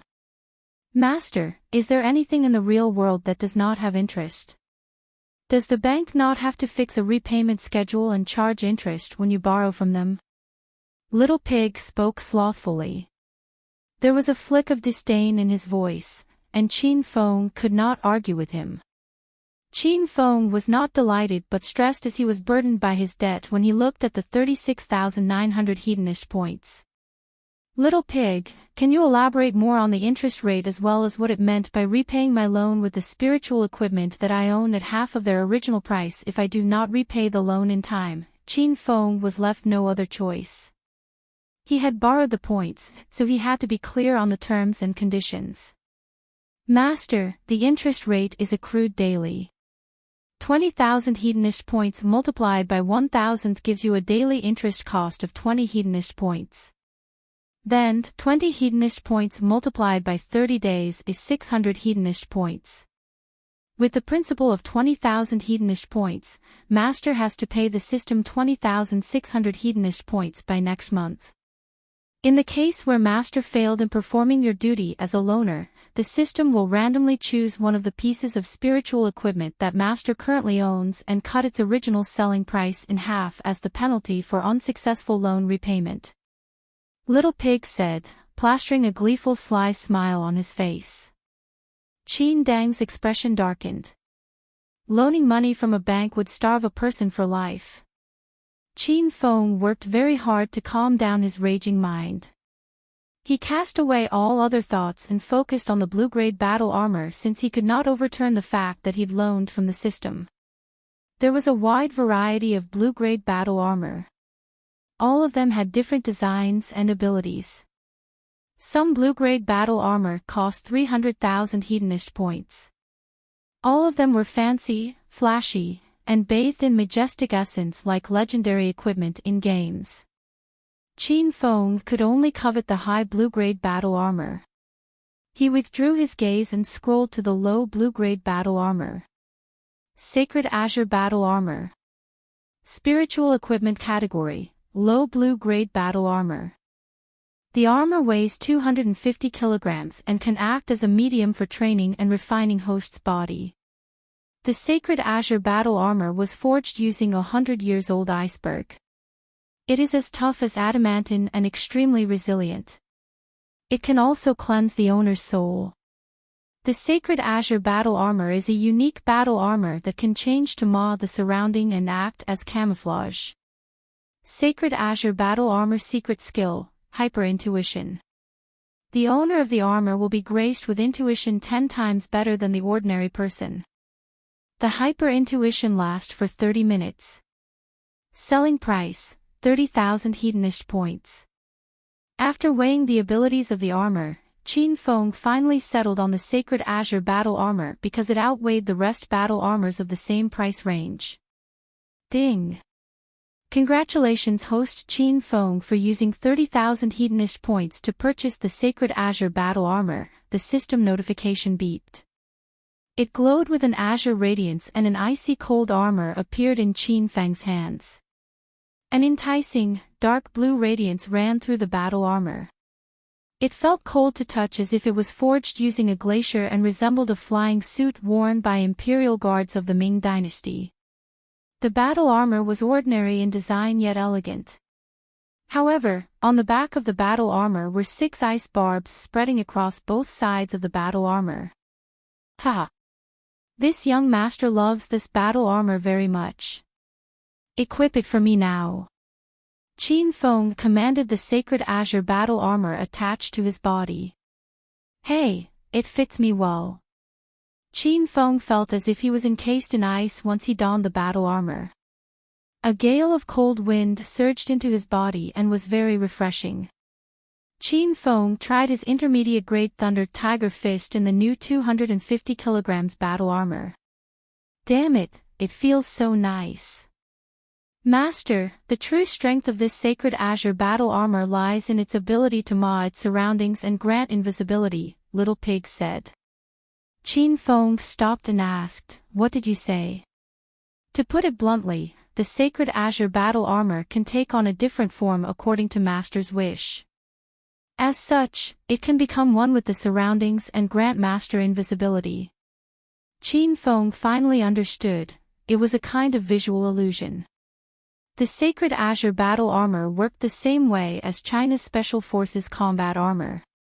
The Special Forces wore combat armor and wore makeup to fully merge themselves with the surroundings. The art of invisibility was also used in the art of ninjutsu in Japan. By altering the color and aura of bodies, ninjas could merge themselves with the surroundings such that they were completely concealed. After finding out the true ability of Sacred Azure battle armor, Qin Feng hastily mind-mapped the outline of the table in front of him. In the next second, the battle armor changed itself to become the same as the table so that it imitated even the lining, concaves and convex of the table. The camouflage was so perfect that nobody would notice his presence if they did not take a close look at it. Qin Feng then hopped to the windowsill. Once again, he imagined himself to be the same as the window, and in the next second, the sacred azure battle armor morphed into the same translucent substances that formed the window, successfully blending him into the window. Ha! With this sacred azure battle armor, I can go into whatever rooms I want, be it Chang Xian's room or Hua Yan's room. Neither of them can stop me from entering their room now. Qin Feng yelled. Ding! Ding! Suddenly, Qin Feng's cell phone rang.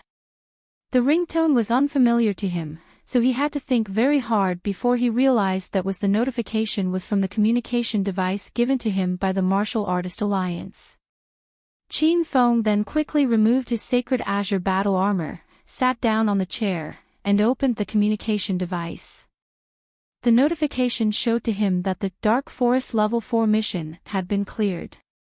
Qin Feng knew that meant that Lu Jia had passed the mission. Then, he logged on with his member ID. Welcome to the Martial Artist Alliance Information Center. Member alias, Green Wolf. Mission points, 150. Accumulated mission points, 150. Member level, 3, Qin Feng's lips curved. He was exhilarated that he had catapulted from level 1 to level 3 and successfully accumulated 150 mission points. Soon, I'll be able to accept a level 5 mission. He could clear the first side mission of the chain mission, Martial Artist Alliance. After he cleared a level 5 mission from the Martial Artist Alliance after that, he could get 10,000 Hedonist points and activate a random secret interface in the system. Qin Feng was looking forward to it.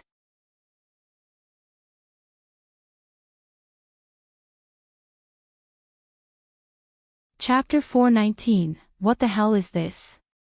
Chapter 419, What the hell is this? Emergency.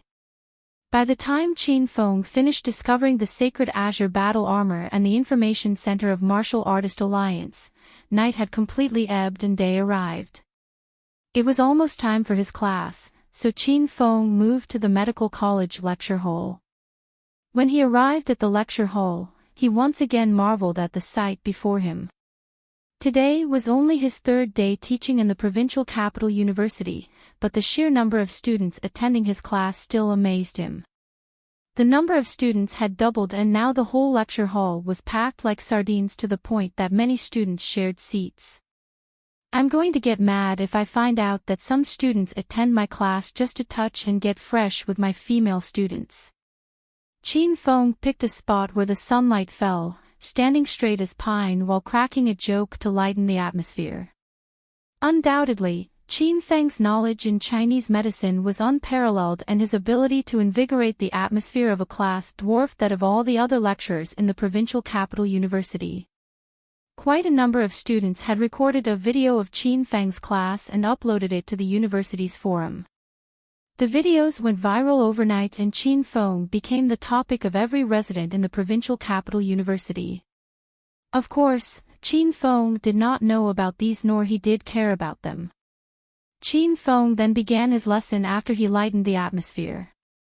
During the previous class, your most handsome, humorous, and modest Professor Qin Feng taught you all about the 36 major acupoints and the flow of the 108 meridians in the human body.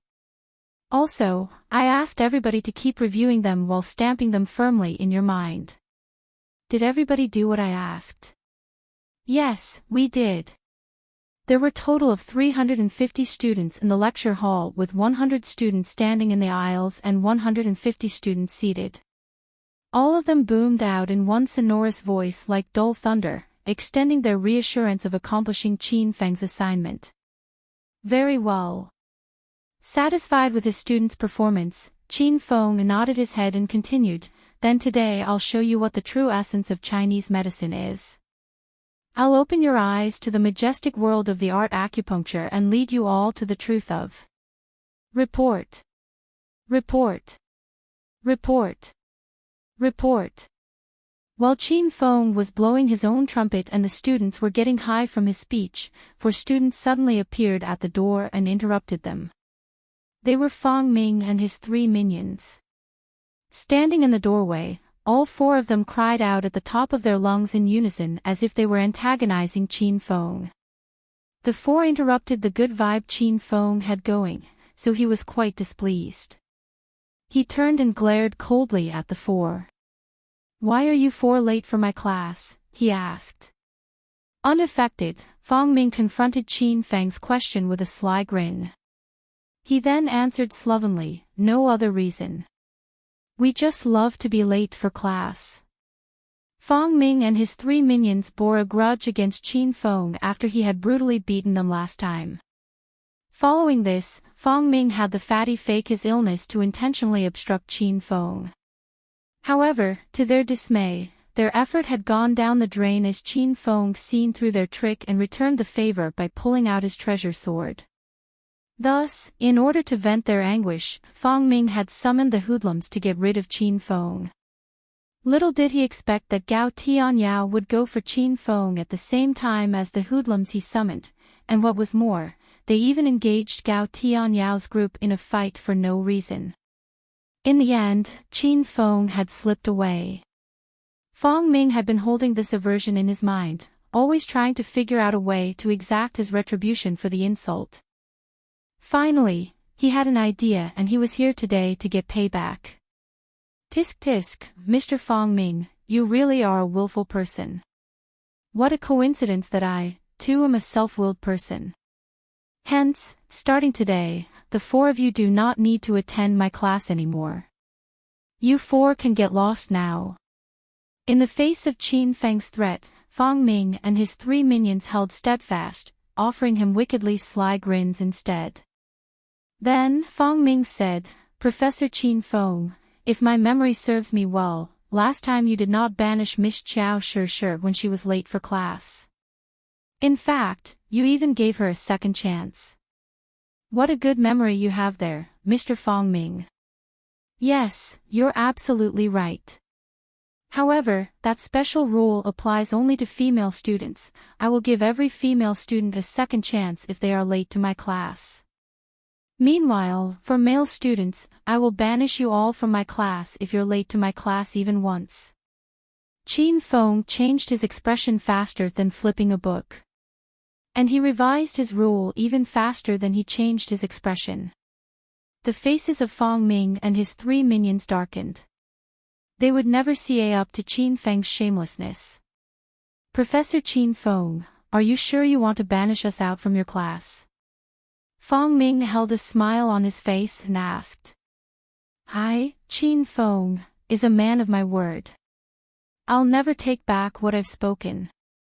Qin Feng answered with majestic grandeur. He spoke as boldly as Bao Qin Tian, mighty and fierce, causing the students to look at him in adoration. Suddenly, something crossed Lu Jie's mind, who sat at the 3rd last row, and he shouted, "Shit, big bro." No, Professor Qin Feng, Fang Ming's second uncle, is one of the higher-ups in the university. He surely will report you to his second uncle if you cast him out from the class. Holy shit, why don't you tell me earlier? Qin Feng's face changed drastically. He beamed at Fang Ming's group, which was leaving, and said, "Ahem, ahem. Mr. Fang Ming, Professor Qin Feng always treated my students in square and will never be partial with anybody. The rule applied to all male students as well. You 4 will be given a second chance and no more next time. Come in and take a seat." Fang Ming stopped and turned to Qin Feng and cast a wicked smirk at him. Professor Qin Feng has such a fluctuating disposition. Your face changes faster than flipping a book. So are we clear to go in the class now? Of course you are allowed to enter my class. It's not suitable for you 4 to listen to my class from outside of the lecture hall. All the students in the lecture hall almost fainted on seeing how fast Qin Feng changed his attitude. They all had the same doubt in their minds. Last time when Goddess Qiao Shi was late to the class, Professor Qin Feng was so strict and punished her. He even had her stand outside the lecture hall for the whole lecture session. Then, how come Professor Qin Feng became so lenient when Fang Ming and his group of minions were late to class today? Just because Fang Ming's second uncle is one of the higher-ups in the university. But how could that be? Professor Qin Feng is such a bold person that he even dared to slap Gao Tianyao twice in his face. How could he possibly be afraid of a mere university leader? The sight of Qin Feng lowering himself greatly satisfied the egos of Fang Ming and his 3 minions. They all held their heads high and swaggered into the lecture hall. Their plan this time was to disturb the lecture session to enrage Qin Feng. As long as Qin Feng was enraged or beat them up, Fang Ming would report to his second uncle and have him expel Qin Feng from the university. Fang Ming and his 3 minions looked like cats that had eaten the canary. They snayed 4 seats from other students and sat down. On the other hand, Qin Feng closed his eyes to their action and began his lecture. Back to our topic today. Just now we talked about how expansive and boundless the Chinese art of acupuncture handed down to us from our ancestors is. So now, I'm going to show you all how to treat an illness with acupuncture. I need a volunteer, anyone. The students were all juiced up after Qin Feng finished his talk. All the students shot their arms into the air, wanting Qin Feng to choose them as his assistant. Seeing how enthusiastic his students were, Qin Feng was not delighted, shooting menacing glares at the male students, instead. His face turned chill as he coughed meaningfully. Taking his cue, half of the male students lowered down their arms with dark expressions. This was because Qin Feng had said during his previous class that only female students had the privilege to be his assistant. D. As the female students stampede toward the podium to be Qin Feng's assistant, a wild and sharp gaming voice echoed through the lecture hall. Fang Ming and his 3 minions sat in the very center of the lecture hall, each holding a cell phone in their hands. They set their phone's volume to maximum while playing games, creating so much noise that Qin Feng could not continue his lesson. The quartet's action threw everybody off, all students shooting grievous glares at them. However, the quartet ignored them and continued to shout and play the game to their heart's content. Young Master Fang, you've to lead us since you're already level 56. Fatty, you moron. Hurry up and heal me. You're a priest, not a warrior. You should stay at the back of the team, healing and supporting your members, instead of charging straight up to the monsters. The boss is coming. Brace yourself. Use all your skills and subdue it. 4 of them played the game while screaming non-stop as if they were not in the lecture hall but a cyber cafe.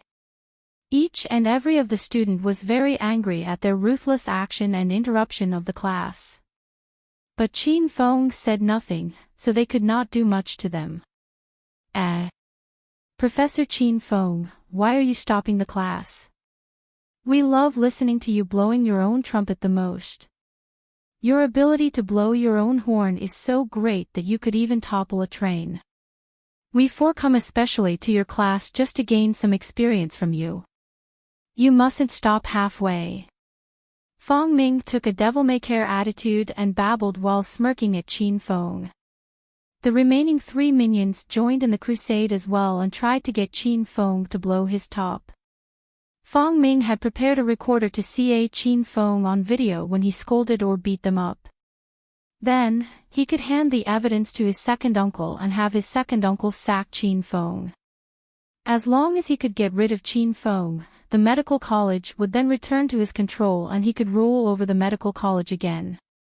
Mr. Fang Ming, it's not nice to play games during lecture hour.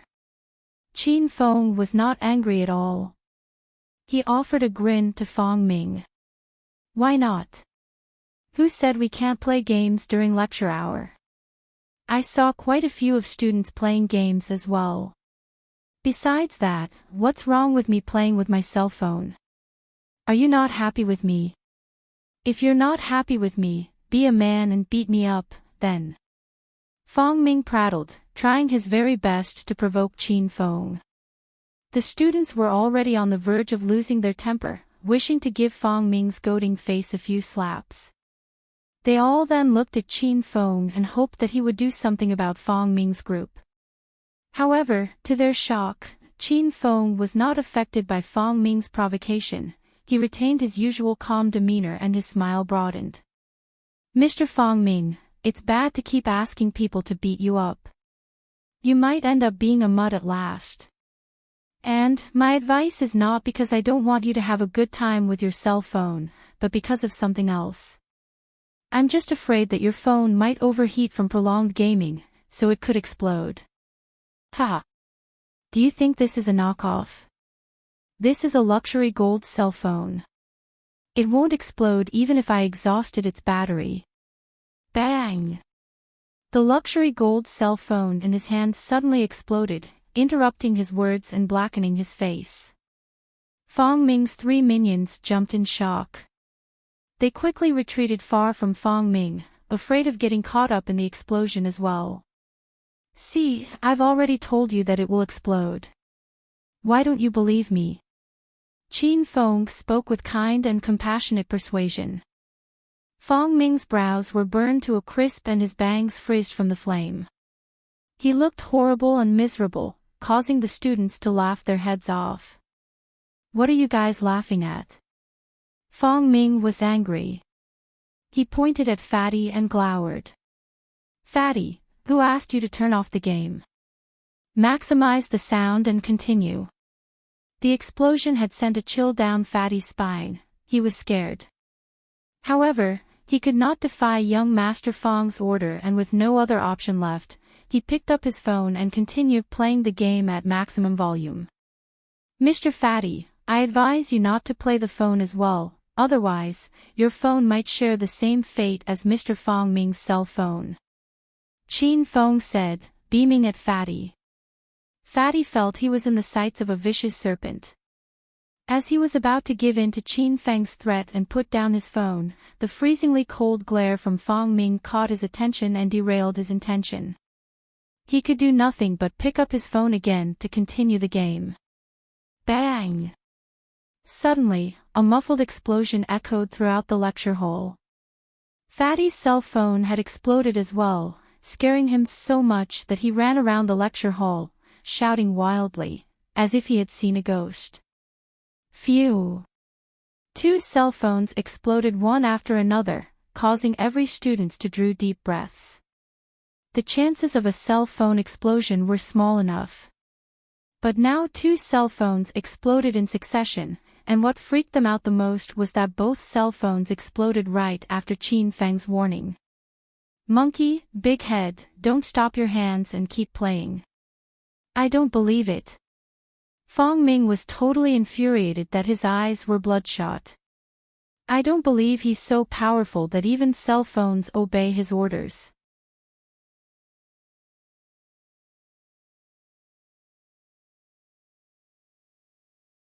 Chapter 420, Eye-Blinding Acupuncture.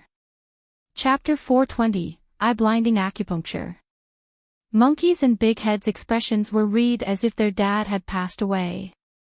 Both of them shilly-shallied for a good while before resuming their game at maximum volume.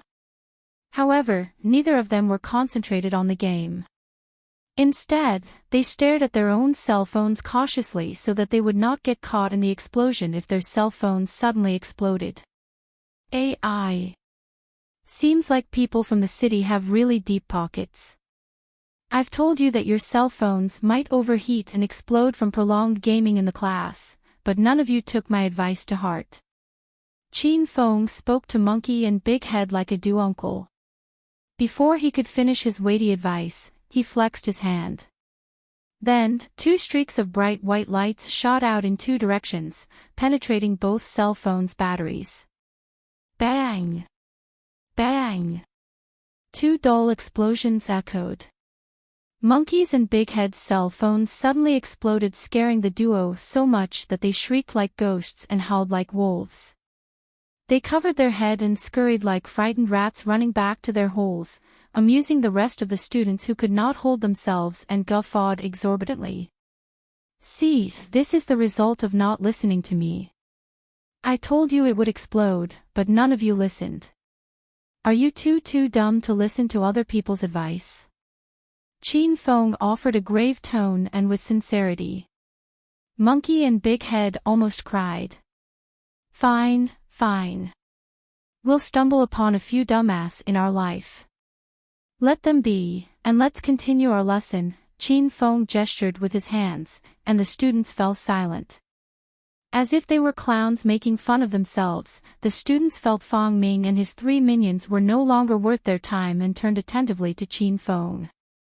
I've mentioned earlier that I require an assistant to assist me in showing you the China majestic art of acupuncture. I see that every student treasures this precious chance very much, and every one of you participated actively. What if we do it this way? Since Mr. Fang Ming's cell phone has exploded just now, and I'm certain that he must be very lost now. How about we give Mr. Fang Ming a chance to free himself from his sense of loss? Fang Ming's expression turned dark like the bottom of a pot after he caught what Qin Feng said. He did not want to be Qin Feng's assistant. God knew what kind of trick was Qin Feng playing right now. Mr. Fang Ming, hurry up and come to the podium now. Qin Feng offered a Cheshire grin to Fang Ming. Faking his composure, Fang Ming pretended he did not hear what Qin Feng had said and paid him no mind. Qin Feng then walked down from the podium with a sly grin on his face. As he was walked, he flicked his hand. Then, a cold beam shot out from his palm. A silver needle sliced through the air and rammed into Fang Ming's kneecap. In the next second, Fang Ming's countenance changed drastically. He realized that he could not move at all. Both of his legs went numb, and he even could not stand up. Since you're not willing to come up to the podium, you left Professor Qin Feng no other option left but to come down to your side and give you a treatment using silver needles. It's okay. You don't have to stand up, just remain seated will do. Professor Qin Feng will do the standing. Qin Feng self-directed a scene, and he enjoyed his own show very much. His acting was so fabulous that he tricked all the students into believing that Fang Ming had submitted to him because Fang Ming remained in his position without putting up any resistance. Fang Ming panicked. He was certain that Qin Feng meant nothing good as he came near, and he had to be cooking up some evil plan to toy with him. No, I can't let him have his way. Fang Ming then opened his mouth to ask for help. However, Qin Feng saw through his intention, and he flicked his hands again, sending another silver needle into his body and completely putting an end to his struggle. Mr. Fang Ming, please stay put so that I can observe your countenance clearly to point out your hidden illness. After that, I will treat your illness with acupuncture. If I really cure your illness, then it proves that acupuncture really works. Qin Feng talked happily and began his one-man show again. The remaining students all observed the exchange studiously. Fang Ming was so shocked that he almost popped his eyes.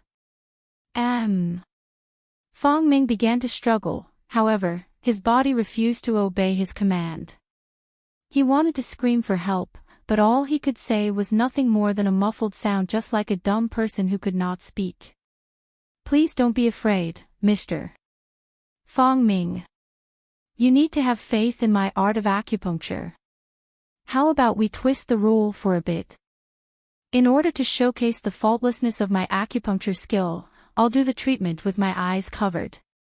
The students burst into thunderous applause as Qin Feng finished his sentence. The students loved his performance. They had never witnessed this kind of stunt before and yelled eagerly to urge Qin Feng to perform the supreme feat, acupuncturing with his eyes blinded. Please calm down, everyone.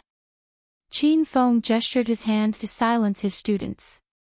Then, he added, Mr. Lu Jia, can you do me a favor and find me a black cloth? And please stay completely quiet during the whole treatment. I've to look for Mr. Fong Ming's organ and acupoints with my hearing after I covered my eyes. I might stick the wrong acupoints if I'm interrupted. A small miss is as good as a mile. One false step will make a great difference. The art of acupuncture requires one to devote his mind to it, otherwise, you might end up killing your patient. Qin Feng was serious, and the students believed him.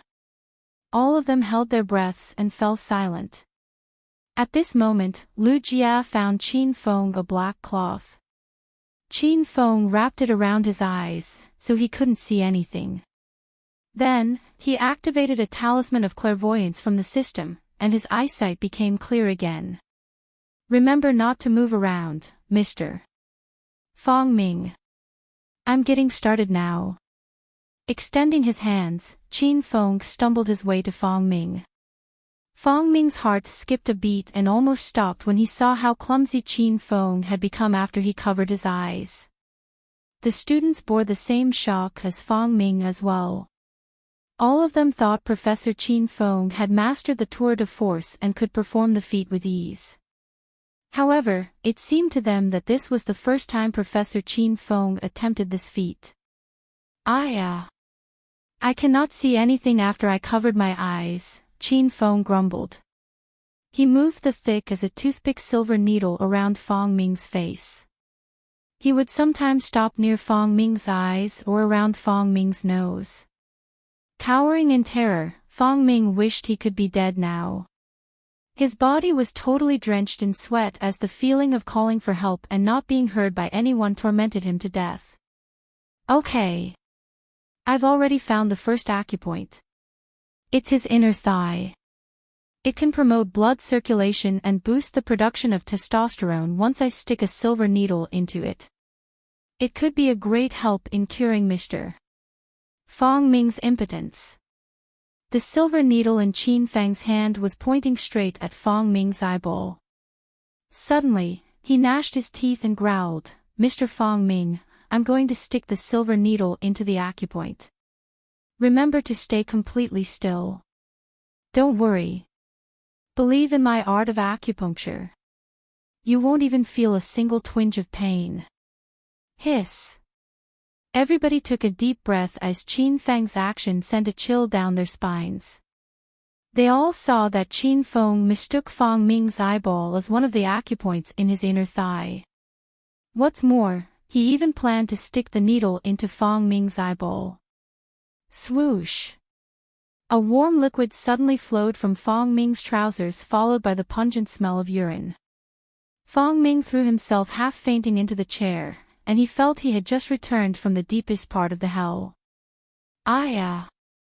What's this smell? The silver needle still remained in Qin Feng's hand. He removed the black cloth that covered his eyes and pointed at Fong Ming. Mr. Fong Ming, seems like your old friend come to visit you again. Well, we should postpone your treatment until next time. How about after class? Please come to my office so that I can continue the treatment. For now, please go home and change your trousers. It'll be bad if you see a cold. Qin Feng talked to Fong Ming earnestly and patiently like a caring elder, causing Fong Ming to almost cry out loud.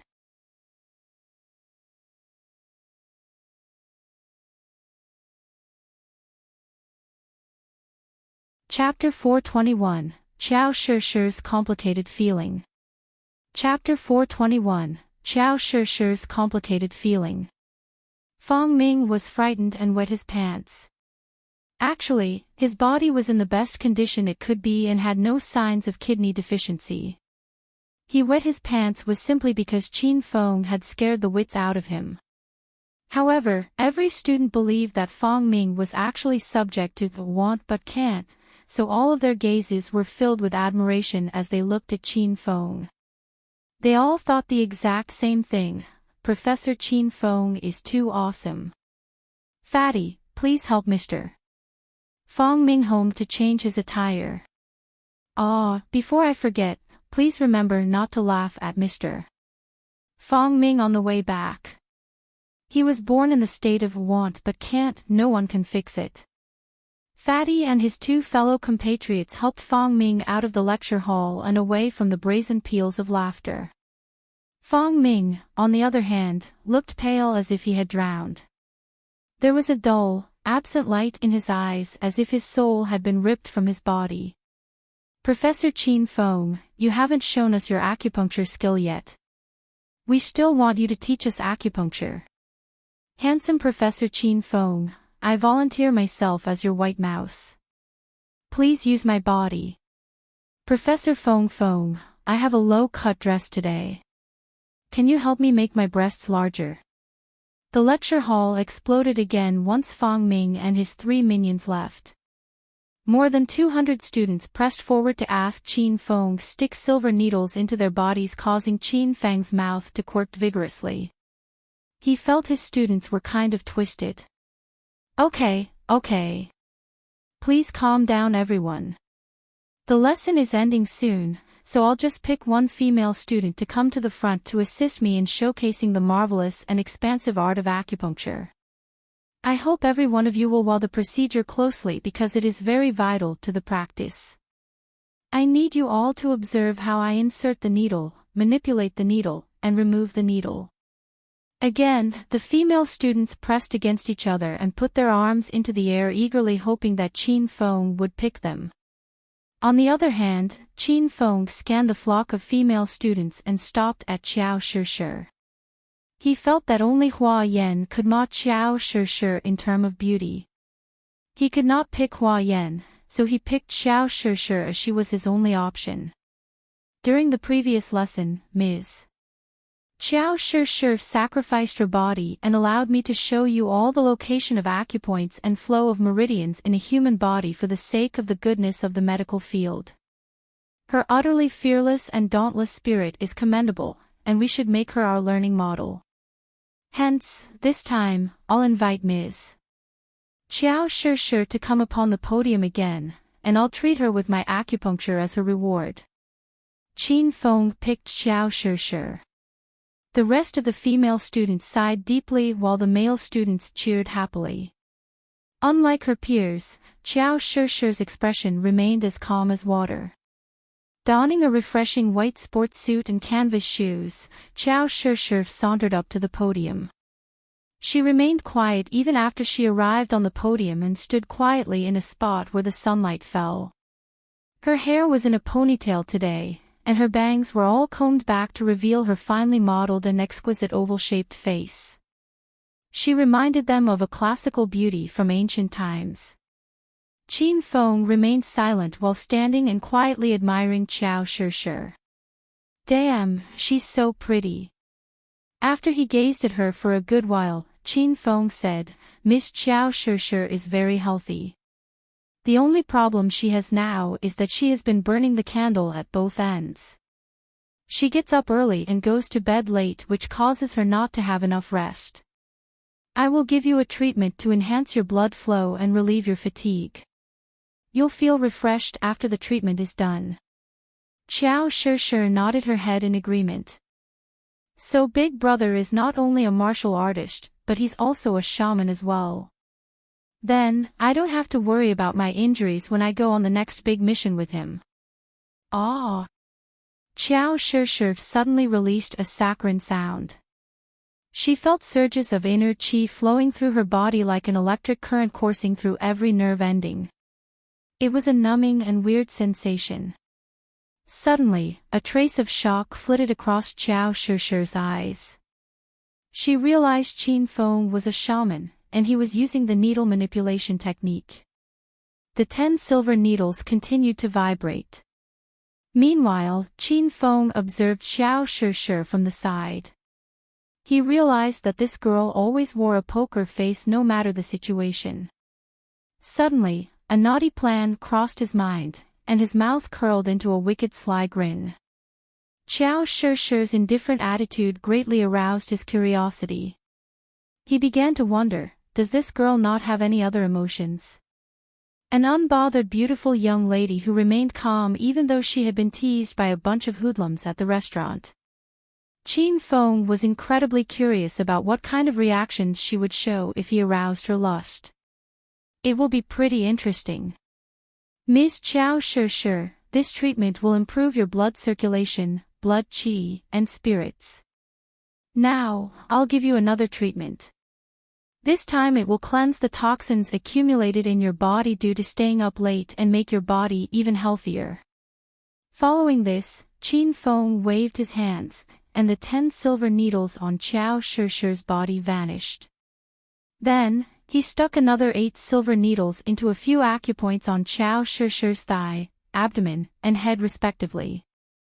These acupoints were responsible for secreting sex hormones. Qin Feng inserted the silver needles into them and accelerated their secretion. The effect would take place in no more than 5 minutes. Qiao Shishi frowned her brows. She looked at Qin Feng with a puzzled expression. Professor Qin Feng, which acupoints did you insert the silver needles? She asked. Didn't I tell you before? This treatment will cleanse the toxins in your body. Relax. There's nothing to worry about, Qin Feng comforted Qiao Shishi, grinning from ear to ear. Qiao Shishi had only very basic knowledge of Chinese medicine, so she was clueless about the acupoints Qin Feng was manipulating and had no idea what kind of effect would result. Since Qin Feng said, Qiao Shishi could only suppress her curiosity and continued to stand. As time went by, Qiao Shishi's expression expressed more discomfort. Tiny beads of sweat began to form on her forehead, and Qiao Shishi felt that there were countless hands on her body caressing and stroking every inch of her skin and her sensitive parts. This was the first time Qiao Shishi had experienced this kind of feeling, so she was defenseless against this strong feeling and she wet herself. Qiao Shishi moaned again, but no one heard her low moaning beside Qin Feng. Her moaning was as melodious and appealing as the bubbling sound of a water fountain. It instantly excited Qin Feng and a charge of heat was sent directly to his groin, causing him to have a reaction. Professor Qin Feng, it's so weird. Qiao Shishi could not hold it anymore. She turned to Qin Feng and pleaded for his help. Qin Feng had a grin on his face as he walked up to her. Then, he deliberately blew a stream of hot air into her ear. Miss Shishi, what is so weird about it? Please tell me, so that I can help you with it. Searing hot air blew past Qiao Shishi's ear, causing her knees to go limp. She threw herself half-fainting into Qin Feng's arms. Her usual calm and cold expression was now one of coyness, and her naturally clear eyes were filled with an unfathomably complex expression. With an intense gaze, she peered straight into Qin Feng's eyes and melted him. Hug me, Qin Feng. Qiao Shishi moaned kittenishly. She took the initiative and wrapped her arms around Qin Feng's waist. Then, she stood on the tips of her toes, sending her cherry lips straight at Qin Feng's lips. Both of them hugged each other and kissed. Both Qin Feng and Qiao Shishi had forgotten the time and that there were students around them so immersed in their own world and passionately responding to each other. Rumble. The sight stunned the students. All of them thought they were seeing an illusion, so many of them keep rubbing their eyes, again and again. However, the sight before them remained the same, and it was becoming even more intense. Qin Feng. You did something to me, right? Hurry up and take the needles out of me. I'm getting angry now. Qiao Shishi struggled very hard in between of fulfilling her body's instinct and her rationale. For a while, she responded madly to Qin Feng, and then, she pushed Qin Feng away to free herself from Qin Feng's clues. Qiao Shishi smelled nice, and her lips were sweet. Qin Feng was reluctant to let her go, but seeing how much she struggled, he lightly pushed her away and waved his hands so all 8 silver needles returned to the system. Phew! Qiao Shishi returned back to her usual self soon after Qin Feng withdrew the silver needles from her body, but she was petrified. Then, she suddenly charged at Qin Feng and punched him in his pecs. Her punch did nothing to Qin Feng. "What are you doing? You did it intentionally. You asshole." After punching Qin Feng, Qiao Shi ran out of the lecture hall. Ding! Ding! Ding!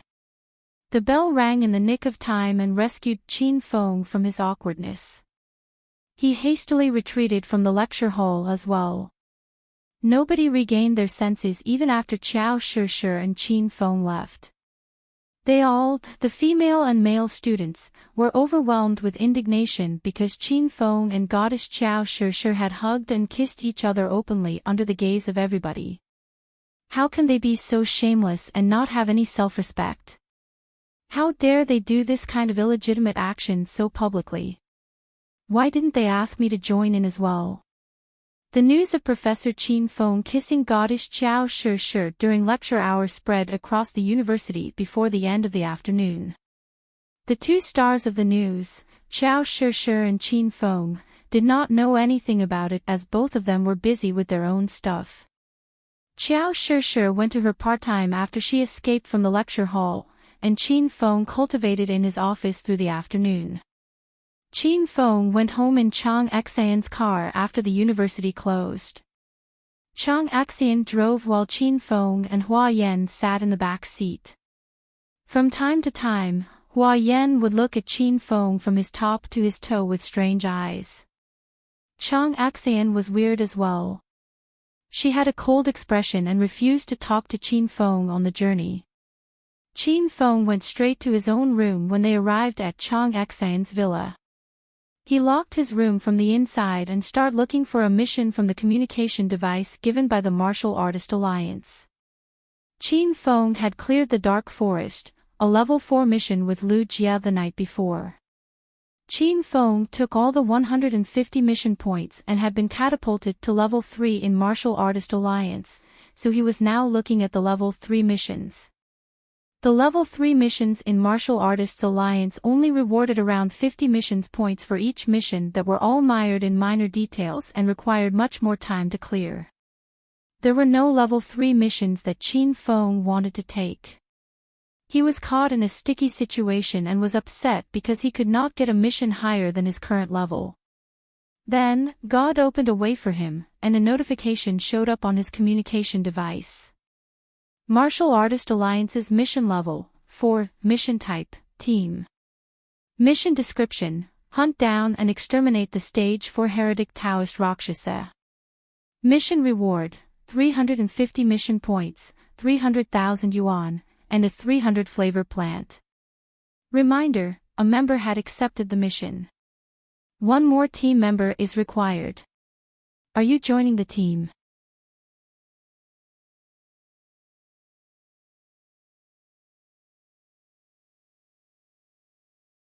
Chapter 422, Flower Thief Captured. Chapter 422, Flower Thief Captured. Looking at the notification, Qin Feng's eyes gleamed brightly. A level 4 mission normally gave the operative 100 mission points. The Dark Forest mission had given Qin Feng 150 mission points, which were considered a lot, and now the level 4 mission on the screen was worth a whopping 350 mission points. Qin Feng knew that he had to try. He now had 150 mission points. If he cleared the mission, he would be rewarded with another 350 mission points, resulting in a total of 500 mission points. It would also make him a level 5 member, meaning that he could accept a level 5 mission to clear the first side mission of the main mission, Martial Artist Alliance, in the Hedonist sovereign system. Without giving it a second thought, Qin Feng typed a quick message on the communication device to request to join the raid. Ding dong. After 15 seconds, Qin Feng's communication device rang. A member with the alias of Billowy Lady had sent him a message. You're only a level 3 member, and by right, you should be not qualified to take on the mission. However, I will bend the rule and let you join the raid on one condition. I want all of the awarded 100 flavor plants. After taking a quick glance at the message, Qin Feng replied to her. I have no idea what the 100 flavor plants are and I've no use for them, so you can have all 3 of them. However, I have a condition as well, I want all the mission points. After he had waited for 10 or so seconds, Billowy Lady finally replied to Qin Feng. Deal. Ding dong. After a short while, Qin Feng received a mission update notification from the Martial Artist Alliance and hastily opened it. Martial Artist Green Wolf, your application for Level 4 mission number 1201 has been confirmed. For your information, this is a team mission, and your team member is Billowy Lady. You are advised to add her as a friend to check her information. After that, he received another 3 notifications from the Martial Artist Alliance about the details of the Level 4 mission. After Qin Feng skimmed through the mission, he closed the notification and added Billowy Lady as his friend. Then, he started reading Billowy Lady's information. Alias, Billowy Lady. Sex, female. Accumulated mission points, 1130.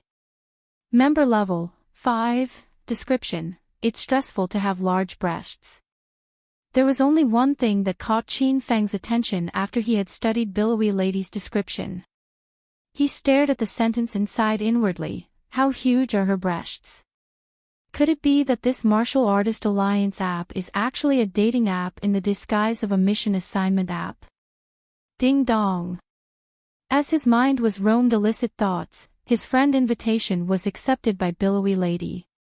Billowy Lady, how large are your breasts? Send me a photo. You have to send me a photo to prove your words.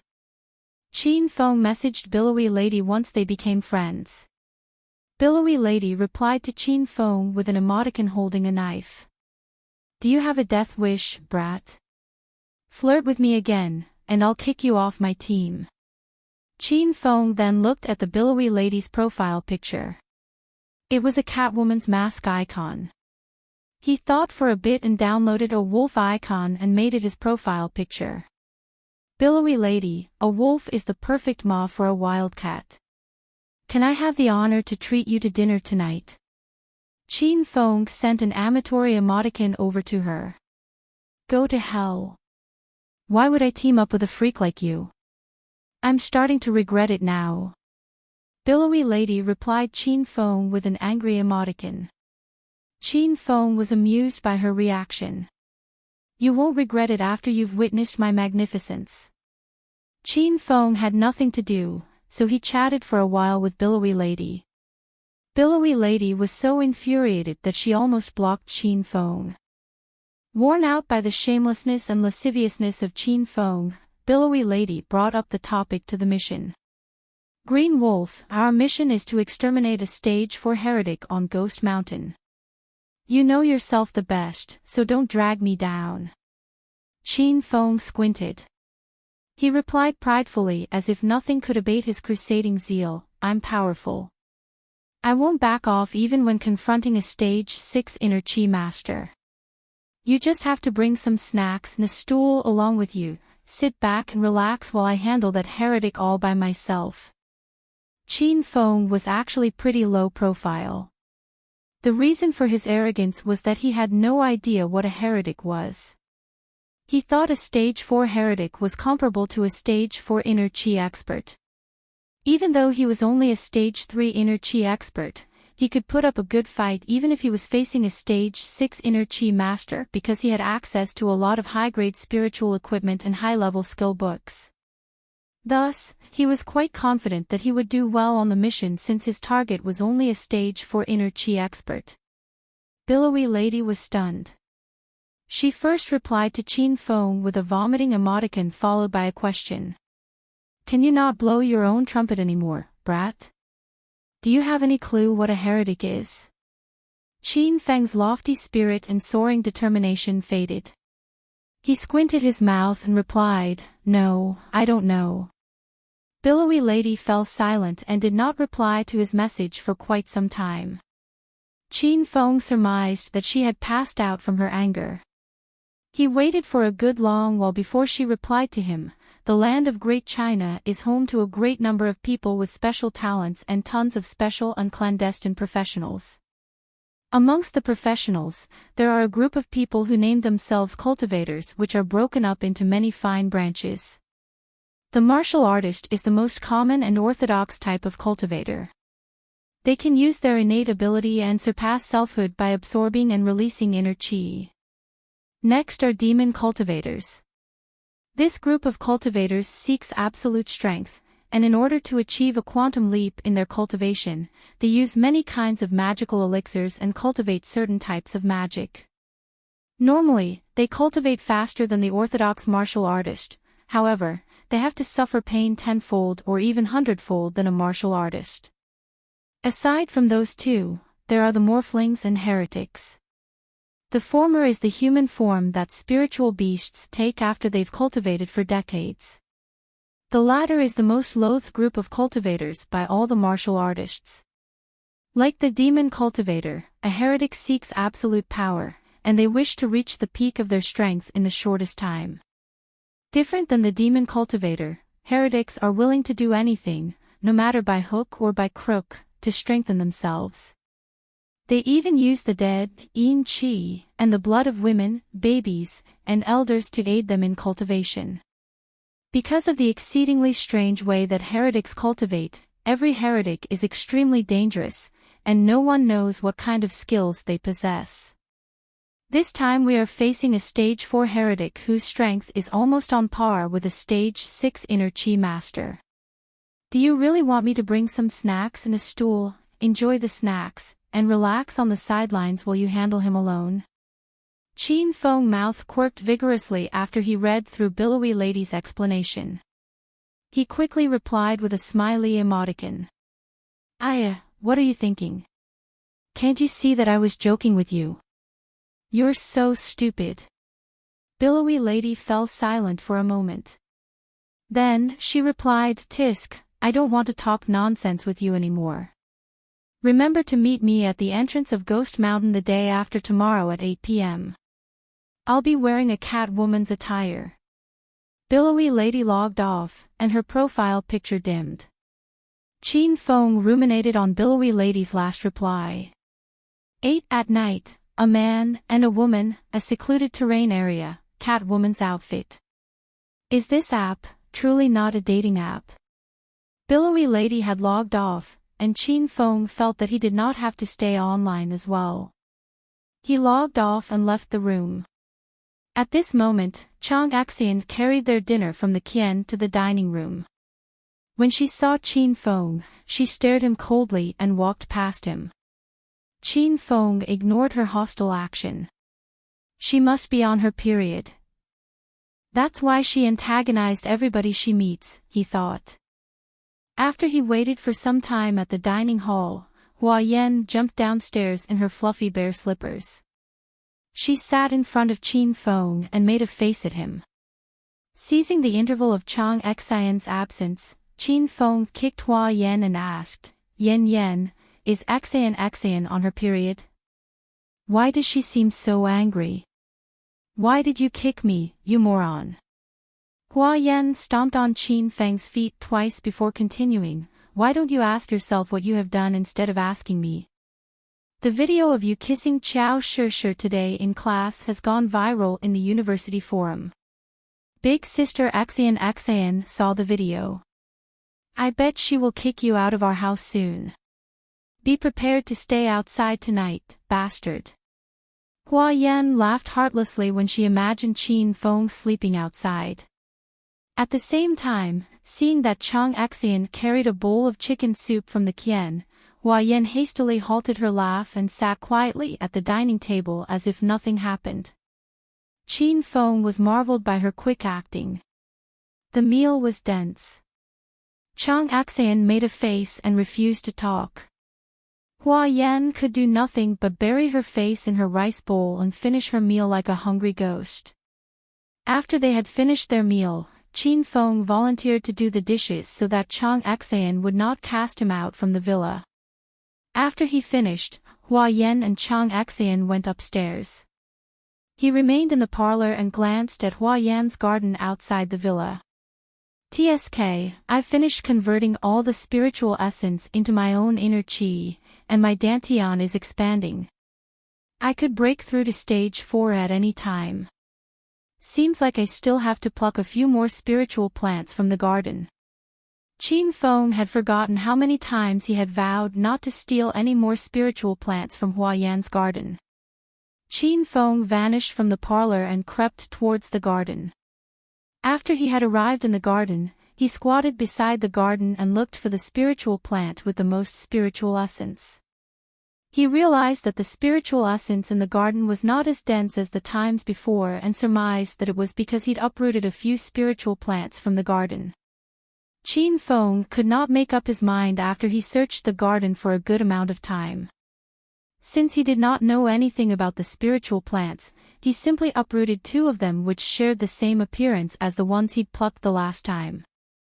Immediately, Qin Feng retreated after he got the desired spiritual plants. As soon as he turned around, he was stunned. Donning in her sleeping gown and a pair of fluffy bear slippers, Hua Yan stared furiously at Qin Feng.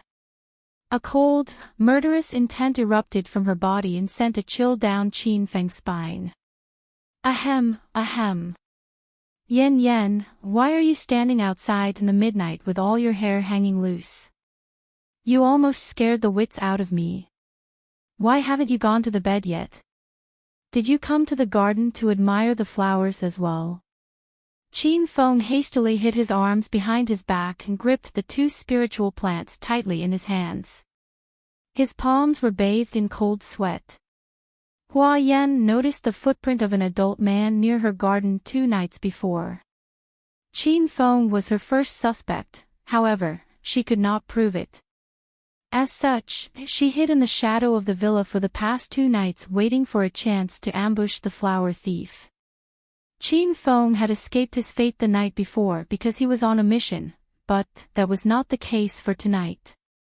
He was caught red-handed by Hua Yan. I knew it was you. Qin Feng, you bastard. How dare you lie to me?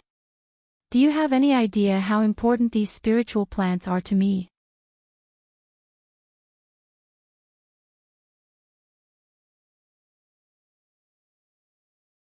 Chapter 423, Dongfang Ming Wang's Debut. Chapter 423, Dongfang Ming Wang's Debut. Looking at Hua Yan's read expression, Qin Feng giggled. Yan Yan, what are you talking? Why can't I understand anything you just said? I just came outside for a stroll because I can't sleep. I just want to admire the magnificent scenery of your garden bathed in beautiful silver moonlight. Hua Yan squinted her eyes into a line. She gnashed her teeth and stared violently at Qin Feng. She did not believe in Qin Feng's nonsense at all. You still refuse to admit it. Show me your hand. Qin Feng obediently extended his left hand. There was nothing on his left palm. Hua Yan pulled her face and yelled roundly, other hand. Squinting his mouth, Qin Feng withdrew his left hand and re-extended his right hand. It was empty as well. Qin Feng had wrecked Hua Yan's nerves. She glared at Qin Feng and said coldly, do you think I'm a 3-year-old? Give me back the plants. I can still save them if I replant them now. This was the reason why Hua Yan did not go all out on Qin Feng after she caught him red-handed stealing her spiritual plants. She wanted to get her plants back and replant them. Qin Feng had a dilemma. The spiritual plants were important to Hua Yan, but they were important to him too. After a fierce wrestling with himself, Qin Feng put the 2 spiritual plants in his hand and into his mouth in front of Hua Yan. He devoured the 2 spiritual plants before Hua Yan could react. He gulped and opened his mouth wide, showing Hua Yan that there was nothing in his mouth. See, I told you. There is nothing. Qin Feng's shamelessness infuriated Hua Yan's top. Her well-endowed breasts bounced as her anger mounted. She hastily went to her garden to figure out which spiritual plants Qin Feng had stolen this time. After she glanced through her garden, a grim smile crossed Hua Yan's cold face. The two spiritual plants Qin Feng had stolen were angel plants which could accelerate blood circulation in a human body.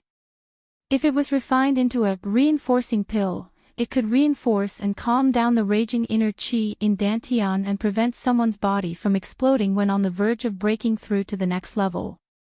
How, if eaten raw, the angel plant would induce another effect. The angel plant was a potent aphrodisiac, and most high-grade pills that were sold in adult stores was primarily made of angel plant. Qin Feng had devoured 2 angel plants in one go, which meant that he had consumed roughly 20 Viagra. Hua Yan's smile broadened as she imagined the scene where Qin Feng went nude and wild on the street. Yen, why are you looking at me with an evil face? If there is nothing else, then I'm going back to the house. The winds are getting big. You should go back to your room as well. Qin Feng did not know the effects of the spiritual plants he'd devoured. He excused himself as he was afraid that Hua Yan might fall out with him. Suddenly, Hua Yan pulled Qin Feng's arms. She wore a fang expression and peered lovely at Qin Feng. Young Master Qin, what's the rush? Stay and talk with Yen. Yen is so lonely tonight. Qin Feng's whole body trembled as a weird sensation began to crawl through his body. Dumbfounded, he measured Hua Yan with strange eyes. He thought inwardly, what happened to this woman? Is she going to seduce me into her honey trap? Women are really the most dangerous living beings that crawl on earth. No. I'm not young Master Qin anymore. I'm just a dedicated, hard-working lecturer that pledged my whole life to teach the next generation. Hurry up and release me. I'm not an easy person. Qin Feng would not fall for her trick. Professor Qin Feng, there's something I don't understand in the lecture notes. Please explain it to me now. Hua Yan took the initiative and wrapped her arms around Qin Feng's arms and pressed her humongous breasts against Qin Feng's arms. She purred into Qin Feng's ear and blew hot air into it. Qin Feng suddenly had a huge reaction, and it stunned him. His crow area bulged obscenely. Ah! You are so disgusting. Go to hell. Hua Yan glanced down, and she was stunned when she saw Qin Feng's bulge. Qin Feng was far more endowed than she ever imagined anyone could be. It's so large.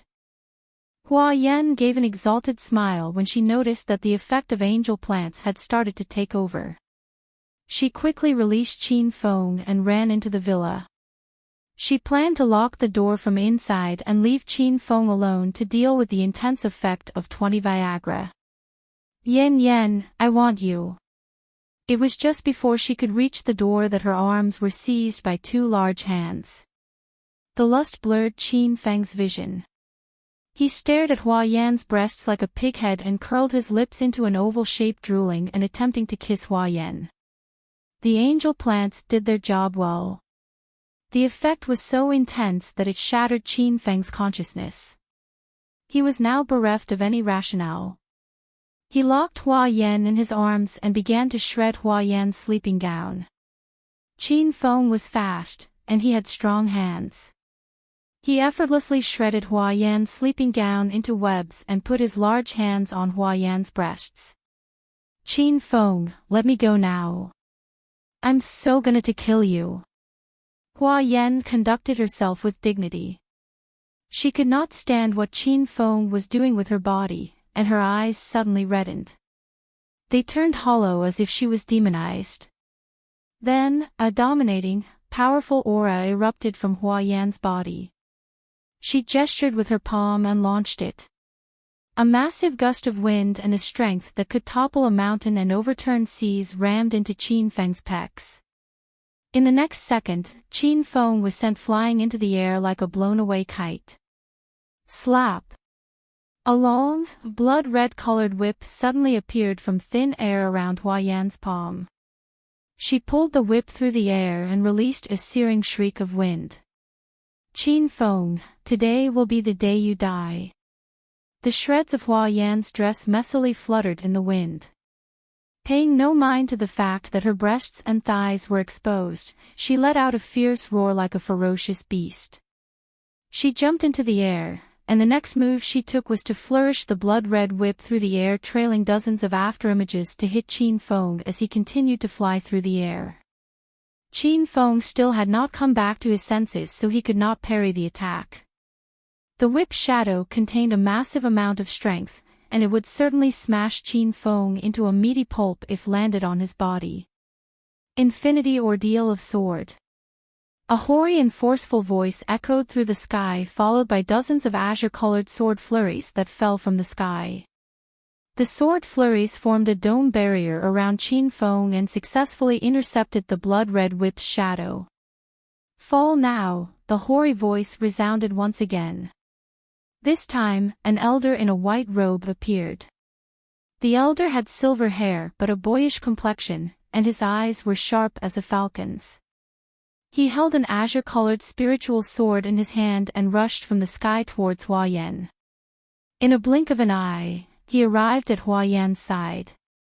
Then, he launched a palm strike at Hua Yan and sent her flying all the way from the sky and into the parlor. He defeated Hua Yan in a single palm strike. She was knocked out, and her bloodshot eyes receded and returned to how they usually looked. Shroom. The elder vanished again and moved like a bolt of lightning. He arrived below Qin Feng in the next second and caught Qin Feng, who was falling from the sky. From the moment he appeared, sending a palm strike at Hua Yan until he caught Qin Feng from the sky, he accomplished this series of incredible feats naturally and smoothly within a second. The elder held Qin Feng with one arm and placed his other arm on Qin Feng's wrist and frowned. This brat consumed the angel plant like eating rice. He must be crazy. After he had a good grasp of Qin Feng's body condition, the elder circulated his inner qi and transferred it into Qin Feng, forcing the angel plant out of Qin Feng's body. Seeing Qin Feng's complexion began to get better, and his inner qi calmed down. The elder then single-handedly carried Qin Feng to a deserted place outside of the town. Cough. Cough. Nobody knew how long had passed before Qin Feng regained his sense. He coughed vigorously the moment his head began to clear. He received a palm strike from Hua Yan head-on, and a mouthful of blood was stuck in his throat. He felt sick, and he vomited it all out. If it wasn't for me happening to be here tonight, you would be a piece of lifeless dead meat by now, kid. The elder saw that Qin Feng had regained his faculties, so he passed him a dark and swarthy pill. Qin Feng did not eat it after he took the pill from the elder. What's wrong? Afraid of me harming you? You would have died 100 times if I wanted to harm you. The elder glared snappily at Qin Feng. He stroked his beard and added, "This is a soul-cleansing pill. It's a magical pill that will accelerate the restoration of your blood qi and cure hundreds of illness. It costs 100,000 apiece. Give it back to me if you don't want it." Qin Feng hastily opened his mouth and gulped in the pill. How was there any chances he would give him back this kind of deal? After he consumed the pill, Qin Feng waited for a surge of inner qi to fill and restore his body. However, he waited for a long time and nothing happened. Please stop kidding yourself, master. This soul-cleansing pill is not even half as effective as the elementary golden sword medicine. Little pig voice resounded in Qin Feng's mind. Qin Feng was stunned. A bottle of elementary golden sword medicine only cost 100 hedonist points, and the so-called magical soul-cleansing pill cost 100,000 yuan and could not even ma up to half of the efficacy of a bottle of an elementary golden sword medicine. Were all the pills of China's martial artists fake? Little Pig could read Qin Feng's thoughts and added, "Master, can you please not compare the elementary pills on Earth with the magical pills and herbs in the hedonist sovereign system? They are not even in the same league. So long as the pill is refined by an experienced pharmacist, it can be quite useful. Other than that, the pills and elixirs called magical pills cannot be considered comparable, and Master can ignore them. It's not worth Master time, and it's much better if Master spent 100 hedonist points to purchase a bottle of elementary golden sore medicine. Little Pig had lifted Qin Fang's spirit. He was once again realized how powerful the hedonist sovereign system was. Why are you zoning out? Won't you say anything to me? Seeing that Qin Feng had remained silent after he consumed the soul-cleansing pill, the elder in white robes sent yet another scornful gaze at Qin Feng. Only then did Qin Feng turn his attention to the elder. His face was veiled with a complex emotion. This was because the elder before him was not an ordinary person.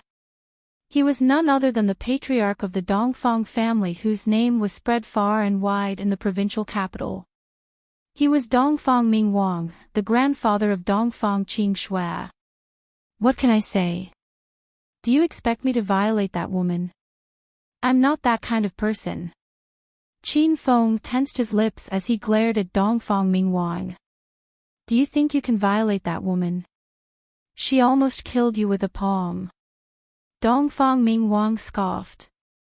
He glared a few times at Qin Feng before continuing. The two spiritual plants you consumed today were angel plants. This plant is a potent aphrodisiac if eaten raw. This is the very first time I've seen a person consume an angel plant raw. You must be out of your mind. Qin Feng was utterly defenseless against Dongfang Ming Wang's criticism. He could not do anything to the elder.